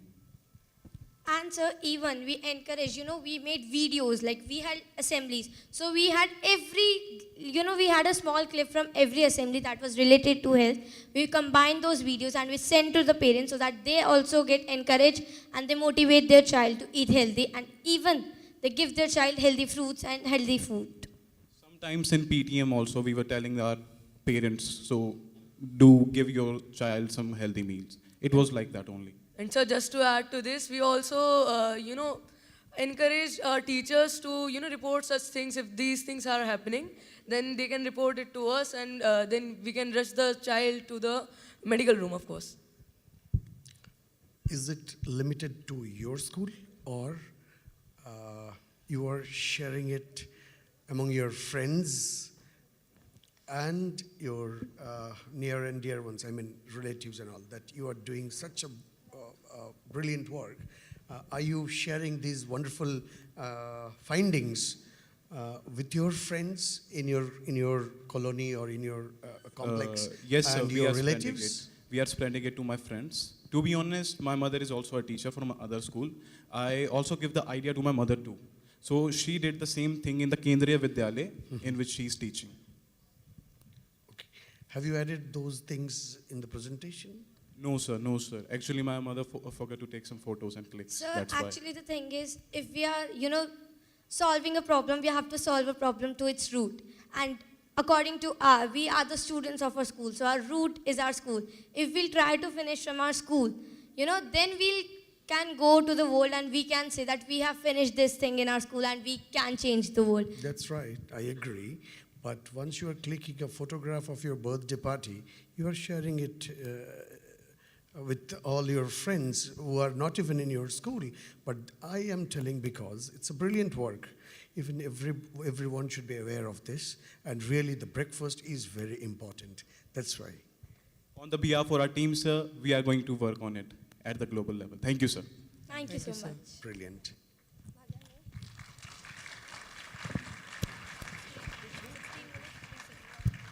The time taken by the team is 16 minutes and 3 seconds. Thank you. Thank you so much, TS06, CRPF Public School, Rohini, Delhi. Made us realize that Dadi Nani Ma ke haath ka khana hai swad and sehat ka khazana. Thank you so much. Now I would like to invite FDSC 27, Little Angel School, Hathiban, Lalitpur, Nepal. The time was 16 minutes and 3 seconds. Presentation time, question answer time is not considered in that. So always give us the presentation time. As soon as say thank you. That was 9 minutes 57 seconds.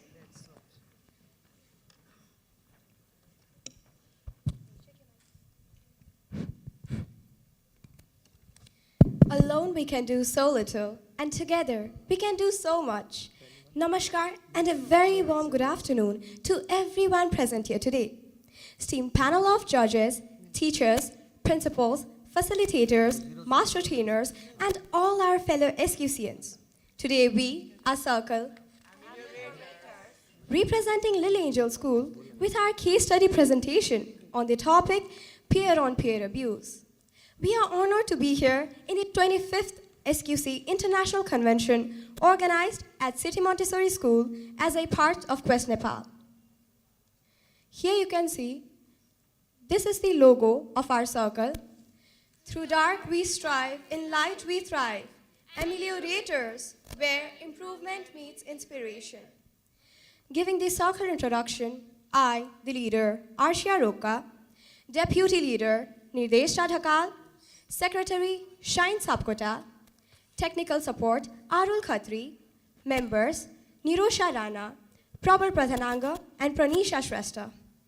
Our facilitator is Mrs. Indu Sharma, our Master Trainer, Mr. Devraj Kimide, and Principal, Mr. Mukundaraj Sharma. Other circle details you can see in the slide. Why ameliorators? The word ameliorate means to make something better or to improve it. Inspired by the teamwork in starlings, transformation in butterflies, resilience in penguins, and intelligence in dolphins, we aim to adapt, grow, enhance, and collaborate together as a united and a dedicated team.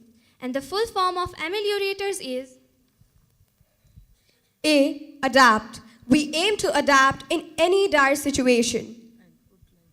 M. Motivate. We aspire in motivating each others as well as the young minds.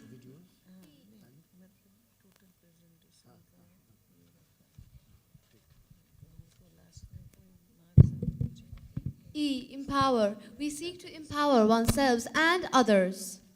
L. Lead. We dream in leading with empathy. I. Inspire. We aim to inspire individuals to stand up for themselves.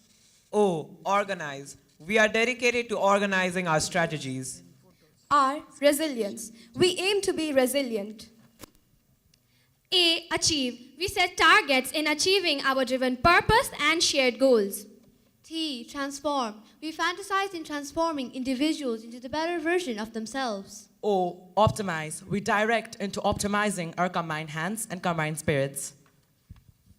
R. Reflect. We are determined to reflect our improvements and strategies. S. Succeed.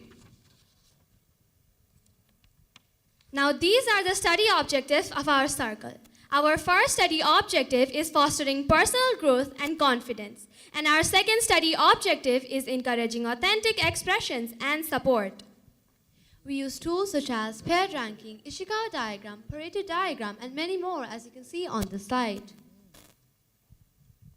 Our flow begins by forming and approving the name and logo of our circle. Next, we brainstorm and analyze the problems, identify strategies, implement a solution.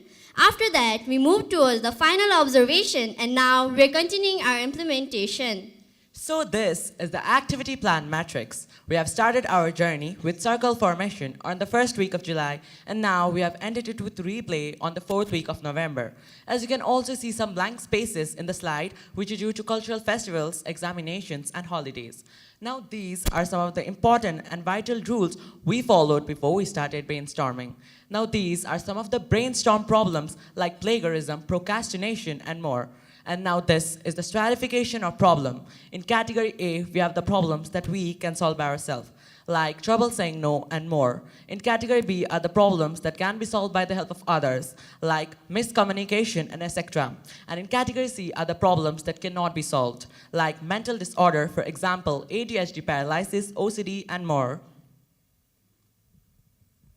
So this is the pie chart of categorized problems. Maroon represents category A with 44% of the problems, red represents category B with 50% of the problems, and pink represents category C with 6% of the problems. Next, we shortlisted the problems into 10, like trouble saying no and others you can see in the slide. Next, this is the composite data from paired ranking, where peer-on-peer abuse got the highest vote, and we selected our major problem as peer-on-peer abuse. So what is peer-on-peer abuse? Peer-on-peer abuse is a major issue in which an individual feels uncomfortable by the actions of their peers. This issue transcends gender and age. It may lead to an individual altering their behavior to conform to the expectations imposed by their peers. These are some observation pictures we gathered during case study. These are the characteristics of the identified problems with their votes. And here you can see this is the bar graph and target set in which normalization has gotten the highest vote of 104, and we have set the target for 70. Others you can see in the slide. Now this is the Ishikawa diagram, also known as cause and effect diagram. This diagram shows various factors categorized into 6 branches. They are societal factor, parental factor, psychological factor, environmental factor, technological factor, and individual factor. As you can see on this slide, societal factor includes cultural norms and economic factor. Parental factor includes lack of supervision and others. Psychological factor includes trauma history, lack of self-esteem, and lack of role model. Whereas environmental and technological factor includes external influences like media pressure. And lastly, individual factor includes dysregulation, impulsivity, and personality traits. Next are the causes of identified problems that you can see on the slide. We categorize these causes into 3, Category A, Category B, and Category C. In Category A, we have causes like lack of open communication. In Category B, we have causes like overthinking. And lastly, in Category C, we have causes like social hierarchies. Next, we shortlist these causes into 8, as you can see on the slide. This is the Pareto analysis where low self-esteem got the highest frequency of 80 and other results as you can see on the slide. At the end, we got the total frequency of 218, and this is the Pareto diagram. So now this is the YY analysis of causes: lack of self-esteem, fear of failure, unhealthy comparison, high expectation because of overthinking, lack of open communication, fear of being judged, suppressing opinions, high social status because of toxic environment, fear of failure, perfectionist mindset, competitive mentality, unrealistic expectation because of personal ambition, impulsivity, emotional deregulation, trauma history, lack of supportive environment because of materialistic mindset, lack of empathy, struggle to understand others, self-centeredness, narrow perspective because of lack of critical thinking. So these are the root causes we got after the YY analysis, and they are overthinking, toxic environment, personal ambition, materialistic mindset, and lack of critical thinking. Next is the PDCA cycle. P, plan, analyze the problem. D, do, implement the solution. C, check, collect the data. A, act, adjust the programs. And these are the countermeasure of root causes. And they are meditation, counseling from counselor, and others you can see in the slide. This is the 5W1S chart of countermeasures. Our first countermeasure is reading self-help books. What? Power of your subconscious mind, Bhagavad Gita, etc. Why? To gain self-acceptance. Who? Students of grades 6 to 9. Where? In free time at home. When? During free time. How? By seeking recommendations and buying books. Our second countermeasure is meditation. What? 10 to 20 minutes peaceful session. Why? To improve focus and reduce stress. Who? Students. Where? Classroom. When? Before the starting of each period. How? By requesting teachers to do so. Our third countermeasure is counseling from counselor. What? A non-judgmental session from an expert. To overcome materialistic mindset. Students of grade 8 and 9. Counselor's Corner. During free time. Our circle members gave speech regarding peer-on-peer abuse to aware students. Our fourth countermeasure is listening to motivational podcasts. Joe Rogan, Eddie Podcast, Sadhguru, etc. For self-improvement. 4th to 9th grade students. Resource room. During resource period. By sharing and encouraging speakers' recommendation. Our last countermeasure is raising awareness and fostering collaboration. Educating people about a specific topic to address a serious issue. All the students. School premises. During school hour. By conducting events that foster collaboration. Now these are the implementations that we have done to minimize this issue. The first implementation is listening to motivational podcasts. The second implementation that we have done is we organized various collaborative competitions, such as collaborative story forming, collaborative drama writing, and collaborative collage making. These events not only fostered camaraderie among students, but also helped us to spread awareness. Then, our circle members gave speech in the assembly regarding peer-on-peer abuse. We also displayed various informative posters. Then, we approached our school counselor regarding this issue and sought recommendations to minimize it. After that, we also requested our teachers to conduct a meditation session before the starting of each period.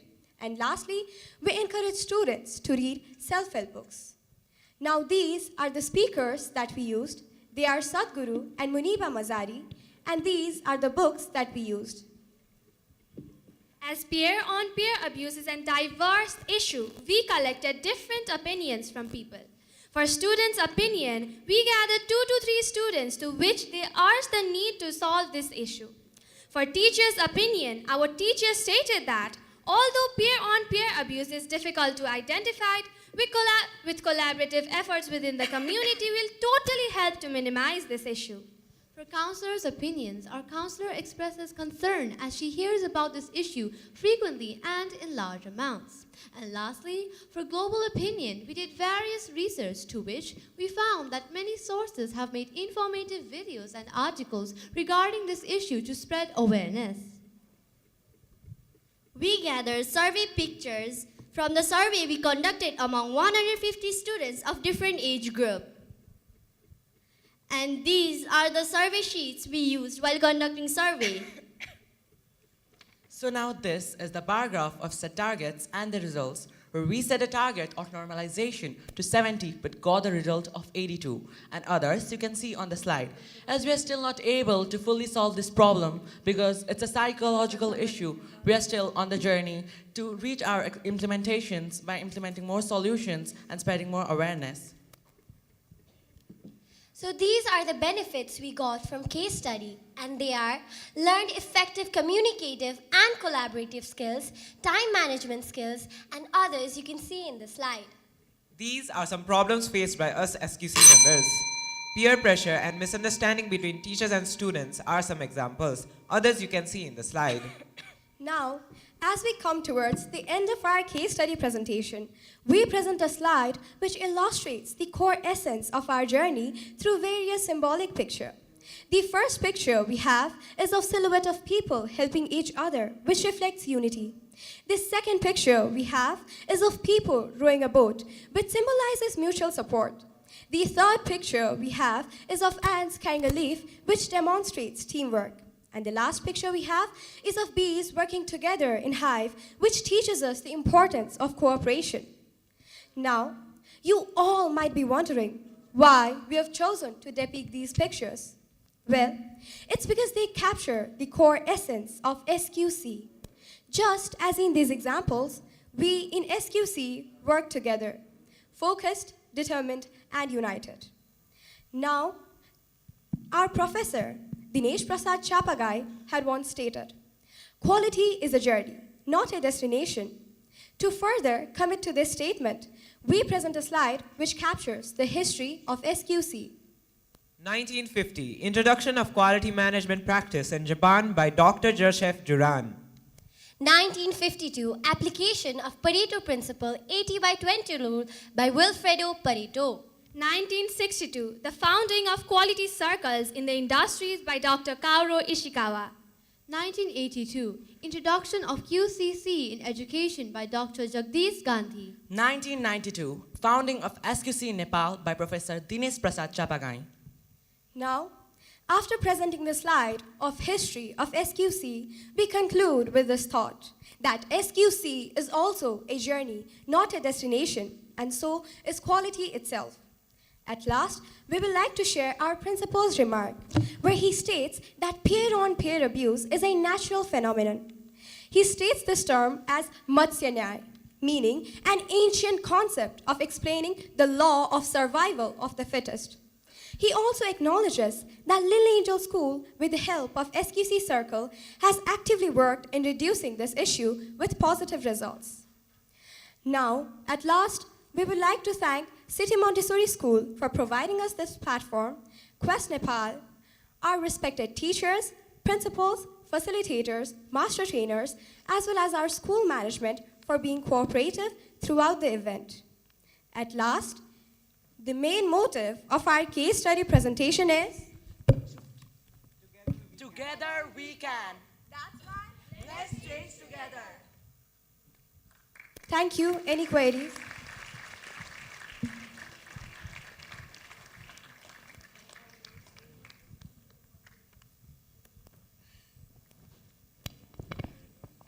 The time taken by the team is 15 minutes and 55 seconds.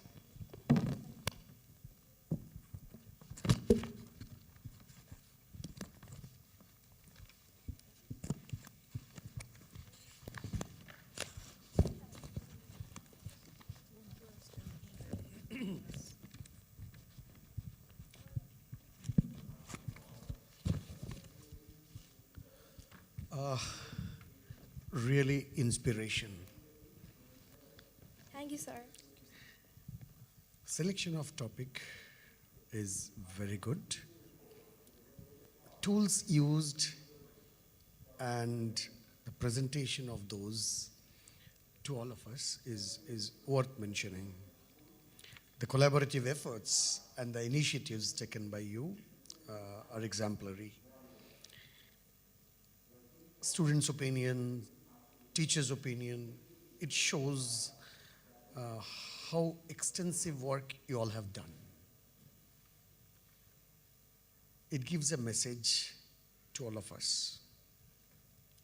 It's really inspirational. Let's change the world together. Thank you, sir. Brilliant. Thank you, sir.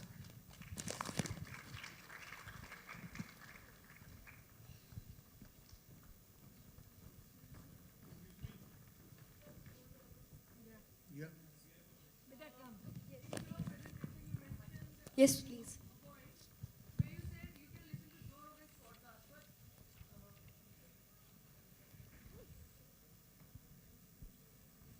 Thank you very much, ma'am. In your presentation, there was a point where you mentioned you can listen to Joe Rogan's podcast, but if I'm not wrong, Joe Rogan uses some strong language, and I mean abusive language, and he uses some mature topics in his podcasts. So what are you going to say about that? For that, we selected some good motivational speeches of him, which encourages the students. And then us members, first we members, we listened to the motivational podcast. Then only we had displayed that podcast in front of the students. That's why, although in some of the podcasts, there are a bit heavy languages used, but I don't think all of his podcasts are like that. Even some are very motivating, which encouraged our students very much. Thank you. Any other queries? Any other suggestions from the audience? If there are none, thank you very much.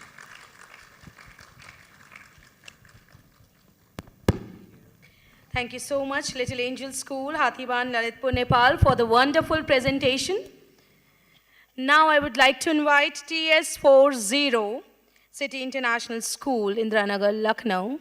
A huge round of applause for them.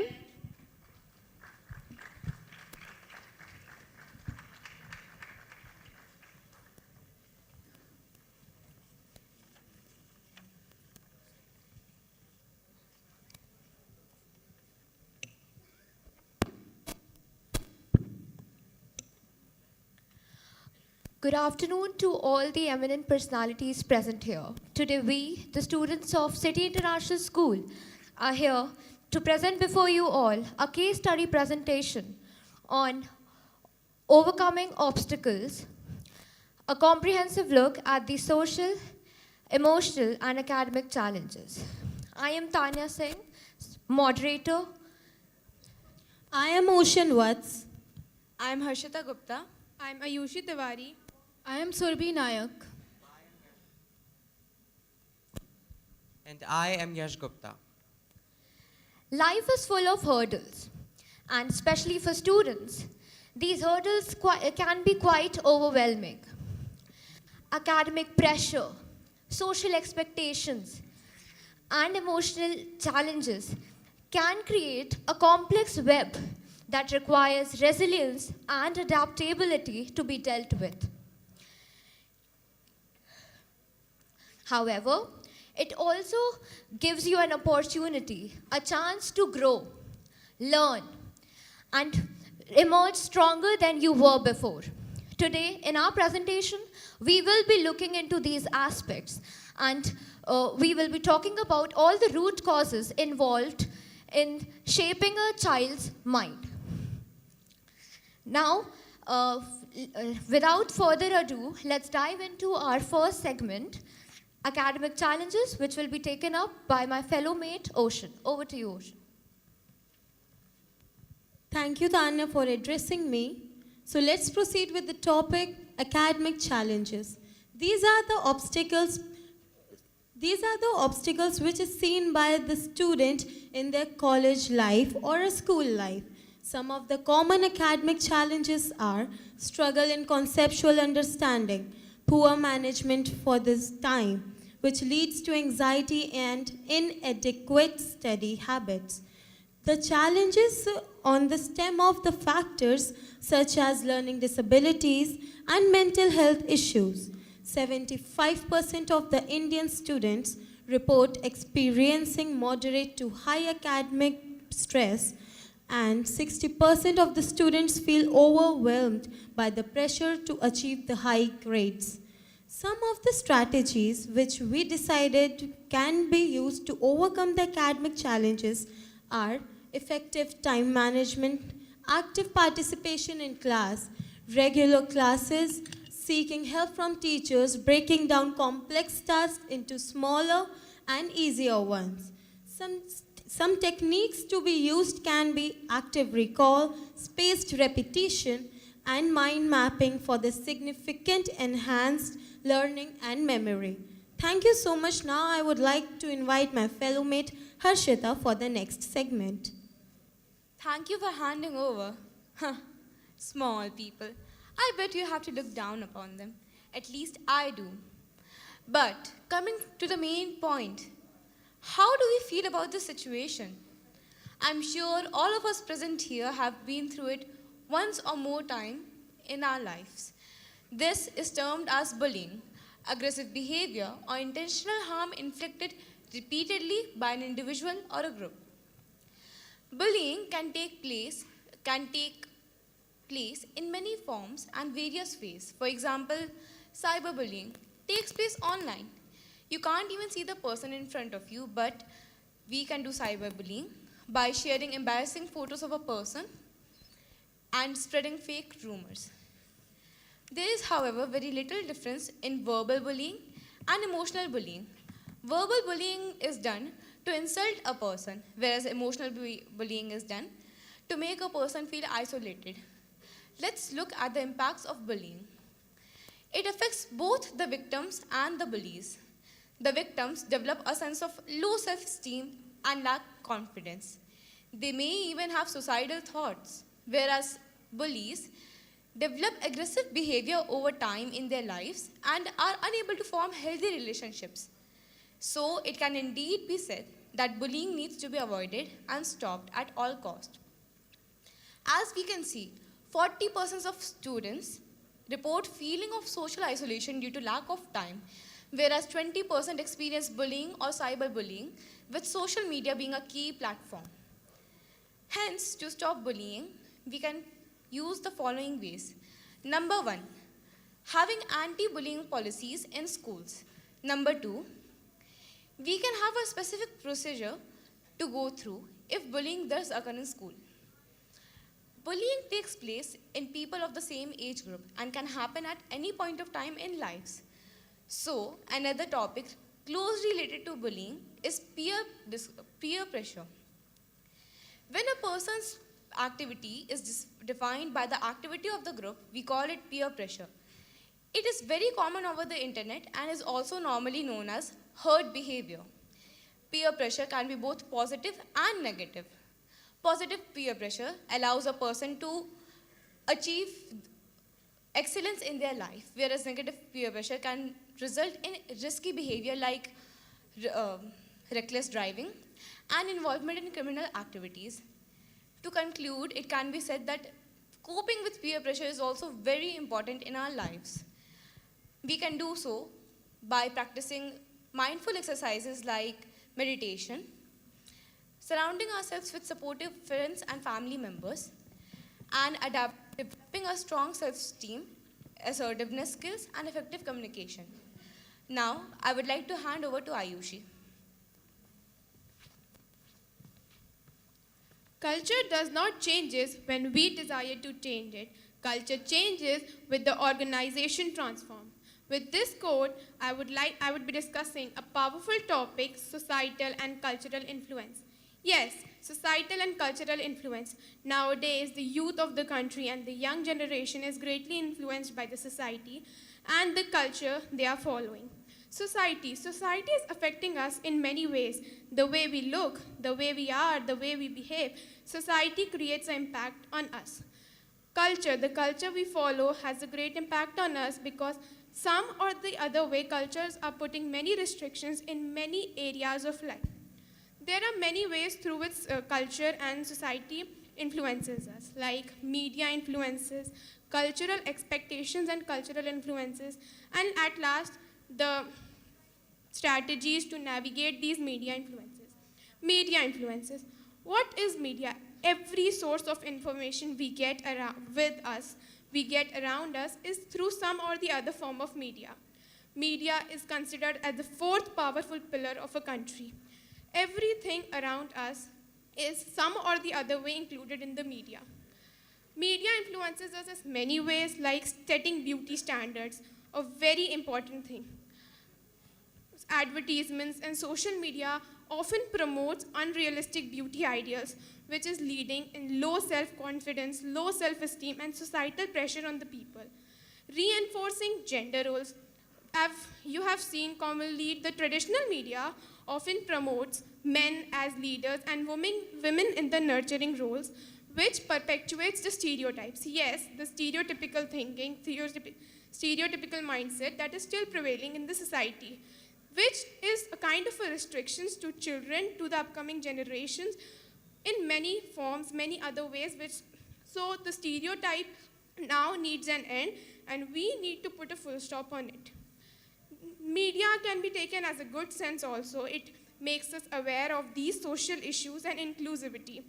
It raises voice for the marginalized genders and the marginalized group in the society. Some campaigns like #MeToo and body positivity movement are some challenging campaigns which have challenged the outdated norms and can be considered as a spark in the global conversation. Then cultural also influences us in many ways, as I have already said that some or the other way culture puts restrictions, like culture from which religion we are belonging, from which country, from which caste we are belonging. Sometimes even our own parents put restrictions that don't talk to a person from certain religion or a certain place. These are all cultural restrictions which we face in our day-to-day lives. Then, what are the strategies through which we can navigate these media influences? The most important is media literacy. We should know that what we see, what we understand, and how we perceive. We have to understand the biases present in the media content. We need to differentiate that what is the real image, what is the reality, and what is the manipulative narrative or what is shown to us. Like another strategy is self-awareness, reflecting our own values, our own thoughts, and instead of seeing what is shown to us, think, what we perceive the society as. Different cultures should be respected. A new type of mindset should come into the society that all cultures are same. No discrimination on the basis of culture, religion, caste should prevail, and awareness through different campaigns should be spread. Media is the most powerful, I think, source of information is around us. Now, I would give you some examples of media influences like YouTube, TikTok, the platforms we use, we often see influencers setting some luxury standards which we feel as a must-have lifestyle, that wearing branded clothes, living in a big house is something everyone should have, and which creates financial stress, pressure upon us to maintain that must-have lifestyle. We have often seen that Hollywood presents some unrepresenting ethical groups or ethical people. For example, Arab people are often shown as villains in the movies, action movies, and which results in gender biasness. Whenever we see them, we feel or see them as a villain or a bad person. Like many other influences are also present. With this, I would like to conclude my topic, and moving ahead, I would like to invite my fellow mate Surbhi. Thank you, Ayushi, for introducing me. So now, before starting this, I will be beginning this with a quote. The parents can do anything for their children, except letting them be themselves. As we all know, there are many students, like many, who are not good at mathematics, and people often consider them as losers, and as they would not be able to do the ideal Indian job, like being an engineer or a doctor. So here, a role of a parent plays a very important role. The positive impact of parental expectation can enhance and build a child. It can motivate them, encourage, and build their self-esteem, whereas the negative impact of a parent can make them put into depression and lose their confidence. As you all will be aware, with the situation of quota, where around every year, around 24 students commit suicide, and it is only because of the pressure they are getting from their parents. And this should have to be reduced to control the situation and the people who are committing suicide. Now, I would like to call my friend Yash Gupta to conclude this presentation. Well, thank you, Surbhi, for addressing me. So now, as you all have seen, the interplay of academic challenges, social and emotional influences, societal and cultural expectations. Academic challenges. Academic challenges causes stress, anxiety, panic attacks. Even a 6-year-old is suffering from stress. Societal expectations causes a lot of social judgment and peer pressure. We as a society and as a community should provide the children with the necessary resources, holistic environment, and supportive environment. Let's build a community where every child feels safe, feels like they have a room for themselves, and feel like everyone is with them. Now, to conclude, we can see here in the presentation, 80% of the Indian students are experiencing anxiety. 50% of the students are showing the signs of depression, and 20 to 30% of the students are having an emotional burnout. Thank you, CMS, for giving us this opportunity to present ourselves. Thank you to the esteemed judges, and thank you.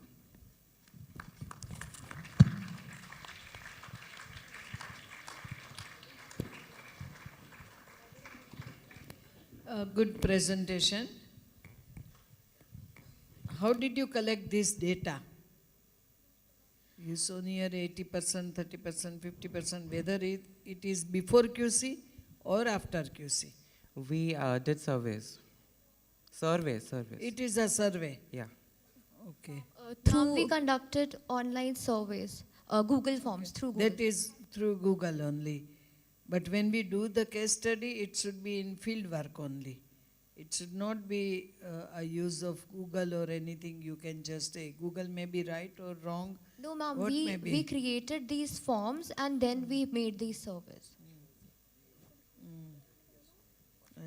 We just took the help from Google to make the Google form. Okay. We didn't take. Okay.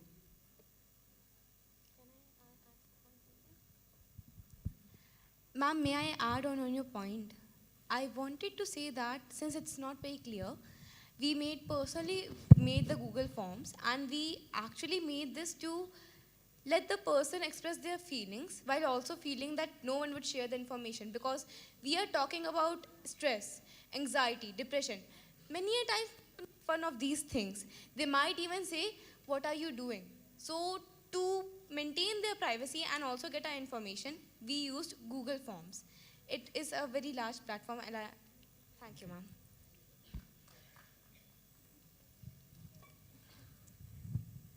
The topic that you all selected, did you sit time and again to discuss?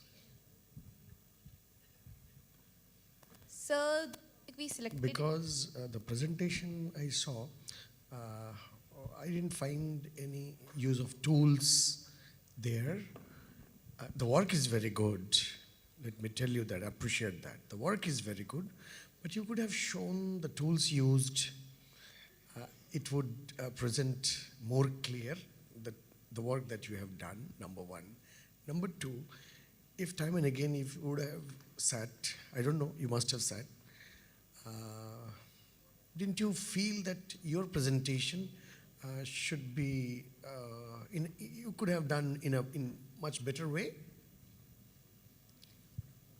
Yes, sir, certainly we could have done it in a much better way. Isn't it? Yeah, after the coming work you have done here- is really brilliant. The topic that you have selected, but sit again and present it in a easy way, better way. Sure, sir. The work is We'll really certainly good. take care of that, sir. And even you will feel good. It was a kind of monotonous. All the slides were same, and it was scripted. I mean, very much. It was looking very theoretical. But the thing that you have stroked over boundary, your presentation. On stage, you have presented brilliantly. Thank you, sir. Thank you, sir. I hope you understood what I told. Yes, sir, sure. surely. You hit boundary, over boundary on stage. You have presented very nicely. Thank and you, the sir. topic that you have Thank you, selected. Sure.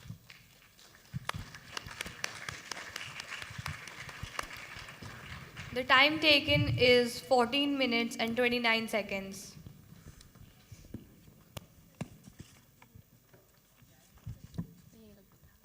Our next team is FDSC 3636. Patanglang's Education Foundation, Japa, Nepal. I would like to request all the participants to be on the stage, please. Please motivate them with a huge round of applause.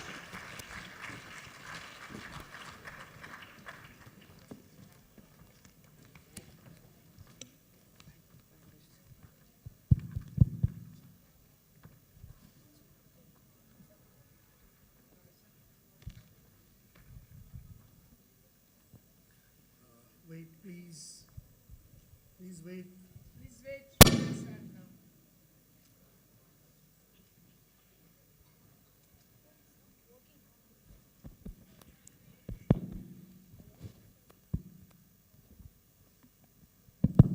Hello?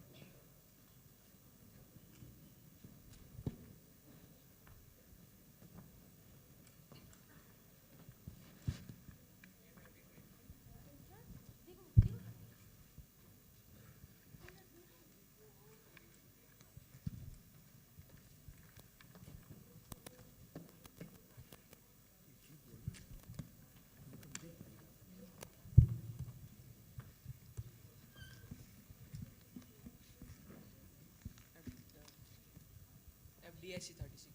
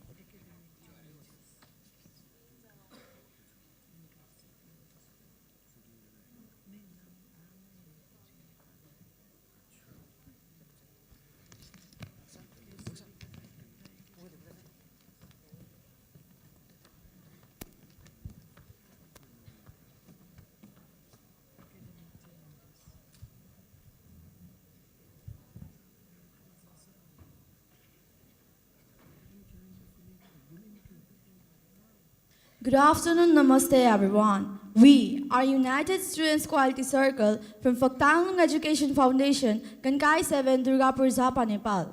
So, today we are here to present our case study done by our circle, so we hope you'll cooperate with us.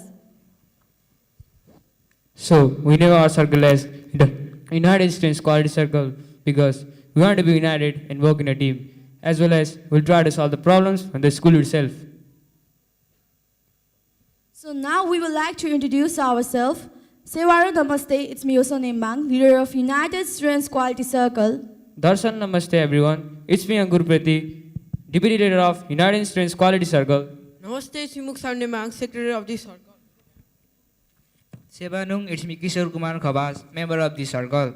Namaste everyone, it's Ms. Sumitra Opreti, member of the circle. And we also have Mr. Rigjin Tamang as the technical supporter of our circle. So, this is our circle mission. Our circle name is United Students Quality Circle. It was formed on 2024, June 8. Our average age is 15 years old and our average grade is class 9. The total numbers of members are 6. We meet every day after school in the meeting hall for 1 hour. Our master name is Mr. Omikron Nimang and the facilitator name is Sumit Limufak. So, during our case study, we have used different types of tools and they are brainstorming, Ishikawa diagram, milestone chart, pie chart, take seat, Pointer diagram, 5W1 chart. So this is the milestone chart. We show the work done by our circle in respective weeks and month, which you can have a look on the slide. So, here we have done brainstorming to list the problems of our school, and some of them are improper uniform, Mass phobia, fighting in class, weak in study, lack of discipline. and rest of you can have a look on the slide.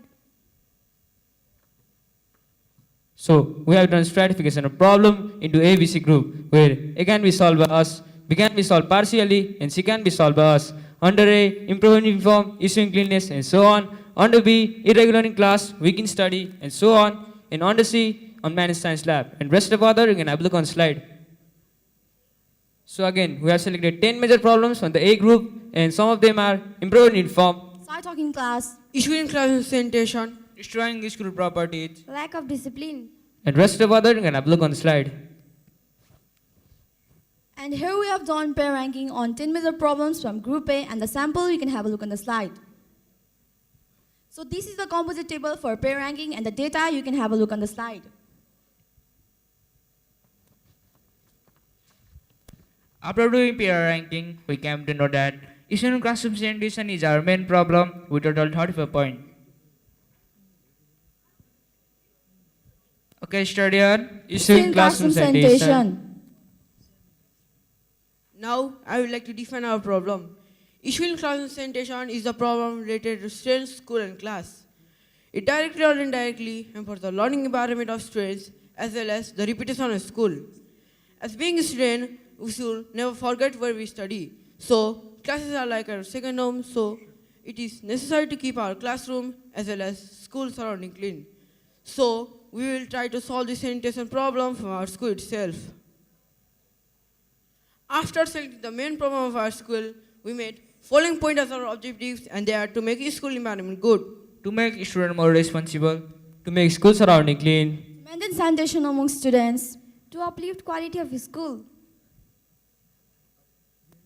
Is our problem directly observable? No. So first, we have to identify characters and collect the data to take seat.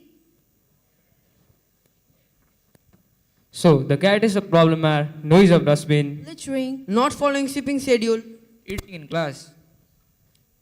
So this is the data collection procedure of our circle. Actually, we all the members went to different classes and requested the class captains of respective class to take the students to the characters of our problems and collect the data for 1 week, and we converted the data of 1 week into average form. So this is takes it of our initial observation, and according to it, 55 students were showing the characters of not using dustbin, 57 students were showing the characters of littering, 54 students were showing the characters of not following sweeping schedule, and 26 students were showing the characters of eating in class. So our score was among 214 students, but we came to know that total 192 students are causing issue in classroom sanitation. So after takes it, we have done target setting, and initially 55 students were showing the characters of not using dustbin, but we have targeted it to degrees up to 8, and the current situation of the students who were showing the characters of littering was 57, and we have targeted it to degrees up to 10. And rest the further you can have a look on the slide. So this is the graphical representation of target setting, in which the blue line indicates the initial data and the red line indicates the target.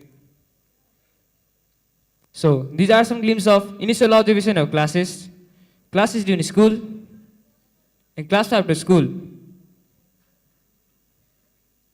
So this is the data of initial observation in the pie chart. So according to it, 77.1% of students are causing issue in classroom sanitation, whereas 22.9% of students are not causing issue in classroom sanitation.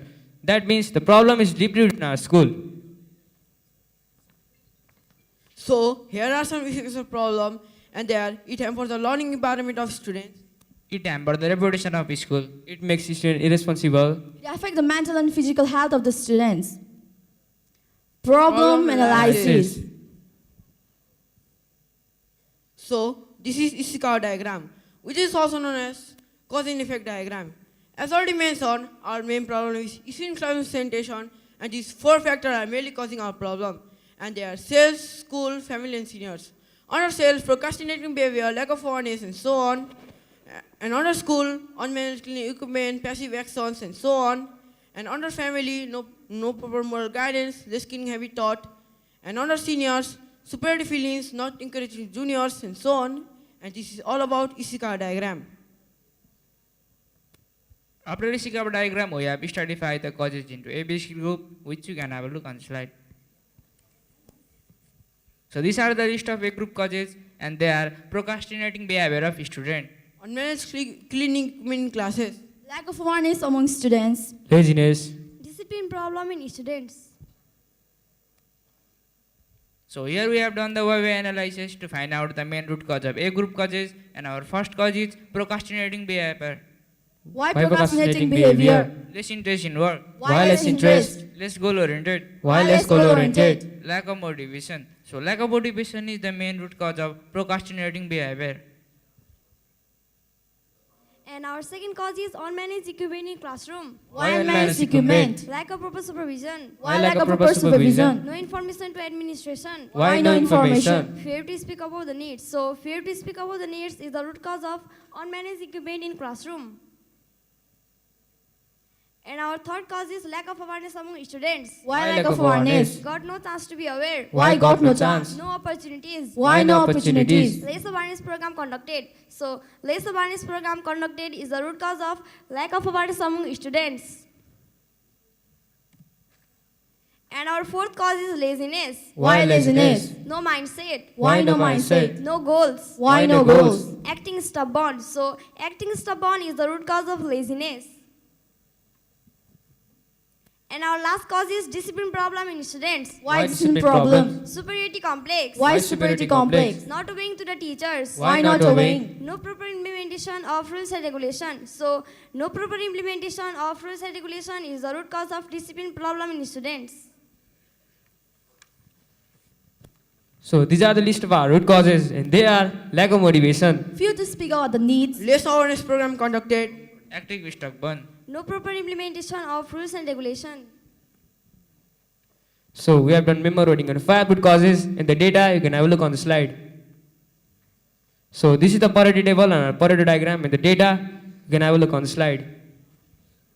So this is Pareto diagram, which is also known as 80-20 principle. And according to this diagram, these 3 root causes, fear to speak out the needs, lack of motivation, and less awareness program conducted, is mainly causing our main problem issue in classroom sanitation. So if we try to tackle these 3 root causes, we'll be somehow able to solve our main problem. So this is all about the conclusion of Pareto diagram.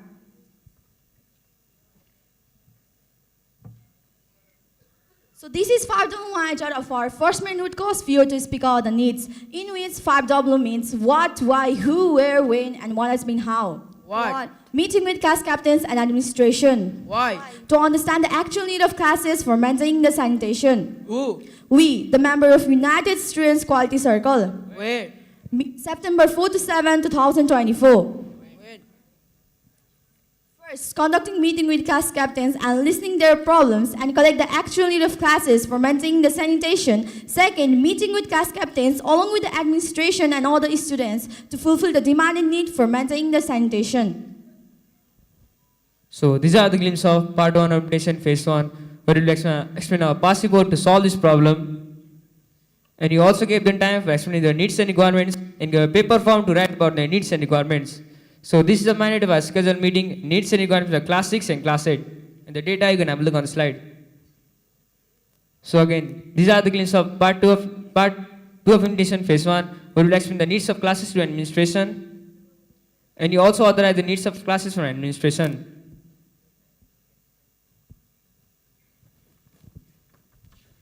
So these are the glimpses of part 3 of implementation phase 1, where we distributed the required cleaning equipment to each classes. Here are the glimpses which you can have a look on the slide. So this is 5.1 out of our second minute cause lack of motivation. What? Organizing cleaning campaign in school. Why? To motivate the students. Who? We, the member of United Students Quality Circle. Where? School premises. Where? From September 13 and still running. How? By informing every classes about our cleaning campaign, where our campaign includes the clean award for the most cleanest class. So these are the glimpses of implementation phase 2, where we awarded the cleanest class, and class 9 was awarded for the cleanest class of the month of September, and class 7 was awarded as the cleanest class of the month for November. So this is the 5.1 that our third main root cause list awareness class conducted. What? Organizing mass awareness classes for students. Why? To make students aware of the effects of dirty environment. Who? We the members of United Students Quality Circle. Where? School premises. When? Once in a month throughout the year 2024. How? By conducting awareness classes and programs for the students with different bad effects of dirty environment with taught effects in order to make them aware. So these are the glimpses of implementation phase 3, where we conducted awareness class with the students with the different negative effects of dirty environment we delivered.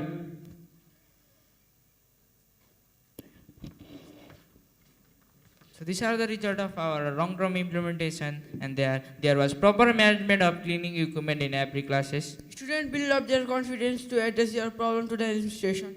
Students were somehow motivated to clean their classroom because of our frequent cleaning campaign. Students start to clean and manage sanitation inside their classroom effectively. Overall, the sanitation of Holy School was maintained. So this is the check sheet of our final observation. According to our final observation, we came to know that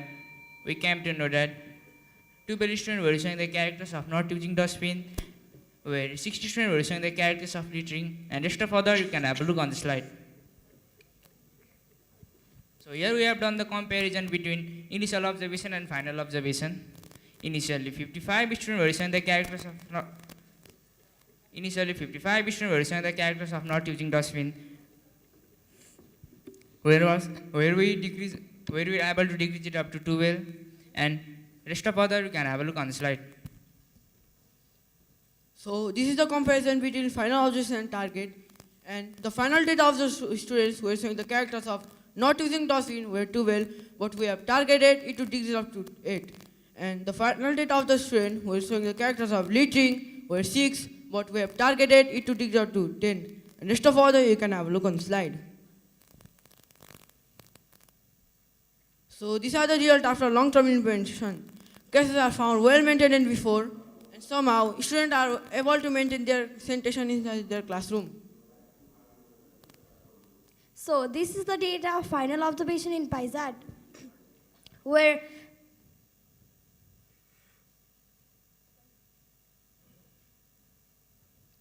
where 13.65 students were causing issue in classroom sanitation, whereas 86.34 were not causing issue in classroom sanitation. So this is the comparison between initial observation and final observation, whereas right side indicates initial data and left side indicates final data.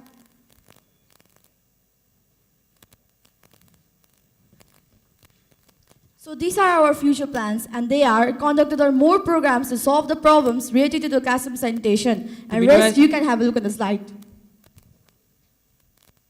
So these are the manifests of our circle, and they are learn to do case study about different problems, learn to work in a team, and rest, you can have a look on the slide.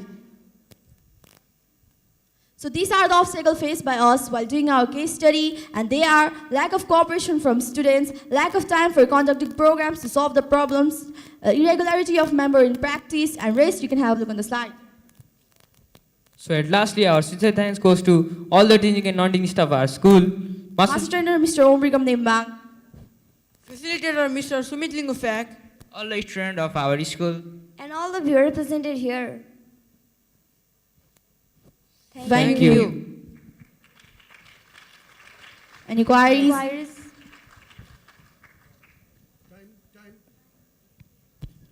The time is 15 minutes and 41 seconds.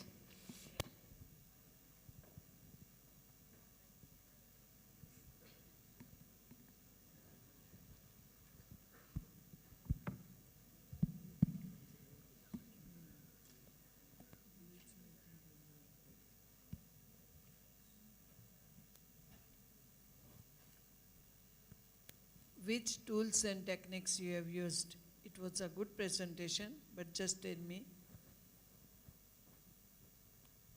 Sorry?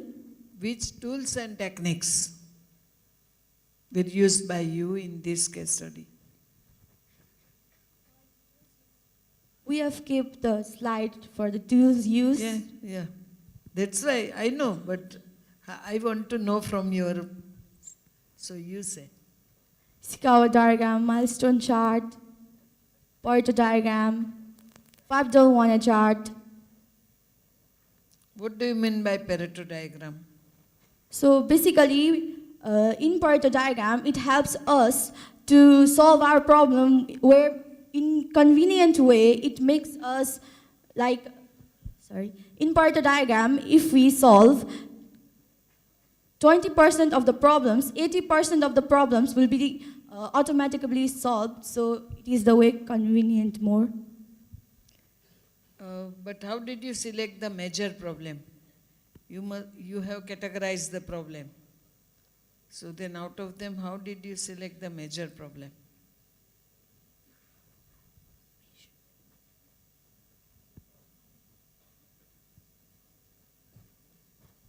Oh, for our case study? Yeah, for your case study only, I'm asking. We have done member voting.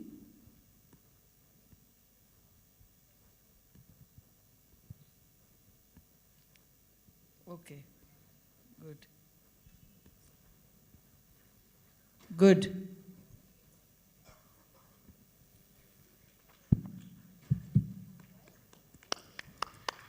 A huge round of applause for the team FDSC 36. Thank you, everyone. Thank you so much, students, for this brainstorming issue over here. Now I would like to request TS09 TVS Higher Secondary School, Lakshmi Puram, Madurai, to be on the stage.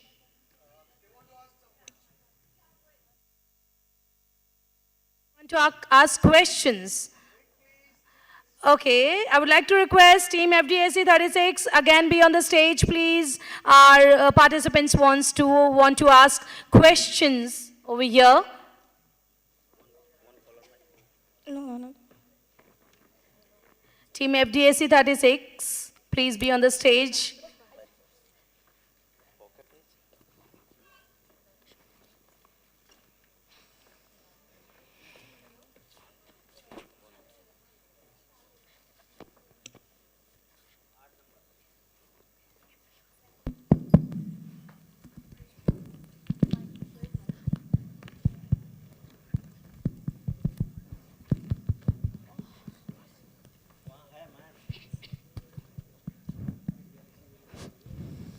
So here you have stated that lack of classroom sanitation is directly observable. How can you say that lack of sanitation is directly not observable?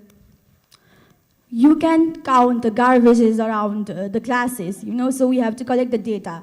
Yeah. You said it was not directly observable, right? Yeah, we requested the class captains of respective class to check the students with the characters. So we requested the class captains to see the students who are throwing the garbages in the dustbin or outside the dustbin, and we requested the class captains to collect the data of the students who were throwing the garbage outside the dustbin. Yeah. Sorry, but my question was, if there's litter around the room, how is it not directly observable? How is lack of sanitation not directly observable? As I already told, pardon? I didn't understand your question. After you selected the problem, lack of sanitation, you said that it is not directly observable, right? Yeah, that's why.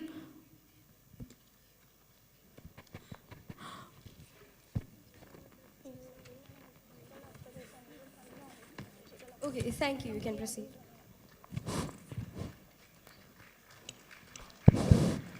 Thank you so much, FDSC 36, to answer the question. Yes, team TS09 on the stage here, TBS Higher Secondary School, Lakshmipuram, Madurai.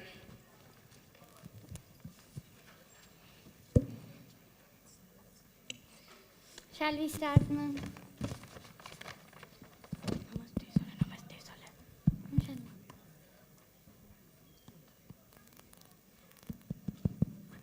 Namaste, ma'am.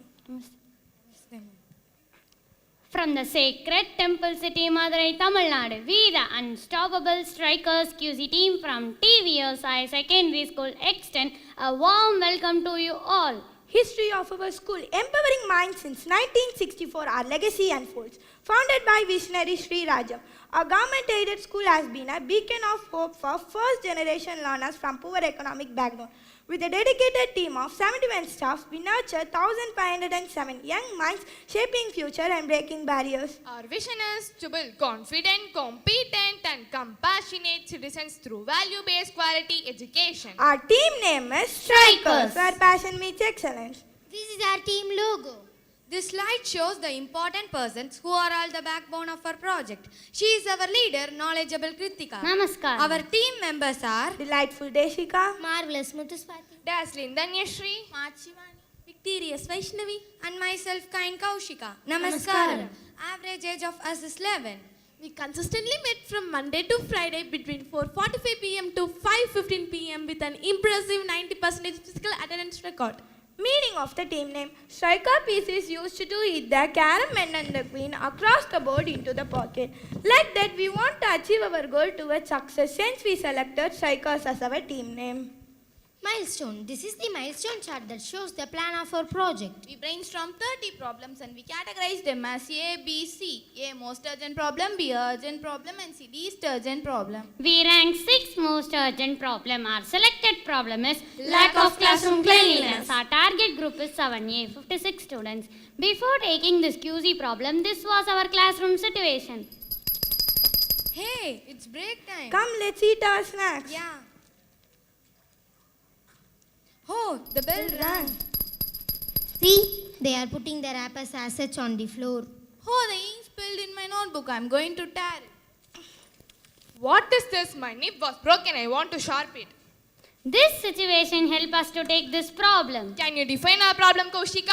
Yes, Danyashri. Our target group children are dropping chocolate wrappers, biscuit covers, snack paper bits, pencil shavings, dry flowers and craft waste items on the floor or under the desks. As a result, our classroom becomes filthy and untidy, and so there is a hindrance in teaching-learning process. Also, the dirt from the shoes, slippers or chappals makes the classroom unclean. The dirt and dust in the cupboards, tables, benches and desks may lead to the spread of germs and also create health issues. The notebooks kept in the cupboards are also not neatly arranged. The chalk dust also makes the classroom dusty. Why this problem, Deshika? Cleanliness is next to godliness. When we have a clean classroom, we can be healthy, focused, and develop good habits too. Habits say hard. We like to build a classroom culture that values up. Bend the twig, bend the tree. A clean classroom can boost academic performance and promote social consciousness. So we have selected this problem. Our motto to realize cleanliness is next to godliness. These are our reference and researchers. Our Tamil Nadu government had introduced a scheme known as Engalpalli Miriampalli, meaning our school a glowing school. We inspired by this scheme and we started celebrating Cleanup Day from 8th January to 10th January. We inspired this Swachh Bharat scheme introduced by Honorable Prime Minister Mr. Modi. It is a scheme to open toilets in rural areas and to create open defecation-free ODF communities and improve all sanitation and infrastructure. As per the words of Dr. Ani Shekhar, the former collector of Madurai, and the district administration is keen on implementing cleanliness about Madurai. Madurai Corporation has been ranked at the bottom on cleanliness among 45 cities in the world. At Australia, every year the first Sunday of March is celebrated as Cleanup Day. The Japanese also focus on classroom cleanliness. These are the QC tools and techniques we used. This PDCA chart shows the planning and progress of our project. Brainstormed causes, students, parents, teachers and system. This is our affinity diagram. Ishikawa diagram on the part of students. Escapism. Hesitation. Laziness. Feel inferior to do. Lethargic attitude. No practice. Thinking that others do. Not willing to do anything at home. Unaware of unclean environment and etc. On the part of parents, not supporting their wards, insisting only on academic performance, keeping the home also untidy, not being a role model to their wards are the few causes. On the part of teachers, dropping the youth chalkboards on the floor, insisting only on academic performance, not keeping the duster properly, pampering the children are the few causes. On the part of system, cleaners clean the floor daily, but not having any mention in the checklist. No appreciation for the clean classroom are the few causes. Mode of data collection. We collected data through physical observation and questionnaire. We collected data through physical observation from 13th November to 24th November on headings, improper usage of dustbin, unawareness on cleanliness and etc. Students do not have awareness on classroom cleanliness and they are very lazy and lethargic to keep their surroundings clean. Parents are concentrating only on studies. They do not use proper dustbins at home. They use temporary covers to dispose the waste. Teachers are thinking that they do not have enough of time. These are the analyzed categories before QC. This is our Pareto table and Pareto chart. This tool helps us to find out the vital causes under 80-20 axis. If we concentrate on 20% of the causes, remaining 80% will be easily solved. This is also known as vital few trivial many. Root causes: unaware of classroom cleanliness, lethargic attitude, not having a habit of keeping things in its proper place, thinking that others would do. This activity plan matrix explains the various implementation steps we plan to implement. Implementation chorus begins. Let's start the way to success with a lovely little song.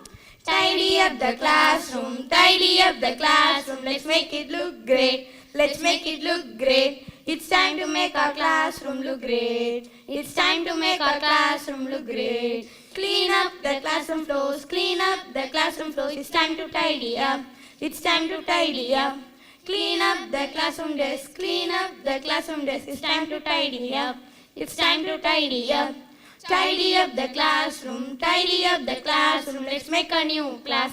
Let's make a new class. The 5S concept including Seiri, Sort, Seitan, set in order, Say so, clean, Seiketsu, educate, Sitsuke. sustain. On the basis of 5S concept, implementation steps were planned and executed. Let's start our impressive implementation steps. Step 1. Cause unaware of classroom cleanliness.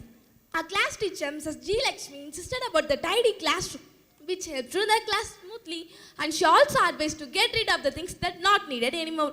Outcome: our friends raised the importance of classroom cleanliness. Step 2. Cause unaware of classroom cleanliness. One of our QC member, Muthuswati, spoke about building a classroom culture that values the students to take care of the classroom and being a responsible outcome. Our classmates started supporting the QC members. Step 3. Cause unaware of classroom cleanliness. Our class teacher, Mrs. G. Lakshmi, interacted with her friends that not to tear papers from notebooks. Outcome: our classmates promised to follow the same. Step 4. Cause unaware of classroom cleanliness. We the QC members insisted not to put papers and not to waste them. Also discussed the paper manufacturing through flashcards. Outcome, now the paper wastage has been reduced. Step 5. Cause unaware of classroom cleanliness. Our dispensary nurse, Mrs. Ranganagi, insisted how cleanliness improve the studies too, and also to reduce the health issues which leads to the minimum number of absenteeism. Outcome, now our classmates understood the importance of cleanliness.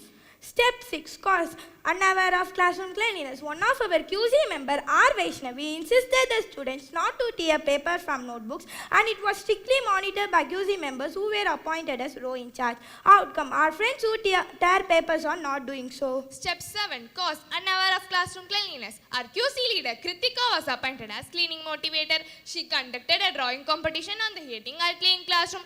Everyone participated and the best imagination was awarded with the book as a prize. Outcome, our classmates were motivated. Step 8. Cause unaware of classroom cleanliness. Our PE teacher, Mrs. Ruth Stella, insisted the students that they should knock off the dirt from the sandals after PE period before going into the classroom. Outcome, the sand dust in our classroom has been reduced. Step 9. Cause unaware of classroom cleanliness. Our QC leader Kritika ensured the availability of chalk box and dusters and also insisted how to use the space in the classroom board. Example, left side Tirukural and right side roll present absent. Outcome, the board is used neatly. Step 10. Cause unaware of classroom cleanliness. Our school cabinet ministers insisted the students that a clean classroom can make a pleasant environment. Outcome, we understood the monitoring system of our school. Step 11. Cause unaware of classroom cleanliness. We the QC members created a classroom constitution which was brainstormed by all the students and consolidated by QC members. Outcome, as created by all, everyone understood the value of cleanliness, one of the rules and regulations. Step 12. Cause lethargic attitude. One of our QC members, Dhanyashree, was appointed as day recorder and motivated the students through appreciation. Outcome, many students got appreciation from Dhanyashree. Step 13. Cause lethargic attitude. One of our QC members, R. Vaishnavi, was appointed as garbage tracker. She reminded the students to use the dustbins properly. Outcome, our classmates started using the dustbins properly. Step 14. Cause lethargic attitude. Our Human Resource Minister, Priya, checked the physical actions of the students, whether they are maintaining the classroom neat, and monitored the arrangement of books and notebooks in the cupboard using 5S concept. Outcome, our friends started maintaining the notebooks properly. Step 15. Cause lethargic attitude. 4 members were appointed as table in charge and 2 as cupboard in charge. They helped their friends in wiping down the desk that got messy. Outcome, our students cooperated with them. Step 16. Cause lethargic attitude. We the QC members allotted specific places to keep the notebook subject-wise and informed it with stickers in the class cupboards, and insisted the students that the table drawers are meant for to keep work done, leave letter file, register and etc. Outcome, our classmates have started maintaining cupboards and table drawers properly. Step 17. Cause lethargic attitude. Our craft teacher, Mrs. Sagayavalli, insisted the students not to put the craft waste like cloth bits and paper bits on the floor or under the desk.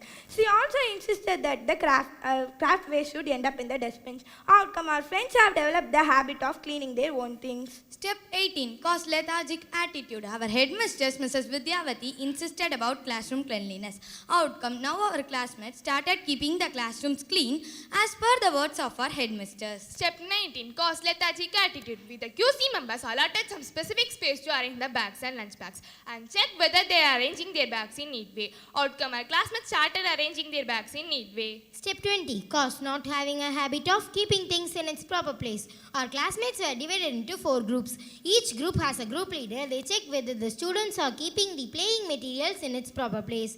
Outcome, now our classmates have started keeping the playing materials in its proper place. Step 21. Cause not having the habit of keeping things in its proper place.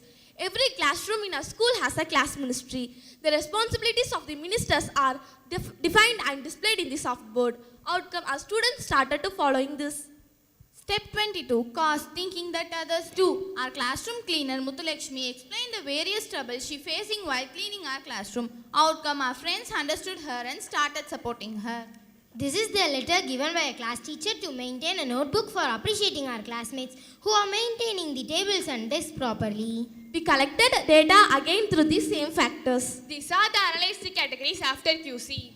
This is our comparative bar diagram. This is our post-Pareto table. This is our post-Pareto chart. And this is the comparison of Pareto and post-Pareto charts. After the comparison, we found 74% of success in our project. This milestone chart shows as we planned, we started our project during October and completed during March. Tangible benefits. Before QC, 26% of the students were aware of cleanliness. After QC, 93% of students are aware of cleanliness. 24% of the students were involving in cleaning the classroom. 92% of students are involving in cleaning the classroom. 21% of the students were keeping the things in its proper place. 95% of students are keeping the things in its proper place.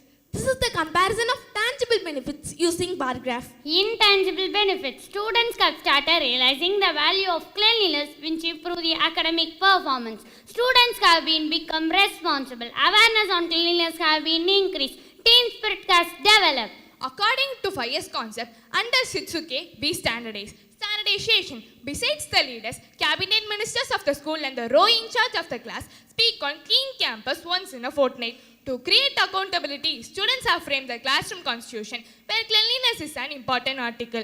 During Vidya Day, PUVI team has started telling the ways to maintain the classroom cleanliness. With the QC members, insist our classmates to contribute to midday meals instead of bringing candies for birthdays. With the QC members, give responsibilities as row in charge on rotation basis and ask the students to number the pages. So everyone has become self-disciplined.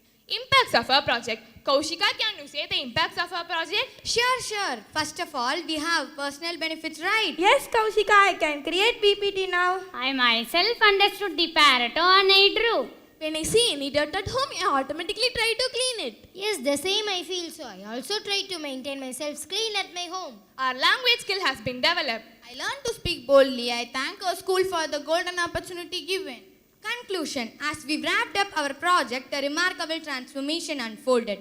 Without monitoring, now our students are able to do all the activities either at home or at school and become self-learners. We have celebrated a dual victory, not only have achieved our goals, but also cultivated a culture of responsibility and cleanliness within our students' community. We are grateful for the chance to shine. Thank you for the opportunity given. This is the appreciation letter given by Aarti's parents that she's maintained her cupboard properly. These are the appreciation letters given by our parents. And this is the appreciation letter given by our headmistress. And this is the appreciation letter given by our English teacher, Mr. Rajesh. This is the interview with our classroom cleaner about our classroom. Our next project is Lab of Time Management. Thank you.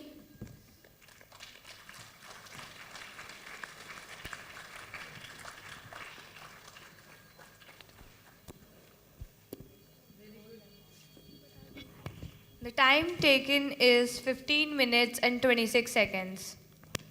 Very good presentation. But have you maintained your data collection file, questionnaires file?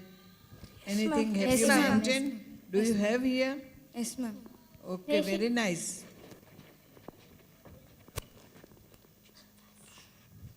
Good.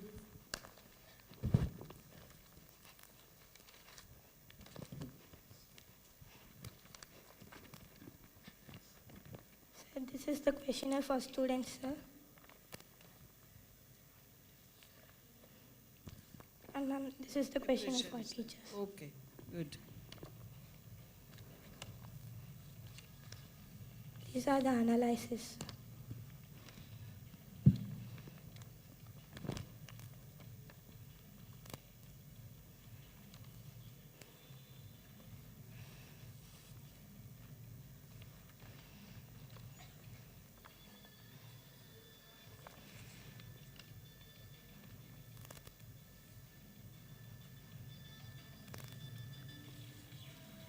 Thank you, sir.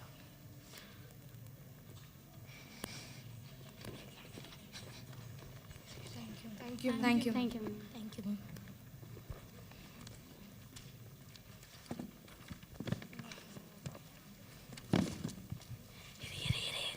Excuse me, I have to ask a question. You mentioned in your PPT that your school uses chalk. So, since chalk affects air quality, how does your school address this potential health risk? Yeah, it's a good question you're asking that. The chalk particles, the tiny chalk particles are dropping down in the floors. It may lead to the lack of cleanliness. And it may lead health issues.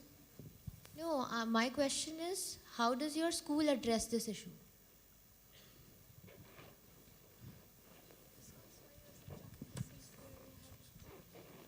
What measures are you taking?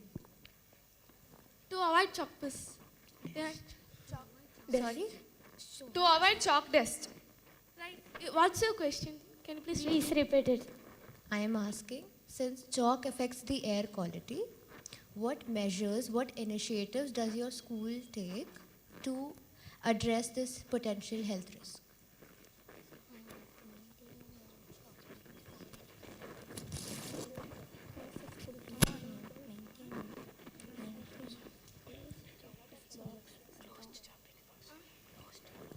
Instead of teaching in chalk, we use smart boards. Mostly we will use smart board for teaching. Okay, it was mentioned in your presentation, that's why I asked this question. Okay, thank you. Thank you. Thank you so much, TVS Higher Secondary Lakshmipuram School, Madurai, for the nice presentation. A case studied well, researched well. Thank you so much. Our next team I would like to call on the stage, FDSE 47, Arambha Academy, Nawalpur, Nepal. Please welcome them.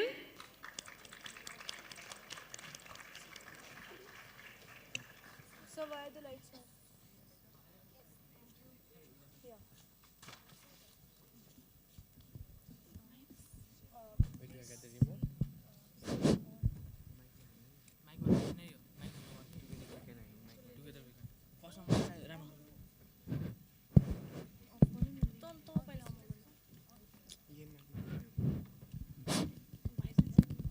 One, two, three.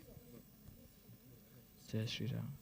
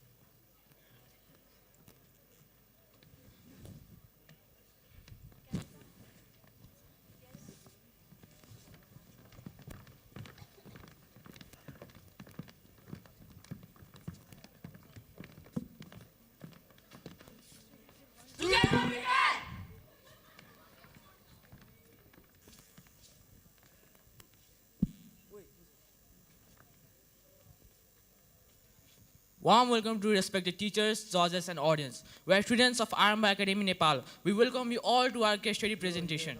After brainstorming for a circle name, we had got names like Elite Minds, Peak Performers, United Alliance, Quality Leader Network. As you can see in slide, after voting for a circle name, we have decided our circle name as United Alliance. Description of the circle. Circle formation. 2024, July 27. Circle facilitator, Mr. Yamani Adhikari. Number of members 6. Averages 14. Meeting time every Thursday 40 minutes. Meeting venue School Hall. Why we are United Alliance? The name United Alliance reflects the group commitment to strengthening the cooperation and unity. Objective of the group. To identify the major causes in an analytical way, to empower students, to enhance critical thinking, to improve the personality of the students. Now I would like to introduce the member of group. Me, myself, leader Prasanna Shrestha, deputy leader Anushka Bastola, secretary Susma Rana, member Pooja Roka, member Khushil Bhusal, and member Sampurna Bhandari. Up to you, Susma. Now, the tools we used in our case study are milestone chart, also known as activity plan chart, peer ranking, pie chart, pie diagram, Pareto matrix, Ishikawa, also known as fishbone diagram, YY analysis, 5W1H chart, and PDCA chart. Now, milestone chart, also known as activity chart. In the second week of ASAR, we have done circle and logo formation. In third week of ASAR, we have done brainstorming. Now, brainstorming. By using brainstorming, we have listed out some major problems of our school, like using foul language, mass phobia, exam phobia, not paying attention in class, lack of family time, lack of English environment, and teenage aggression. Now, stratification of problem. Problem A? Totally solve our problems. Problem B? Partially solve our problems. Problem C? Non-solve our problems. In problem A, we have teenage aggression, bullying, groupism, mass phobia, exam phobia, using foul language. Rest of it you may see in the slide. Now problem B. In problem B, we have lack of family type, lack of English environment, and rest of it you may see in the slide. In problem C, we have unmanaged canteen, insufficient materials, and rest of it you may see in the slide. Now, pie diagram. Now, pie chart. In pie chart, we have done the classified problem in the chart. You may see in the slide. Now, up to you, Khushil. As you can see, we have done voting on the prioritization of the problems. Now, Pareto matrix. Pareto matrix, this is the type of result which we have got as an prioritization which we have done earlier. So our major problem is teenage aggression refers to the display of hostile behavior by individuals between the ages of 13 and 19. During this period, the adrenal hormone plays a significant role in triggering emotional change, leading to irritability, bossiness, and frequent confrontations with others. Adolescents often struggle with managing their emotions, making them more prone to expressing anger impulsively. So the major causes of the problems are personality traits, mental health conditions, inability to handle stress, genetics, and rest of them you may observe it from the slide. Observation from class 6 to 9, out of 180 students, 67 are the victim of teenage aggression and 41 show no signs of teenage aggression. To collect this data, we have collaborated with our teachers. Initial observation. In initial observation, grades 6, 7, 8, 9 are involved, and this equates to approximately 62% of the students are suffering from teenage aggression and 38% are non-exhibiting such kind of problems. Initial observation represented in bar graph. Up to you, Sampurna. So these are the photo clicked during the data collection for initial observation. Now, initial observation. In the initial observation, 67 students were found to be suffering from teenage aggression. Furthermore, we have set a target to reduce this number, aiming for a new count of 46 students of the total 108. So this is a target set represented in bar graph. Now, up to Ishikawa diagram, also known as fishbone diagram. As you may see in the slide, the main causes are family, friends, self, and school. Inside family, you can see the problem as disputes, parental pressure. Inside friends, you can see the problem as peer pressure, bullying. Inside self, you can see the pressure as perfectism. Rest, you may observe it from the side. Now, up to YY analysis. Frustration. Why? Things not going as planned. Why? Unmanaged schedule. Why? Improper guidance. Why? Communication gap. So root causes. Communication gap. Next, disputes. Why? Lack of understanding with parents. Why? Unmatched opinion. Why? Traditional beliefs. Why? Social influence. So root causes. Social influence. Next, poor academic performance. Why? Prioritizing other things. Why? Technology distraction. Why? Availability of gadgets. Why? Overpampering. So root causes. Over-pampering. Now up to you, Anushka. PDCHR. P. Plan. D. Do. C. Say. A. Act. Plan.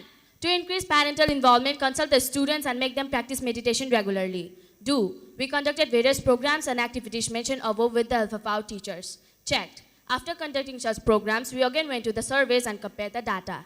Act. Awareing parents about teenage aggression, counseling the students and making them practice meditation regularly in the future. Here are some deciding countermeasures. Orientation session to parents, counseling to students, and regular meditation to students. Here's the 5W1S chart. Our first deciding countermeasure. Teenage aggression. Why? Orientation session to parents. Why? To aware parents about teenage aggression. Who? We SQC students. Where? School hall. Where? 15 August 2024. How? Awareing parents about teenage aggression and its causes and effect. Second deciding countermeasure.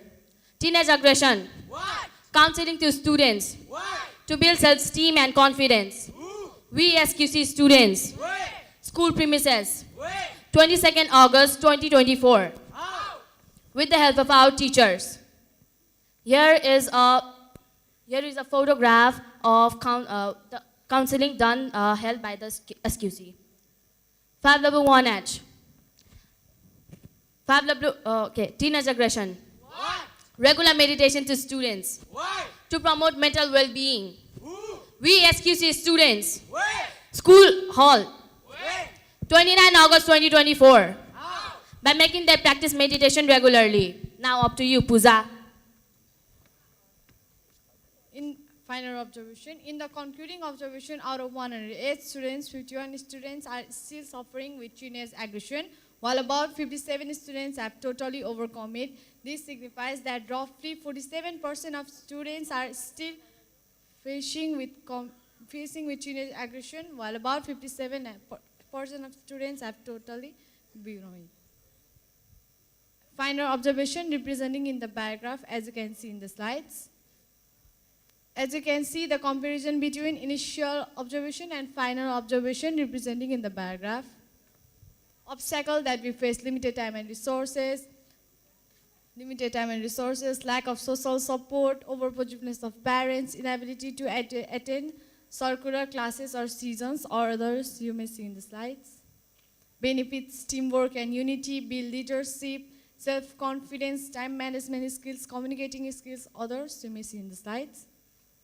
We extend our heartfelt thanks to our facilitator, Mr. Hiramari Adhikari, for his continuous support, guidance, and motivation throughout the project.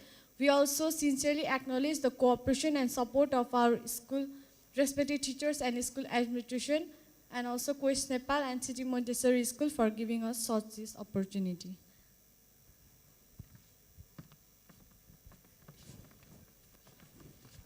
Thank you.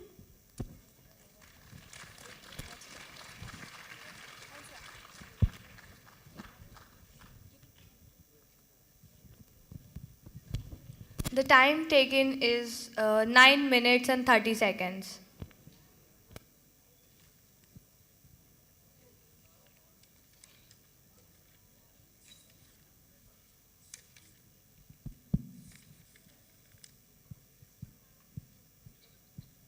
Nine minutes, 30 seconds.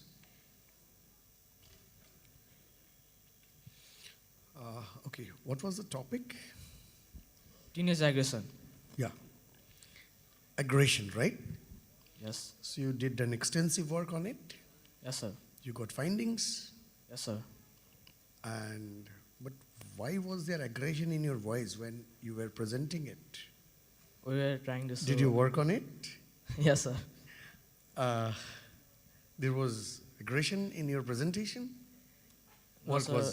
We were trying to show our energy. Okay. Energy. Okay. The presentation was brilliant on the screen. Your work was extensive, we could make out. But only one thing, soft spoken. Okay? Okay, sir. Otherwise, it is brilliant. Okay, sir. Thank you, sir.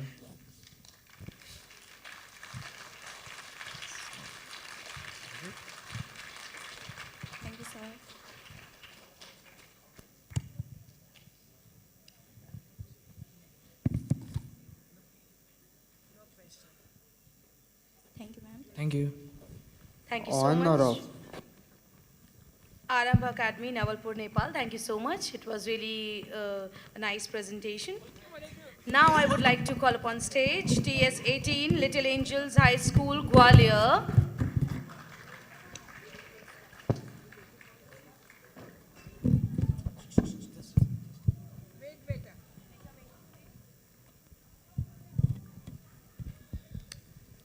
Hello.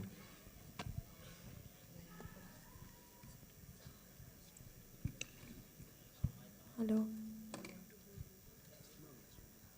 Ma'am, please tell them where. Hello.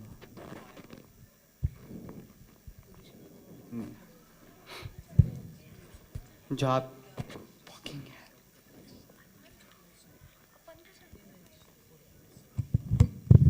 जाओ जाओ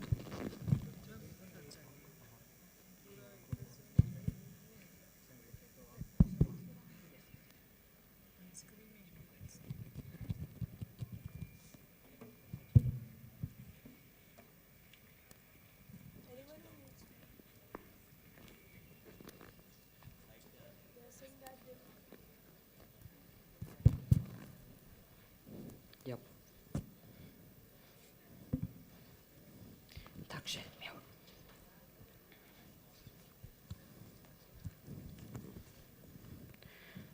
Greetings, ma'am. Greetings, sir. Myself, Atif Tiwari,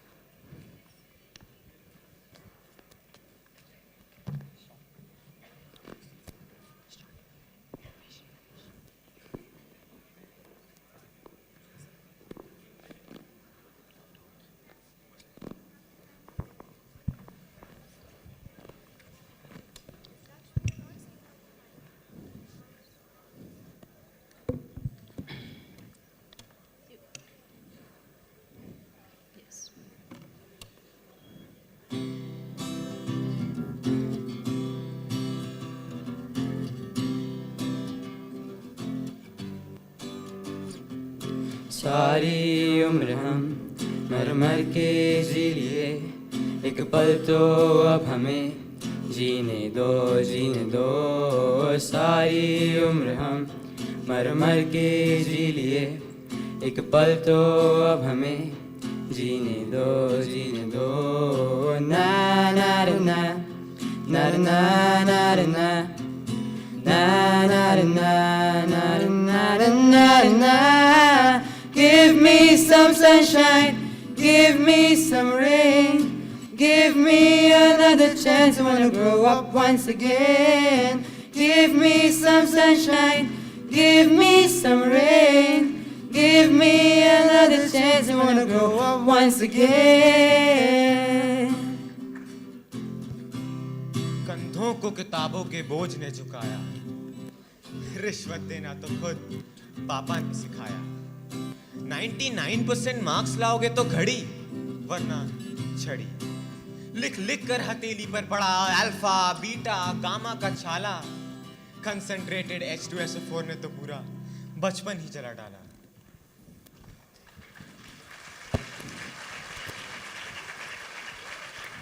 A 2022 survey found that 93% of Indian students only know about 7 career options, even though more than 250 exist. Your career is a journey, not a race. Success comes not from reaching the destination quickly, but from growing with each step along the way. A very fine afternoon, everybody. We, the students of Little Angels High School, are from the historical city of Gwalior.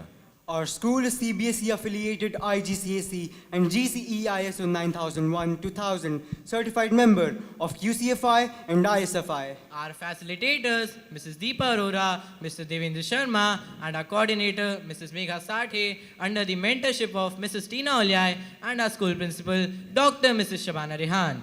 We, the Career Crusaders, Abhineet Bansal, the group leader, Atharv Tiwari, the deputy leader, Anshika Dogra, Pranjal Kumar Das, Raksh Khushi Ramani, Aditya Kalra, and Parv Lakhwani.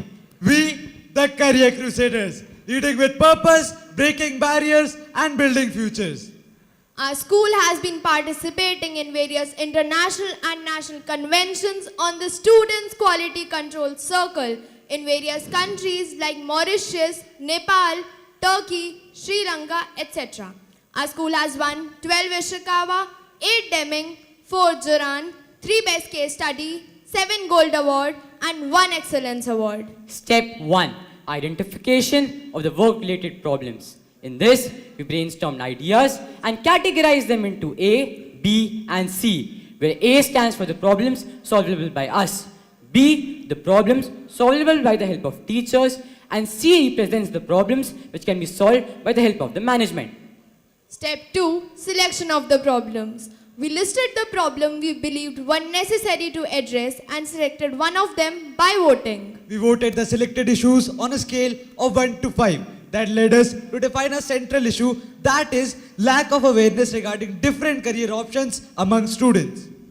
This is the Pareto analysis of the problem identified, followed by the milestone chart, which shows the timeline of our QC case study preparation. Step 3. Defining the problem. A lack of career awareness disconnects students' aspirations from diverse opportunities.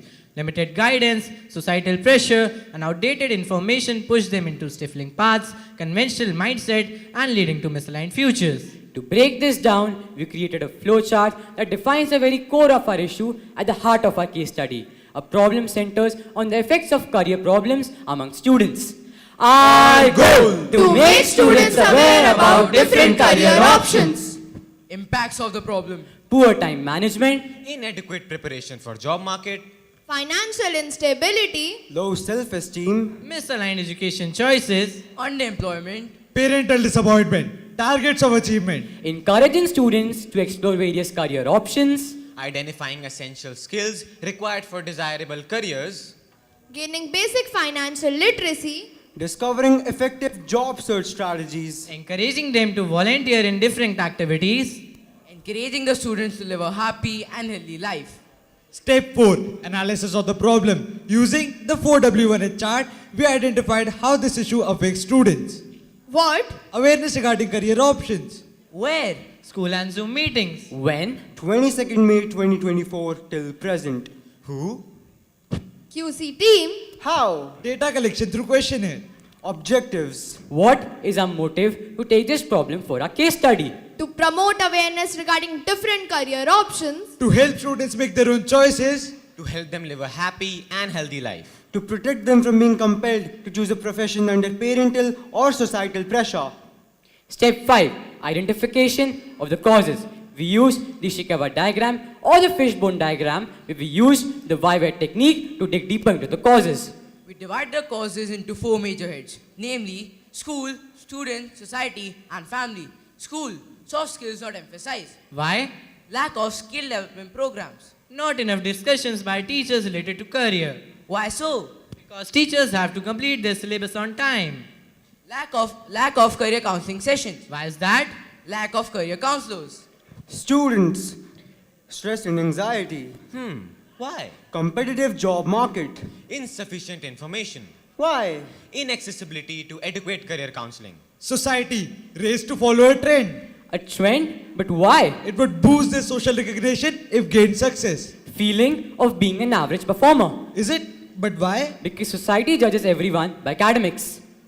family, societal pressure on parents, Why is that? race to follow a trend, Want their children to offer reputed jobs. Why?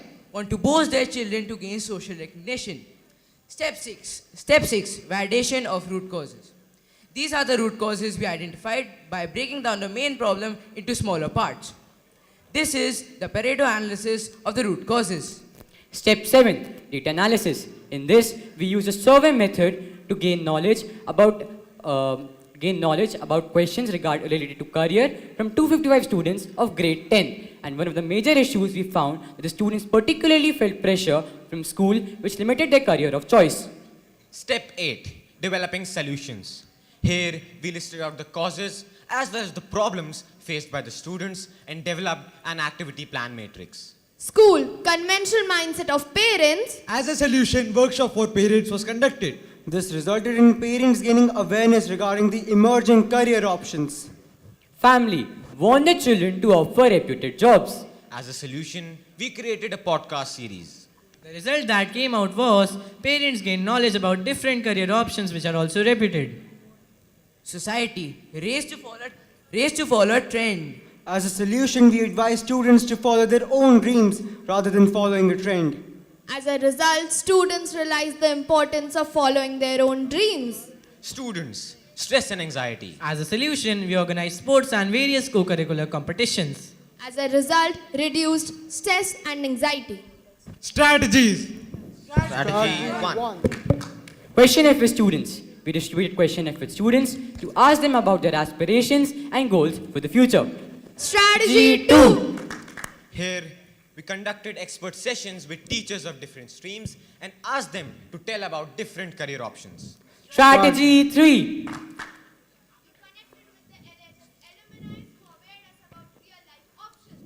Strategy 4. We created social media pages and posted infographics, insightful videos, and posters to spread awareness. Strategy 5.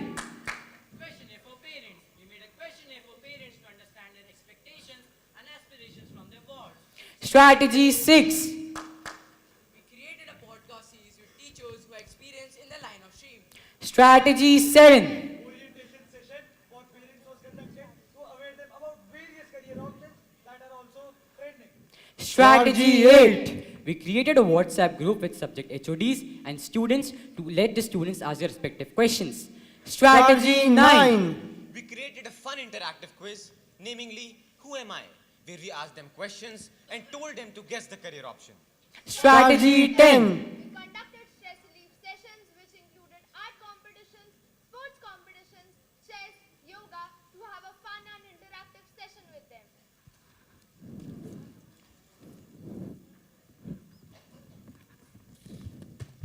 Solutions that couldn't be considered. The mindset of dummy school and the influence of coaching classes couldn't be changed. Individual counseling of each student could not be made possible.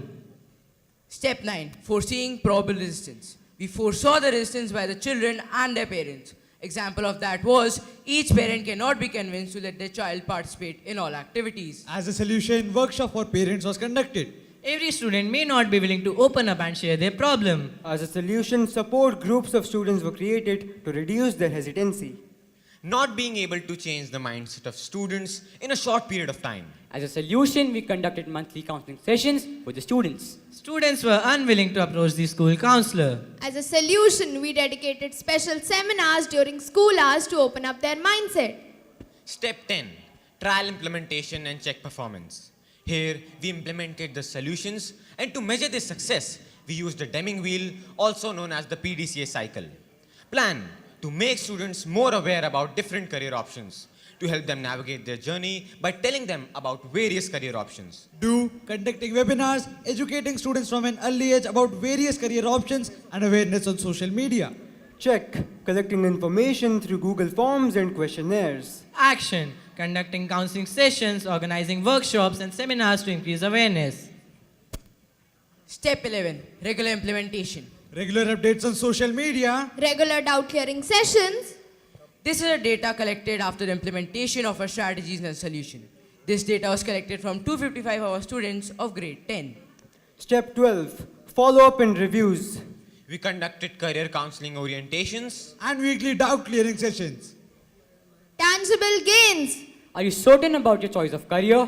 The yes increased from 169 to 180. The school pressure limit your career choices. The yes decreased from 153 to 103. Do you like the idea of starting your own business? The yes increased from 173 to 187. Would you sacrifice job satisfaction for higher income? The yes decreased from 125 to 119. Are you interested in jobs that require teamwork? The yes decreased from 189 to 184. Intangible gains. Students have gained knowledge about various career options as well as they can assess their strengths and weaknesses more efficiently. Developing job search strategies and setting goals Contributes to overall life satisfaction and a sense of direction. This is a final milestone chart which has helped complete a case study on time. Tools used. Webinar, Ishikawa. brainstorming, Voting method, Pareto analysis. Survey method. Data analysis and Deming wheel. our gains.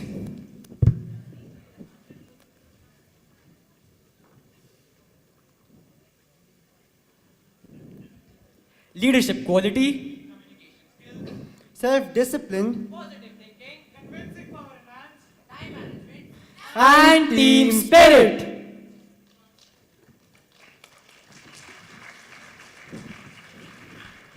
Appreciation letters. Our efforts were acknowledged by our esteemed principal ma'am and our academic heads. recurrence prevention and future plans, planning for organizing more questionnaires and interactive sessions.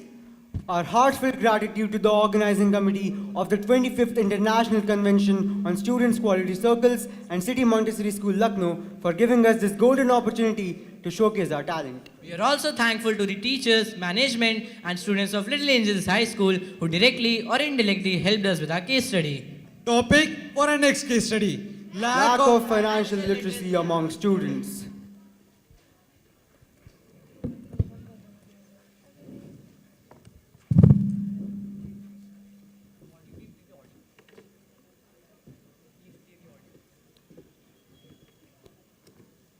Good presentation. Yes. I don't need their perfect vision, just my freedom, my decision. Wire circuits spinning round, the muscle speaks different sounds. They want me to make connections. I seek joy and affection. I know that they just want the best, but this pressure stole my rest. I'll break free from their obsession, live a life that's my expression.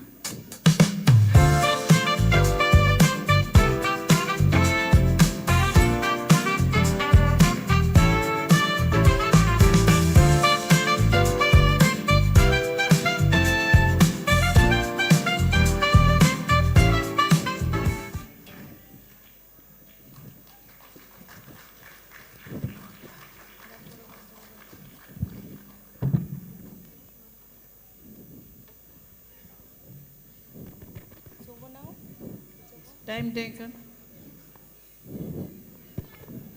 14 minutes, 34 seconds.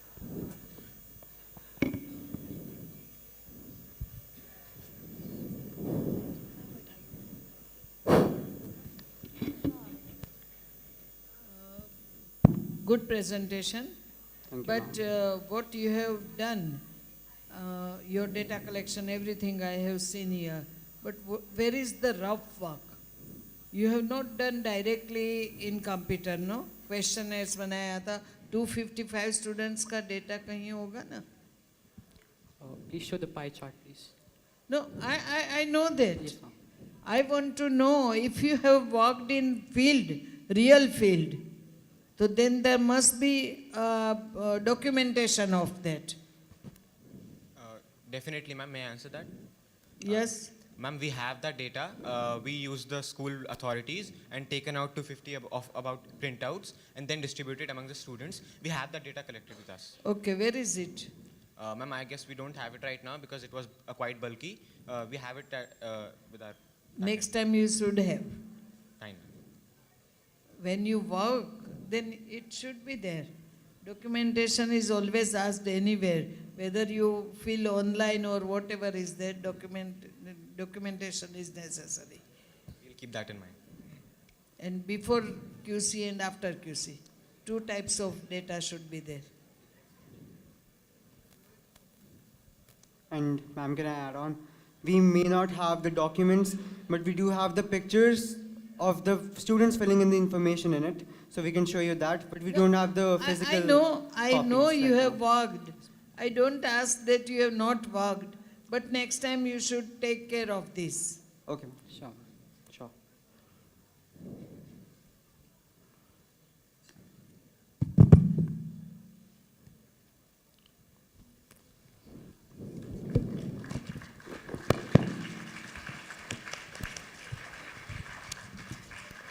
Thank you so much, TS 18 Little Angels High School, Gwalior, for the nice case study presentation.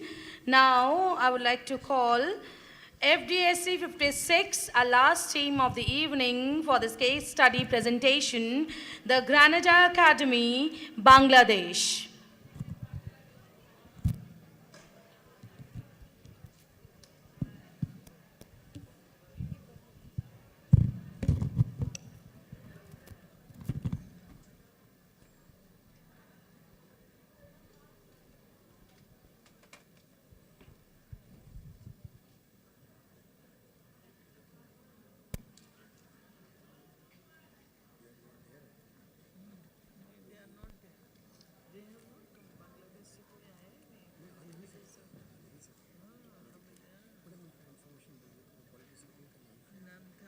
QC career, Crusaders. BERS.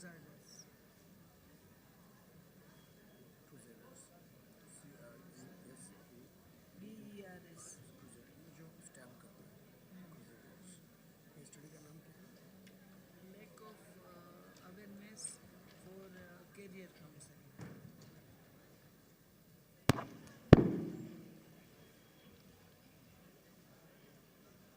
Team FDSC 56.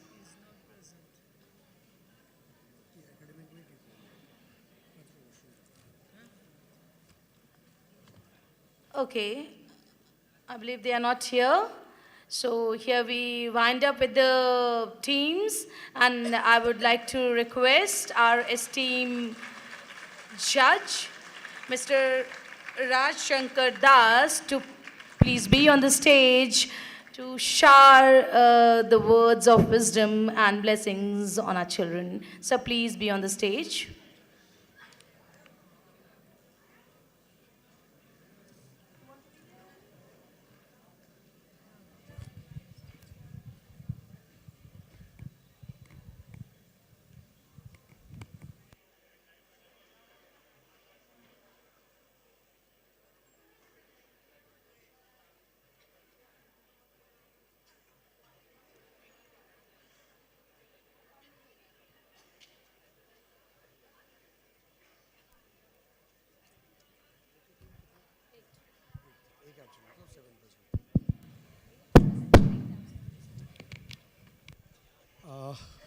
Good afternoon, everyone.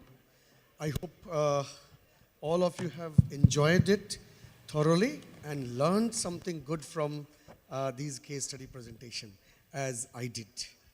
I hope you all agree with me, right? Post-lunch sessions are a little down, but the teams that we have seen are really brilliant. They have chosen the topics and they have worked on it. They have collected data, they have presented. The tools they have used are really inspiring. They are young students of class 9, 10, 11, like that.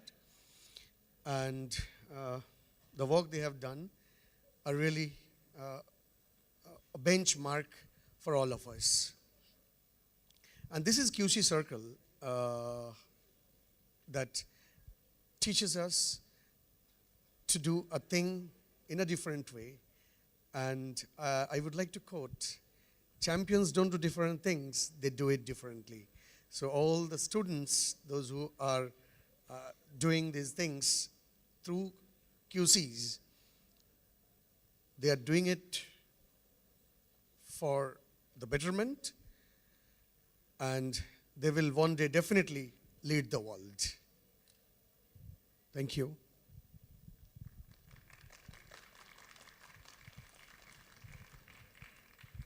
Thank you so much, sir. So just wait a little, sir. Wait a little, sir. We would like to present a token of gratitude to our respected judge.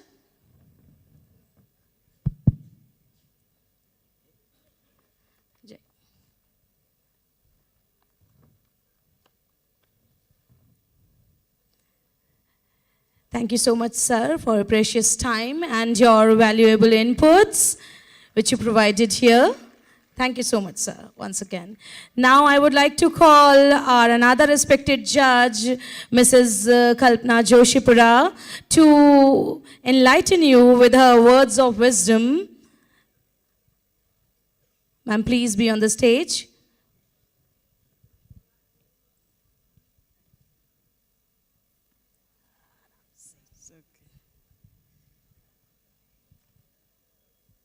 Dear students, teachers, good evening and Jai Jagat.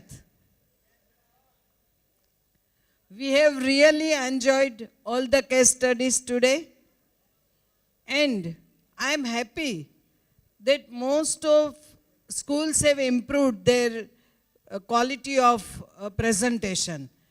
So really I congratulate their facilitators and all the chairperson or whoever is there. Really they have worked hard. But it is said everywhere that umpire duty is always thankless. So we have worked as an umpire. If we give out to batsman, then he will feel, okay, though I was not out, but I have given out. And bowler will feel, if we give out, bowler will think there was no ball, even though batsman is given out. So we feel that our duty is thankless, even though we have tried our level best. And moreover, I say all the students, morning only Kamran madam said, that we come over here to grow, to learn, not to win. So winning is always there. When you participate here, that is also your winning. So never think that we want to win something. Always success will come if you work hard. In Bhagavad Gita also it is said, karma kiye ja, phal ki chinta mat kar. So you have to do your karma, and QC you apply in real sense in your life. You do not presentation, only for presentation you don't do anything, but you apply the same concept in your life. Thank you, and I am really grateful to CMS to give a chance for this judgment. So, ma'am, we are grateful to have you here. Your presence really blessed us. And it's not a thankless job. It's really a great job where you are judging, and the judgment comes only after a lot of experience. A person who can judge will be always experienced. Then only he can or she can judge anyone. Thank you so much, ma'am. Now we present a token of gratitude to respected ma'am. Thank you so much, ma'am, once again to be here.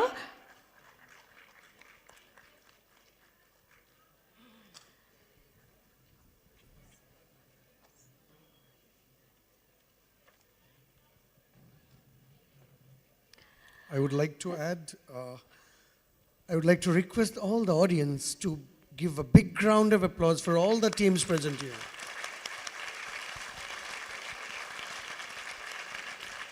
Thank you so much. Thanks a lot, all the students and the audience, for your patient listening.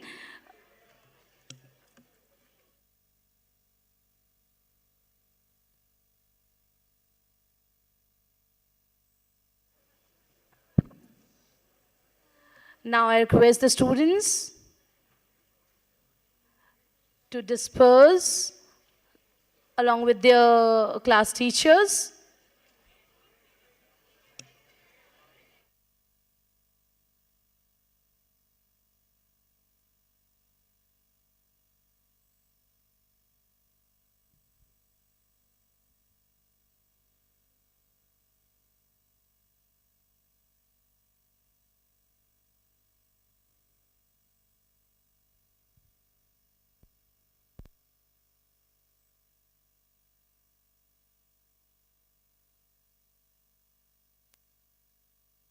Students, please wait for your turn. You are supposed to go out of the hall along with your class teachers and your teachers who are along with you, the teacher escorts. Please